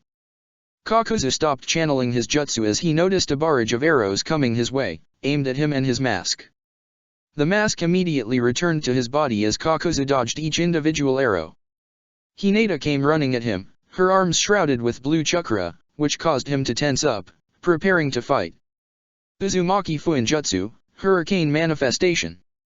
Underneath the water, 3 massive tornadoes rose up around Kakuzu, completely blocking him from moving behind or to his side. The Akatsuki member tried to move forward, but the wind's movement seemingly sucked him in place. It took all of his energy not to get sucked into any of the 3 tornadoes. This Fuinjutsu, it's holding me in place. Damn it! Kakuzu inwardly growled. Hinata reached him quickly and immediately entered a stance. Kakuzu's eyes narrowed on her as his skin started to darken in tone. Earth style, iron skin. Gentle step, 8 trigrams 64 palms. Hinata slammed her lion fists into Kakuzu's body. Her eyes focused in on his body, analyzing any possible weak spots on his iron skin, as she continued on her offensive. 2 palms. 4 palms. 8 palms. 16 palms. As Hinata began to continuously strike at Kakuzu's body, his iron skin started to slowly crack. Hinata's lion fist slowly drained the chakra used to hold up the jutsu, causing it to slowly fall apart. Impossible! Kakuzu's eyes widened as he tried to pull himself away. The vortex of the winds, however, continued to hold him in place. Diamit. 32 palms. Hinata's strikes finally pierced the iron skin, causing it all to fall apart and Kakuzu's skin to turn to normal. Hinata then started to pound into his body, focusing intently on his chest. 8 trigrams 64 palms. With 2 final strikes from both of her lion-covered palms, Hinata struck Kakuzu's chest, piercing it and completely smashing into own heart. He choked up blood and fell on both of his knees. After finishing her blow, Hinata jumped back away. The tornadoes began to fade away. Before anything else, though, the water underneath Kakuzu's feet opened up as Naruto jumped above water, a large orb of chakra in his hands. Otama Rasengan. Naruto forced the Rasengan into Kakuzu's back. The Akatsuki member's lightning mask adjusted its position in time, but the water mask was unable to get away in time. The Jinchuriki's jutsu collided with it head-on. The amount of pressure knocked Kakuzu into the air as the mask started to crumble, falling apart. On cue, the water on the battleground started to evaporate. The newly formed stalagmites sank back into the ground as well. Within seconds, the area returned to the dilapidated, treeless forest it was prior to Kakuzu. Kakuzu's body rose up into the sky before it fell back down to the ground, motionless. Naruto and Hinata stood still, watching him intently. I got his actual heart. Hinata noted intently. Would that be enough? As if answering his question, the man's Earth Grudge Fear Jutsu answered her question, the tendrils on his chest opened up unconsciously as the lightning mask quickly rushed inside, taking the place of his original heart. Upon reintegrating with his chest, Kakuzu's eyes opened up and he jumped backwards. The man breathed heavily as he continued to create distance between himself and the two Konoha shinobi. My water heart, and my earth heart, the one I've always had. He spoke softly, but each word carried an extensive amount of venom. Bastards. Mission is compromised. I have to leave. The Akatsuki member realized. I only have one life, and it's not my original heart, so I feel weak, too weak. I refuse to die here, like this. Kakuzu stated sharply, making a hand sign. Lightning style, overdrive. Summoning all his chakra and energy possible, Kakuzu's body began to radiate electricity. The electricity ran through his body, through his nerves, brain, and muscles, increasing his speed. Upon channeling this lightning chakra throughout his body, the man immediately ran from the battleground back to the center of Takigakure. Hey! Naruto shouted. You're not getting away. We won't let you. With those words, Naruto and Hinata rushed off, following the fleeing Akatsuki member. Kakuzu's on his last heart and he's made the decision to flee. Black Zetsu noted, shaking his head. Mission is going to get called off, then. Haiden won't be able to get the Nanabi Jinchuriki by himself. So this ended up being a waste of time for us. White Zetsu pouted, shaking its head. Both Madara-sama and Pain will be disappointed and angry. Disappointment is irrelevant. They'll have to channel all focus and resources into the mission in Kumigakure. Black Zetsu shook his head. It doesn't matter. Kakuzu is already on retreat, so he doesn't matter. He'll get out if he can. We need to inform Haiden to get out of there while he can. Right, right. White Zetsu nodded in agreement. With those words, Zetsu vanished as it started to move towards the battlefield. Stand still, bastards. Haiden roared as he made a sweeping gesture with his hands. The blood discs in the sky proceeded to speed up and fly towards Fu and Shikamaru at two separate angles. Fu tightened her grip on the Nara as she started to twirl, increasing her speed as she moved downward, avoiding both blood discs. This is pissing me off. Fine, I'll switch tactics again. Haiden grit his teeth as he started to run through hand signs. All hail Jashin-sama, blood rain. The two floating blood discs converged with each other, creating one singular, large blood disc. The disc then started rotating in place rapidly, which caused blood to start raining from the disc at various angles. Fu attempted to avoid the oncoming rain, but was unable to do so. The blood rain droplets were too close together to avoid completely. The rain made contact with both hers and Shikamaru's skin, causing them both to scream as pain coursed through their bodies. A burning sensation completely developed that grew and grew as more blood made contact with them. Ah! Fu was overcome with pain and ended up dropping Shikamaru. She immediately realized what she had done and her eyes widened in horror. Shikamaru-san. The Nara groaned in pain from the burning sensation of Haiden's blood. He managed to land on the ground on his feet, somehow, but was immediately greeted by Haiden, who was already by his side, swinging his scythe. The blood was also covering Haiden's body, but it had seemingly no effect on him. The man had a maniacal grin on his face. Let's see how well you can avoid me without the bug bitch flying you to safety. Haiden shouted. He swung his blade at Shikamaru, who jumped back to avoid the strike. He then made a hand sign, Shadow Possession Jutsu. Shikamaru's shadow rushed forward on the ground towards Haiden's shadow. Haiden, however, ran to the side, avoiding the Konoha Jonin's technique. You already got me with that technique once by surprise. You're not gonna get me again. Haiden roared with laughter as he made another hand sign. The blood disk in the sky started to rain harder, creating a downpour, concentrating mostly on Shikamaru's body. The blood rain pressed down on his skin, causing him to scream in pain loudly.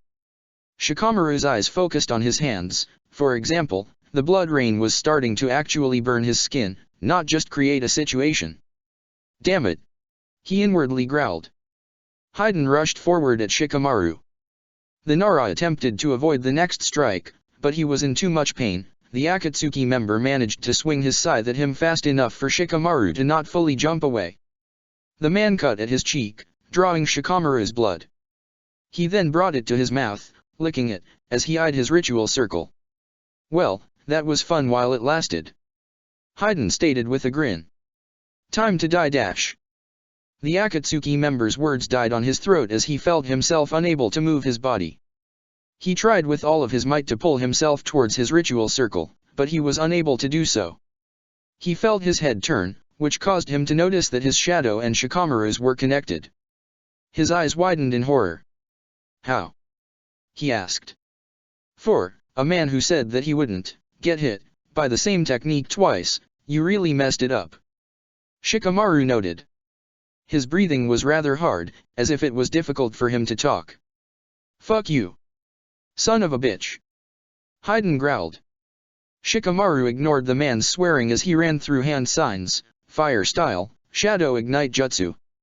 Fire rose up from Shikamaru's shadow, completely covering Haiden's body in the flames.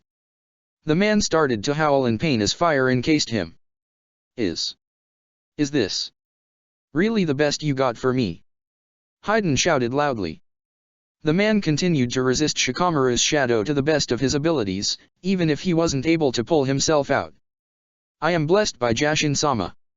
I have seen visions of the eternal flames of hell that awaits sinners in the afterlife.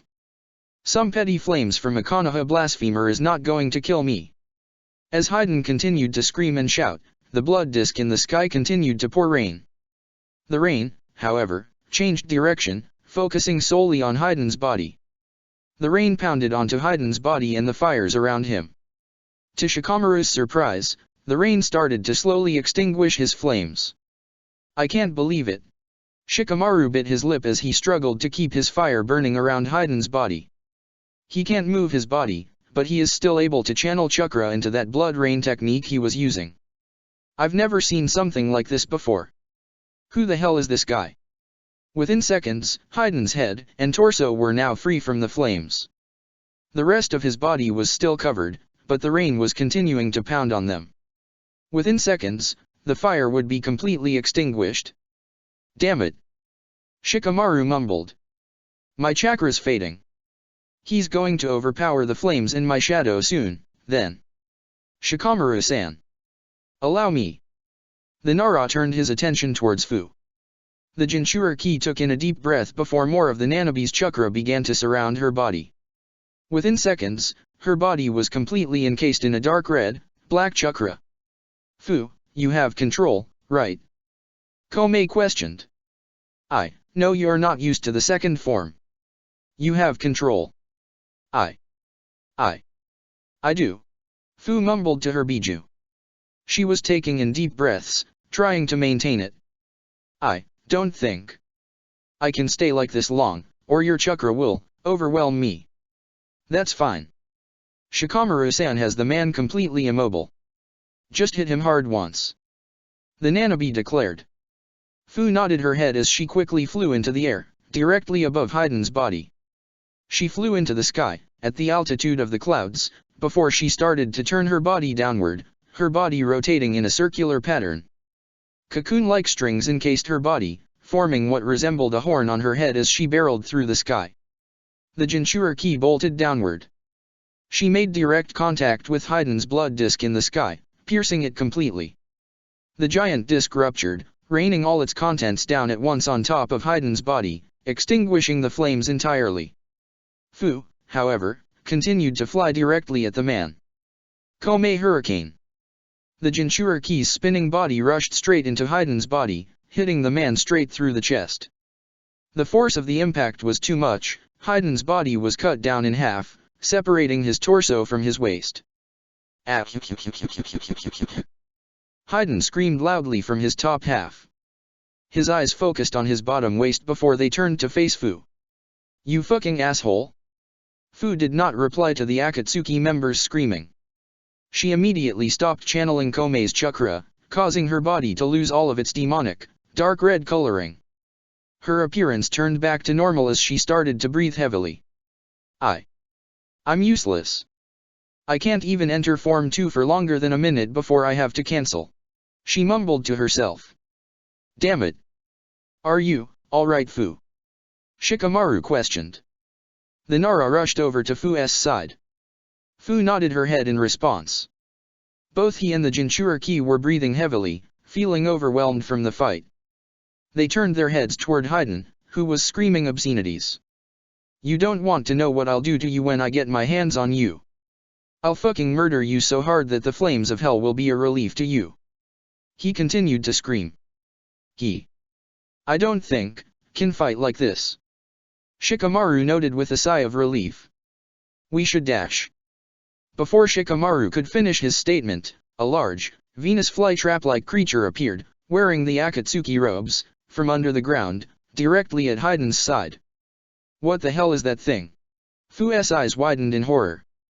My Haiden. Do we have to bail you out again? White Zetsu spoke mockingly, a grin on its face. We really have to quit meeting like this. You are always just little parts and pieces after a fight with a Jinchuriki, you know. Fuck off Zetsu. Haiden growled. I can still dash. Still what? Your body was cut in half. Again. You can't fight like this and you know it. Black Zetsu retorted, scowling. This mission is over. Kakuzu already started to retreat. We're getting you out. Immediately, Fu's eyes narrowed on the plant creature as she started to channel chakra into her mouth. You're not getting away. Wind style, drilling air bullets. Fu breathed out a barrage of air bullets straight at Zetsu's body. The creature, however, sank into the ground, avoiding all of the attacks. It reappeared within a few seconds, however, with its white side grabbing onto Haiden's waist and its black side grabbing onto Haiden's torso. Nanabe Jinchuriki, you are lucky that we aren't much for fighting. Otherwise we'd be inclined to completely eradicated you for that attack. White Zetsu spoke with a chuckle. Enough rambling. Let's get out of here. Black Zetsu ordered. Ugh. Haiden groaned. I can't believe this happened to me twice. God. I need to up my training again. With those words, Zetsu sunk underground, dragging Haiden's body with him. Fu and Shikamaru were left alone. Damn it, that man got away. Fu noted, scowling. And that Haiden person is still alive. God, how? How do we actually kill him? We need to see what's going on. Shikamaru questioned before he fell to one knee. Ugh. Fu's eyes turned to focus on the Nara. Shikamaru was trying to apply healing ninjutsu to his wounds. A sigh escaped her lips as she, too, could feel Komei's chakra rushing through her body, desperately trying to heal her own wounds. If anything, thank God this fight is over. The two remained motionless for a moment as they tried to fully recover from their fight with Haiden. Kakuzu breathed heavily as he made his way through to Kigakure's streets. The electricity racing through his body powered his steps, allowing him to rush through the village rapidly. As the Akatsuki member made his way through the village, he noticed all the dilapidated buildings and the various fires throughout the districts. He noticed bodies all over the area. He made note of all the Akatsuki forehead protectors he saw, as well as all those in civilian clothes. This invasion, it wasn't a success for Akatsuki, but it was a success for Suien. Takigakure is destroyed. Kakuzu realized. As the man rationalized that thought, his eyes widened as he felt a presence. He looked up above in time to see a barrage of water arrows raining from the sky. Kakuzu proceeded to sidestep as he moved forward, barely avoiding each arrow. Damn it! He swore. They're getting close to me. I'm within range of that Hyaga's long-range arrow technique. There's a realistic chance they'll catch up to me soon. And in my current condition, they'll kill me. There's a chance I can get away, but I might not be able to. Overdrive technique help me get distance, but they may be able to catch up when the jutsu fades. There's a non-zero chance I don't escape with my life. He realized. But, there's a 100% chance that if I turn around, I can damage Takigakure more and more. I've lived a long life, over 90 years. I've seen a lot. I've had a successful life with plenty of money. I can say I lived life the way it was meant to be. The man rationalized. I don't want to die, but I could die knowing that much. And I could guarantee the one thing that I always wanted to in my life, the absolute destruction of Takigakure. I may not be able to kill that failed leader Shivuki, but I can ensure he has no village to go back to. I know exactly where any remaining shinobi and civilians would be hiding, if they are. And I'll make sure to pay them a visit. Kakuzu's eyes steeled. With the thought in mind, the Akatsuki member changed direction, bolting onto the lake around Takigakure. Naruto-kun, Kakuzu's changing direction. Hinata shouted. The two Konoha Jonin had been pursuing Kakuzu and were close to catching up on the man when the Hyuga, gripping her bow tightly in her hands, noticed that the man started to run a different way. Where's he going? Naruto questioned as the two Konoha shinobi started to change directions themselves. Hinata was quiet for a moment, assessing Kakuzu's path. The man was moving along the lake around Takigakure. He was going in a direction seemingly away from everything else in the village. The Hyuga could not figure out the Akatsuki member's goal until, at the edge of her vision, she could see a Takigakure shinobi escorting a civilian into a small cave in the lake. Her eyes widened in horror at the realization. Naruto-kun, he's heading straight for where all of the civilians and the wounded are being held. Hinata exclaimed. How does he know where to go? That doesn't matter. We have to hurry then. Naruto shouted.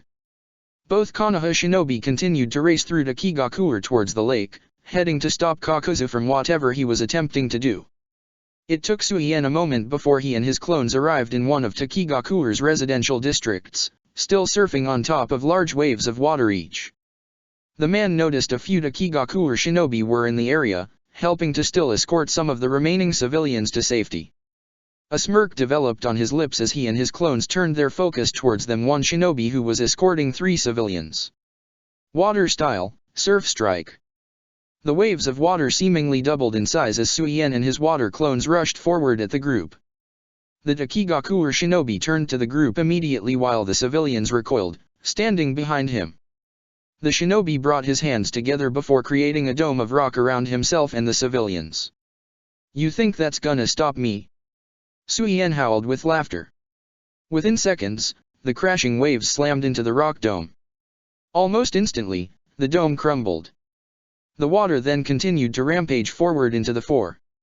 The 3 civilians were knocked onto the ground as Suien jumped down on top of the shinobi.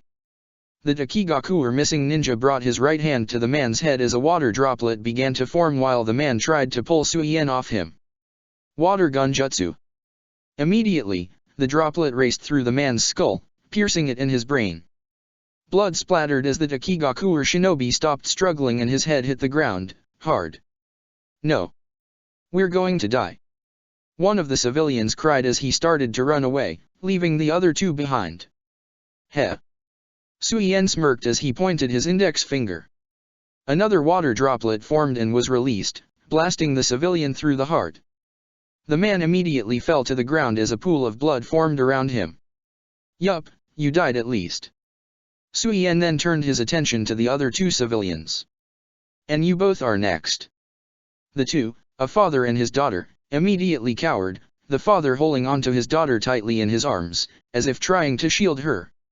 As another water droplet formed in Suien's, he felt the ground underneath starting to shake. He immediately cancelled the jutsu as he jumped back, joining rank with his clones, just as Mamushi popped out from underground. You too. Anko shouted as she jumped into the area, next to the civilians. She reached her hand out to the father, who hesitantly took it. Please, grab onto the snake right here. She'll take you to safety. Before Anko could finish her sentence, Suien launched the water droplet at her heart.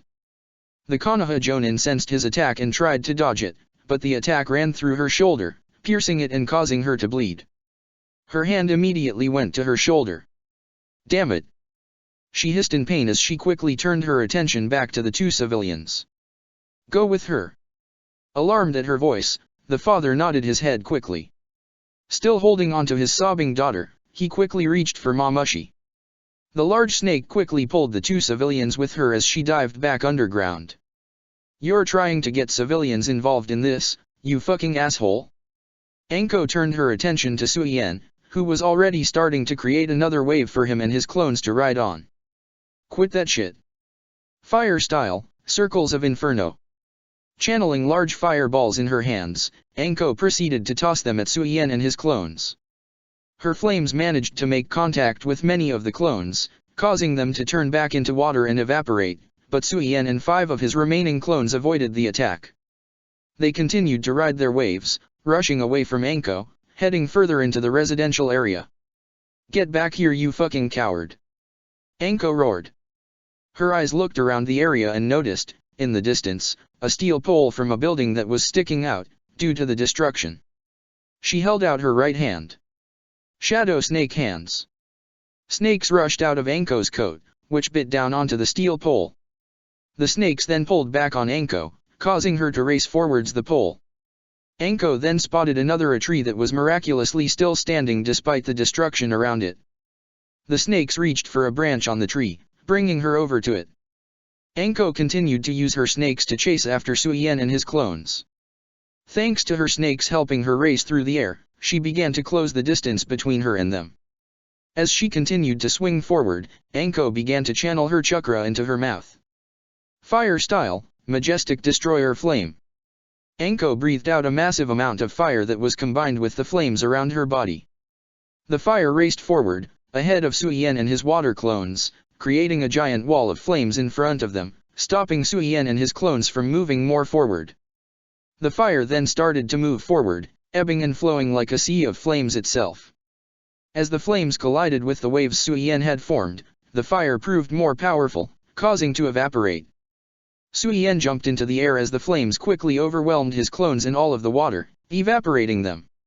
Suyen attempted to jump on top one of the buildings, but Anko, who had been swinging from landmark to landmark, flew through the air and met up with him. One of her snakes made contact with his leg, catching him. Shit! He cursed as he winced from the pain of the snake biting into him. Anko proceeded to turn her arm around, causing the snake to throw Suyen's body to the ground hard. She then allowed herself to fall on top of him, her knee slamming into his stomach. He choked up blood in response. "Damn it!" He growled as he tried to punch her off. His first punch connected with Anko's face, causing her to wince from the pain. She did not, however, get off of him. She then caught his second punch as she then adjusted her body, completely pinning him to the floor. The Konoha Jonin then made a gesture with her head, which caused the sea of flames to rush forward towards the 2 shinobi. "This is the end for you, Suyen," Anko said, shaking her head. "Pathetic. Running away from our fight like that just to take some other lives down with you. You are literally scum. I had a goal coming here, you know." Suyen growled out. His eyes focused on the oncoming flames for a brief second before he turned to look at Anko with pure hatred. "Conquering Taki would have been preferred, but I wanted to at least destroy it. And I already accomplished that, bitch. Taki will survive this. It will survive you," she informed him. "I don't think you get it. Enough damage has been done to this village. Enough lives have been lost. This is a minor village without the population or resources a village like Konoha has. I've done what I needed to, this village's demise is imminent." Suyen added as a laugh escaped his lips. "You nosy Konoha assholes can't save this. Taki is as good as sunk." Anko grit her teeth. She was about to continue speaking, but she noticed that her sea of flames had now surrounded her and Suyen. With a shake of her head, she loosened her grip on Suyen and jumped away, just in time as the sea of flames closed in. The missing ninja screamed in pain as he tried to channel in as much chakra as he could. He spat out a torrent of water from his mouth that helped extinguish much of the fire, but the sea of flames had seemingly no end. Nevertheless, he continued to try, using all of the extra chakra the hero's water had given him. Within a minute of trying, the entire sea of fire was extinguished. Suyen's body, however, had been completely charred. He no longer resembled the man that he was. The second his body stopped releasing water, almost on cue, he collapsed onto the ground, dead. "Wretched man." Anko shook her head, scowling. Her eyes then wandered around to Kigakuer, taking in the village in its current state. Buildings were toppled over. A few of the buildings and trees were on fire. Many bodies were lying on the ground, bodies of Takigakuer shinobi, invaders, and civilians alike. The area itself was now quiet, all in this residential area had either been evacuated or were killed. The area did not feel anything like the Takigakuer she had only just stepped foot into a few days ago. No. I refuse to believe that a man as pathetic as Suien accomplished his goal. Anko shook her head, scowling, as she started to run. No, Taki will live. I'll make sure of that. Anko proceeded to run forward through Takigakuer, looking for any other enemy shinobi or any living Takigakuer shinobi or civilian. Guys. I sense something coming towards us. Within the cave at the edge of Takigakuer, where the civilians and wounded shinobi were gathered, 20 able-bodied Taki shinobi stood guarding the entrance, all with weapons drawn and jutsu ready to utilize on any intruder. The rest of the able-bodied shinobi were either fighting the intruders or bringing back anyone else they could to the large cave. The shinobi had turned their attention towards Kariado Asuna, who spoke with a deep frown on her face. What do you sense? Is it a threat? A Taki shinobi asked her. I sense a large chakra presence coming our way. I felt it before when this invasion began. It feels a lot weaker than it did at the beginning, but it's still powerful. Asuna replied. Her eyes steeled itself on the hole to the cave. The presence is coming. Get ready to fight it. Takuto, get ready. Another Takigakuer shinobi shouted. One more Taki shinobi, a muscular young man with short brown hair and tanned skin, nodded his head in understanding. He made a series of hand signs, earth style, earth barricade. Within seconds, the hole in the cave was sealed up with stone. The man, Takuto, made another hand sign, causing another layer or earth to develop around it. Lightning style, false darkness. A large beam of lightning pierces the earth barricade, completely smashing all of the stones, scattering them on the ground. Kakuzu jumps down into the cave, electricity still coursing around his body. The Takigakuer shinobi in the room gasp in a mixture of astonishment, horror, and determination. Kakuzu. One of the wounded shinobi mutters the name. One of the civilians recognized the name of the missing ninja. Her eyes widened in horror. We're going to die. Stand your ground. Takuto stated sharply to the able-bodied shinobi. Don't give him an edge. The Taki shinobi clapped his hands together as he stepped down on the ground, causing a stalagmite to rush up at Kakuzu. The Akatsuki member jumped forward, avoiding the attack, and came face to face with Takuto. Stone formed around the Takigakuer shinobi's hands as he attempted to punch the man in, but Kakuzu caught the man's fist with his right hand. With his left hand, completely covered in electricity still, he punched the man in his chest, piercing his skin and smashing his heart. He then pulled his hand, causing the man to fall to the ground, dead. We're all going to die. A civilian screamed, causing the remaining civilians to start panicking even more as well. Pathetic. This is what counts as a Takigakuer shinobi in this era. Kakuzu said with a snarl, his breathing still heavy. I'm beyond weakened. On my last heart, and still effortlessly can kill you all. 6 more of the shinobi surrounded Kakuzu's body, all tossing kunai with explosive tags on them at the man. Kakuzu swung his body around in a counterclockwise pattern, causing electricity to escape his hands and form a circle around him. The electricity intercepted the kunai, causing the tags to explode early. Smoke proceeded to cover the battlefield. The Taki shinobi braced themselves, ready for Kakuzu to jump out any moment. Lightning style, false darkness discharge. A beam of lightning rushed forward from the smoke towards one of the Takigakuer shinobi. She was unable to jump away in time and electricity completely encased her body. The lightning then used body as a conduit and rushed out of her body towards the nearest shinobi around her. The lightning traveled until it completely encased all 6 shinobi around Kakuzu. The electricity coursing their bodies caused them all to scream before it overwhelmed them, killing them. As the smoke finally cleared, Kakuzu became visible. He opened his mouth, causing another lightning beam to escape his lips and rush through the cave. The beam connected with a civilian, who tried to scurry away, but was unable to get away in time. She screamed as the electricity coursed through her body until she finally stopped shouting. I know precisely where you Taki shinobi would take your wounded and defenseless. This, damn, cave at the edge of the village. Typical. Nothing about this village has changed, in over 90 years. It's the same weak, useless, pathetic village it always has been. Kakuzu noted with an unamused chuckle. It's shit, like this, that has kept this village a minor village. As Kakuzu took a step forward, Asuna rushed forward at the man, gripping her scythe. She attempted to swing her blade at the man's neck, but Kakuzu ducked. He appeared directly in front of the kunoichi, reaching out for her scythe. He quickly pulled the blade out of her grip, and tossed it away. I know you, you're Zagai's daughter. He noted, a smirk on his lips. How amusing. Half the fighter he was, but still more admirable. He pulled his right hand back, as it conducted electricity. Save a spot, in hell for your old man. Before his fist could make contact with Asuna, Naruto and Hinata jumped into the cave from the entrance. Naruto rushed up to the man, creating a large raise-non in his right palm. He attempted to slam it into Kakuzu's back, but Kakuzu turned around in time to slam his lightning-covered fist into the orb. The resulting explosion created a massive dust cloud in the room as both Naruto and Kakuzu were forced backwards. Are those the Konoha shinobi? One of the civilians questioned. Are they here to help us? That kunoichi and one of the other ones helped escort us here. Another added. We might be safe.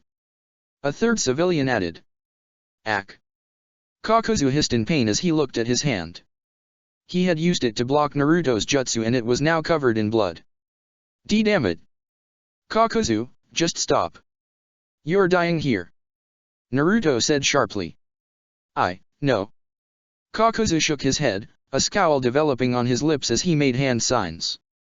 I already made peace with that realization, but that doesn't mean I can't take others down with me. Hinata-chan. Naruto shouted. Got it. Hinata shouted as she got down into a stance. Lightning style, earth flash. Protection of the 8 trigrams, 64 palms. Kakuzu slammed his palms onto the ground, generating a massive amount of electricity. The electricity entered the ground and started to rush forward towards the various shinobi and civilian in the room. Hinata, meanwhile, started to rotate her arms around her body in a circular pattern, creating streaks of blue, visible chakra around her body. Instead of creating a barrier, Hinata aimed her chakra streaks rapidly towards the ground, aiming for each individual bolt of electricity on the ground. The streaks pierced each electrical bolt as it rushed through the ground, preventing it from reaching any person in the room. Hinata continued to rotate as fast as she could as Kakuzu continued to generate more and more bolts of electricity. Naruto, meanwhile, created another massive orb of chakra in his hand as he started to run towards Kakuzu. Kakuzu did not seem to even glance at Naruto's body, he simply concentrated on sending out more and more electricity. He grit his teeth together as he started to pound his palms further into the ground. His bleeding hand started to coat the ground in blood. More. Kakuzu screamed. Lightning style, earth flash. Chudama raise-non. Kakuzu managed to release one massive blast of lightning from his palms into the ground that rushed forward. Hinata tried her best to cut into every bolt of electricity, but she was unable to block them all. She watched the bolts of lightning strike at 10 of the civilians in the room, 3 of the wounded shinobi, and 4 of the still active shinobi. All screamed in pain for a brief moment as the electricity overwhelmed them. Naruto shoved the massive raise-non into Kakuzu's body. The force of the sphere shoved Kakuzu away into the wall of the cave. The raise-non slowly tore at Kakuzu's skin, cutting all the tendrils in body and causing blood to start to flow all around him. The mask that was stuck in his chest was forced out and was immediately vaporized by the sheer force of the technique. I lost. I am dead, finally. The Akatsuki member noted. He could feel his eyes shutting and his body shutting down, his last heart beginning to cease pumping. With the last of his energy, he looked around the cave, taking in all the dead bodies of Takigakure shinobi and civilians. But I lived long enough to see Takigakure fall. When Naruto's jutsu faded, Kakuzu's body fell to the ground, finally dead. The invasion of Takigakure was finally over. Check the description for the links to the author.